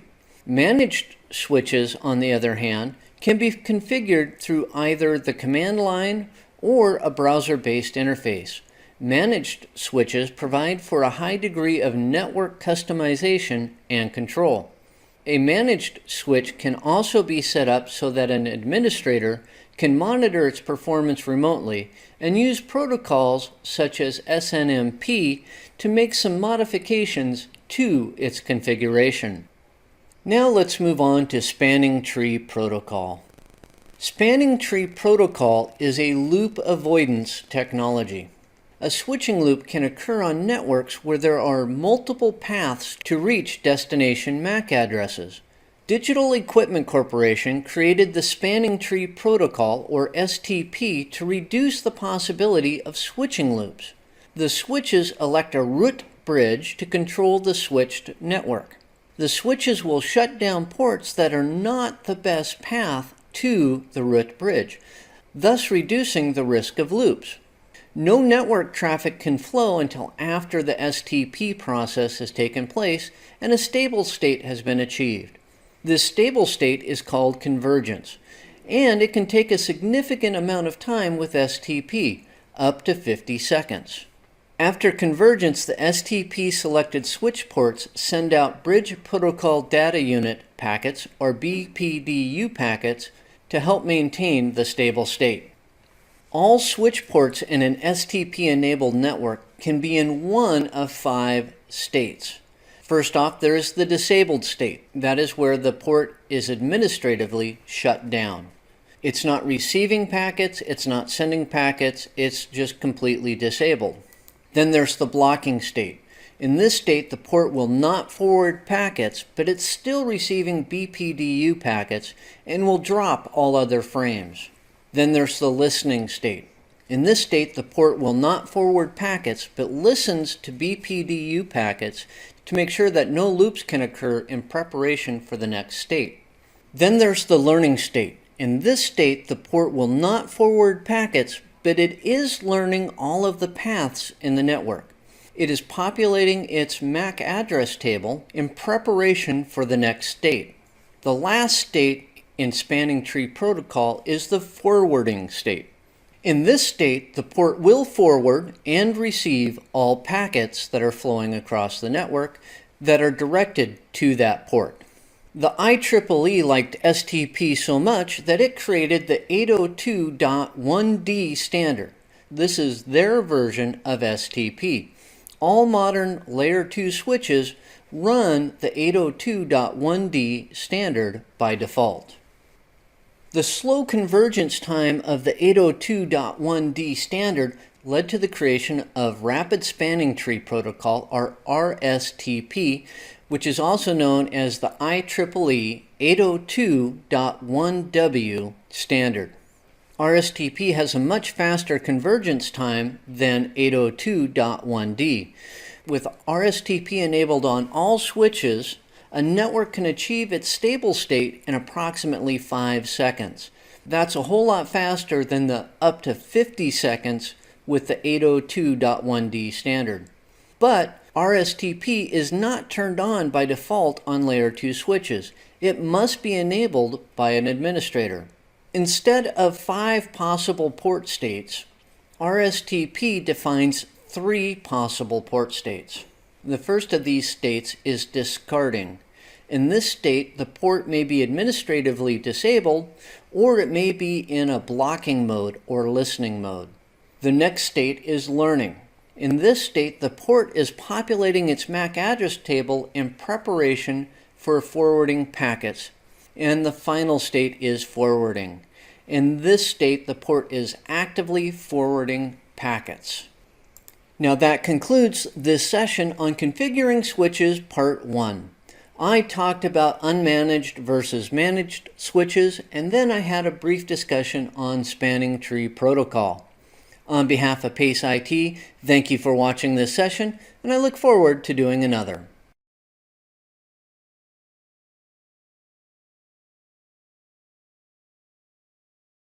Good day, I'm Brian Ferrill, and welcome to PACE IT's session on configuring switches Part 2.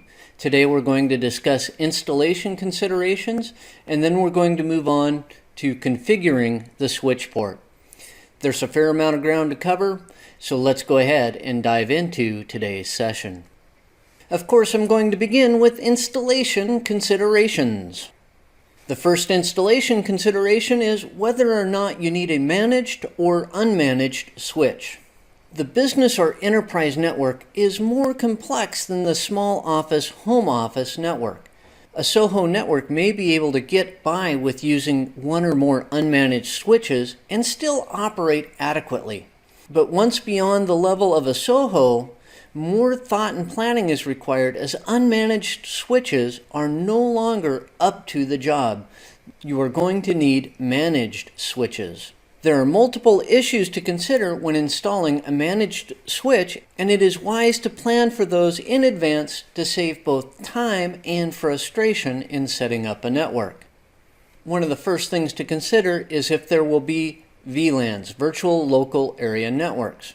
While switches may break up collision domains, they do not break up broadcast domains. But VLANs will. A virtual local area network takes a single network environment and creates smaller network segments by subnetting the network address range, effectively breaking up the broadcast domains of that network. VLANs are used in a switched network environment for a variety of reasons. To break up broadcast domains into smaller segments, just like I just said. Another reason to use VLANs is they increase security by limiting access to network resources. The administrator configures the VLANs and then assigns users, nodes, or ports to a specific virtual local area network. All managed switches do come with a native VLAN, which is determined by the manufacturer. This native VLAN is used to help manage the switch.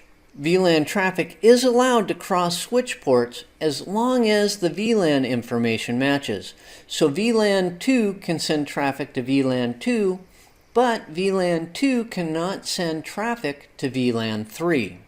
VLAN traffic is allowed to cross switch ports as long as the VLAN information matches. It does this through the use of trunk ports. That means that VLAN 2 can send traffic across a trunk port to VLAN 2, but it cannot send traffic from VLAN 2 across a trunk port to VLAN 3. VTP, or Virtual Trunk Port Protocol, is a Cisco proprietary method of creating a virtual trunk port, which allows VLAN traffic to pass between switches and to automatically manage the VLAN environment. In order for different VLANs to communicate with each other, a router or some other layer 3 device must be installed on the network. The next consideration is, how is the switch going to be managed? Switches may be managed out of band. That means that no network connection is required. This is achieved through the use of the console port on the switch. The console port is a specific port on managed switches used to connect to and configure or manage a switch. A rollover cable may be required to make the connection to the console port. Security should also be set on console ports to prevent unauthorized access through that console port. Your other option for switch management may be to use in-band management. With in-band management, a network connection is used to manage the switch. One of the most common methods of allowed in-band management is through the use of virtual terminals, or VTY, connections. The most common VTY connections are Telnet or Secure Shell Sessions, SSH sessions. Security should also be set if Telnet is allowed on VTY type connections. By default, SSH is a secured connection. If you determine that you're going to use in-band management, the next thing that you need to do is to establish a default gateway address. That default gateway address must be placed on an interface that belongs to the native VLAN, or the default virtual local area network. The default gateway on a switch is different than the default gateway on a router. On a switch, it is only used to manage the switch and not to pass other network traffic. As part of the setup and management of the switch, an administrator should configure which users and passwords are allowed to connect to the switch and what their level of access to the configuration is going to be. In-band and out-of-band management security settings may be different. Some users may be allowed in-band management access, while others are not, and vice versa. If authentication, authorization, and accounting protocols are used in the network, the switch must be configured to use them as well. With that done, let's move on to configuring the switch port. I'm not going to actually show you the commands for how to configure the switch port, but I'm going to give you the information that you need to consider when configuring the switch port. First up is speed and duplexing. Most modern switch ports can auto-negotiate both the speed of the link and the duplexing mode used. But in some cases, an administrator may be required to manually set both the speed and the duplex in order for a connection to occur. Speed and duplexing errors are the most common cause for a link not being established between a switch and a router or between switches. Next up is VLAN assignment. All switch ports will belong to a VLAN, and that VLAN will either be an administrator configured one or it will be the native virtual local area network. As a side note, the native VLAN can be administratively changed, which should be done to increase the security level on the switch. Then there's trunking. Trunk ports are switch ports that are designed to carry VLAN traffic between switches. The standard protocol used is 802.1q. 802.1q strips off the VLAN tag. Actually, it changes that tag to match the native VLAN, which allows the traffic to cross over the port, and then once on the other side, then the 802.1q port on the other side reinserts the original VLAN tag. And that is trunking in a nutshell. You might want to consider port bonding using LACP. That's Link Aggregation Control Protocol. It is a protocol that is used to create a single logical channel from redundant connections between switches. So it bonds those ports together. This will increase the bandwidth between the switches. Now we're going to talk about PoE. Not Edgar Allan Poe, but Power over Ethernet. Some switches come equipped with Power over Ethernet ports, or PoE ports. These ports can use one of two methods to provide current over the network cable, as well as carrying data, allowing these ports to power small network devices while at the same time communicating with them. The port itself may provide the current, or the port may allow the use of a power injector to provide the power instead of the port itself. There are multiple PoE standards in place. The two most common are actually the PoE standard, the 802.3AF, which can provide up to 15.4 watts of current, or the PoE Plus, which is 802.3AT, which can provide up to 30 watts of current. Port mirroring may also be enabled on a switch port. This allows the configured port to receive all network traffic going to and from a specific port. By using port mirroring, an administrator can examine and analyze the traffic going into and coming from a specific host or port.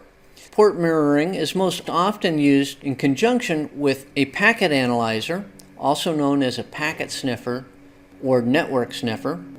Administrators often use port mirroring to examine the flow of traffic to determine what method of network optimization to use, or for when they're determining which security measures to put in place. Port mirroring can create a significant amount of network overhead, so it should be used sparingly on an active network, and you may want to shut it down once your research has concluded. That concludes this session on configuring switches Part 2. I talked about installation considerations, and then I talked about configuring the switch port itself. On behalf of PACE IT, thank you for watching this session, and I look forward to doing another one.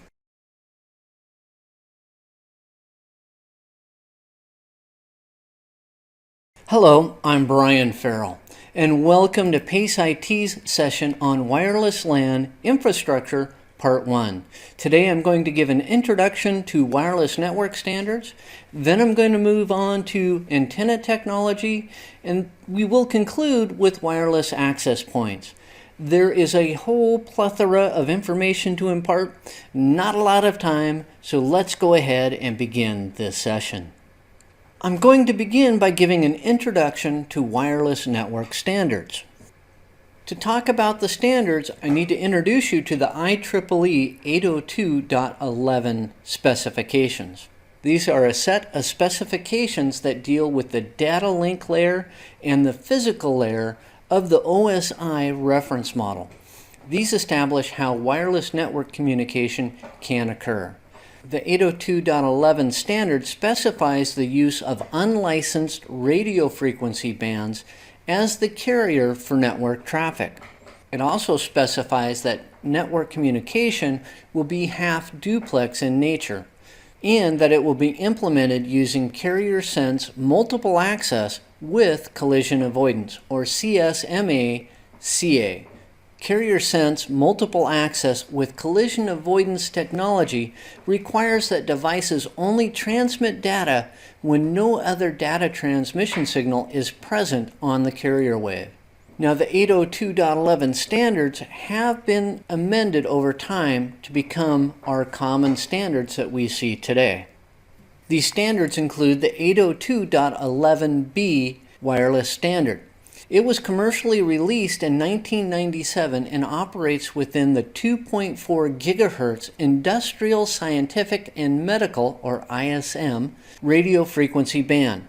Now, within the 2.4 gigahertz RF band, it uses multiple channels that are 22 megahertz wide.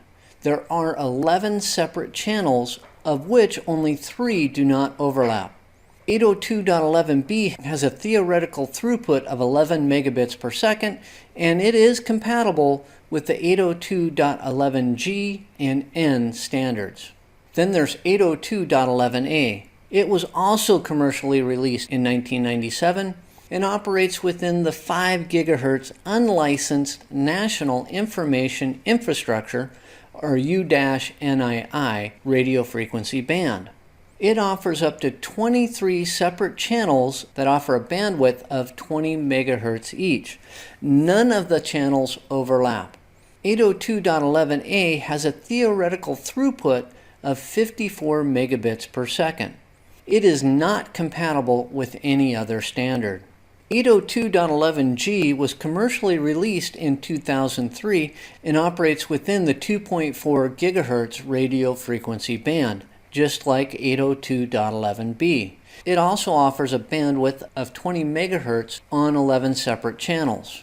It has a theoretical throughput of 54 megabits per second, and it's also compatible with 802.11b. It's also compatible with 802.11n and 802.11ac. And that brings us to 802.11n. It was commercially released in 2009 and can operate on both the 2.4 gigahertz and 5 gigahertz radio frequency bands at the same time. It uses a 20 megahertz wide channel within the 2.4 gigahertz band and a 40 megahertz wide channel within the 5 gigahertz band.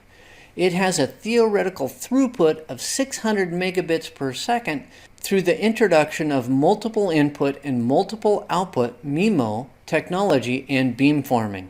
And it is compatible with .11b, .11g, and .11ac. And that brings us to 802.11ac. It was commercially released in 2013 and operates on the 5 gigahertz radio frequency band. The available bandwidth varies by administrative settings and can be dynamically changed by the wireless access point based on how much radio frequency interference, or RFI, is present and how many users are on the wireless network. 802.11ac has a theoretical throughput of over 1 gigabit per second through the introduction of multi-user, multiple input and multiple output technology, or MU-MIMO technology, and beamforming. 802.11ac is only compatible with 802.11g and N.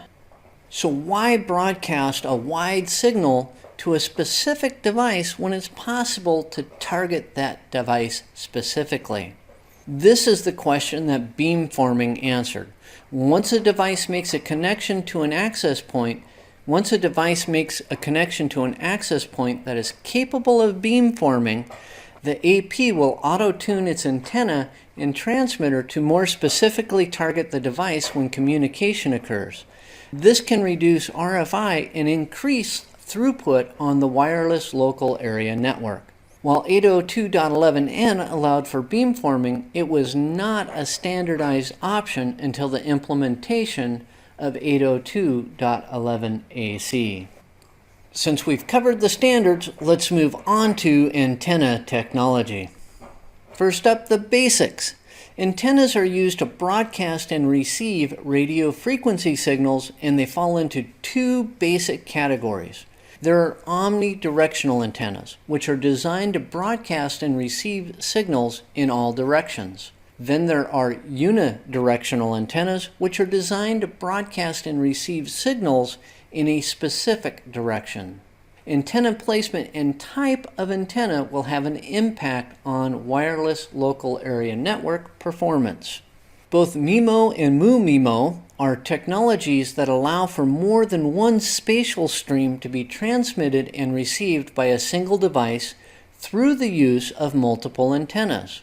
MIMO allows for up to 4 spatial channels, while MU-MIMO allows for up to 8 spatial channels. MU-MIMO also allows for a single signal to be spread across multiple transmitters. This accounts for the multiple user part of the name. Let's conclude with a discussion on wireless access points. The wireless access point is a foundational piece of the wireless local area network. The wireless access point, or WAP, can also be known as an access point, or AP, and it creates a point of entry for wireless to enter the more traditional wired networking environment. The AP can also be used to join other types of networks. Wireless access points in most cases use unlicensed radio frequency bands in order to communicate with devices.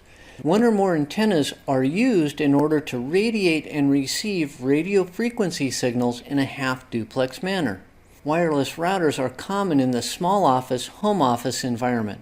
They are wireless access points that have routers built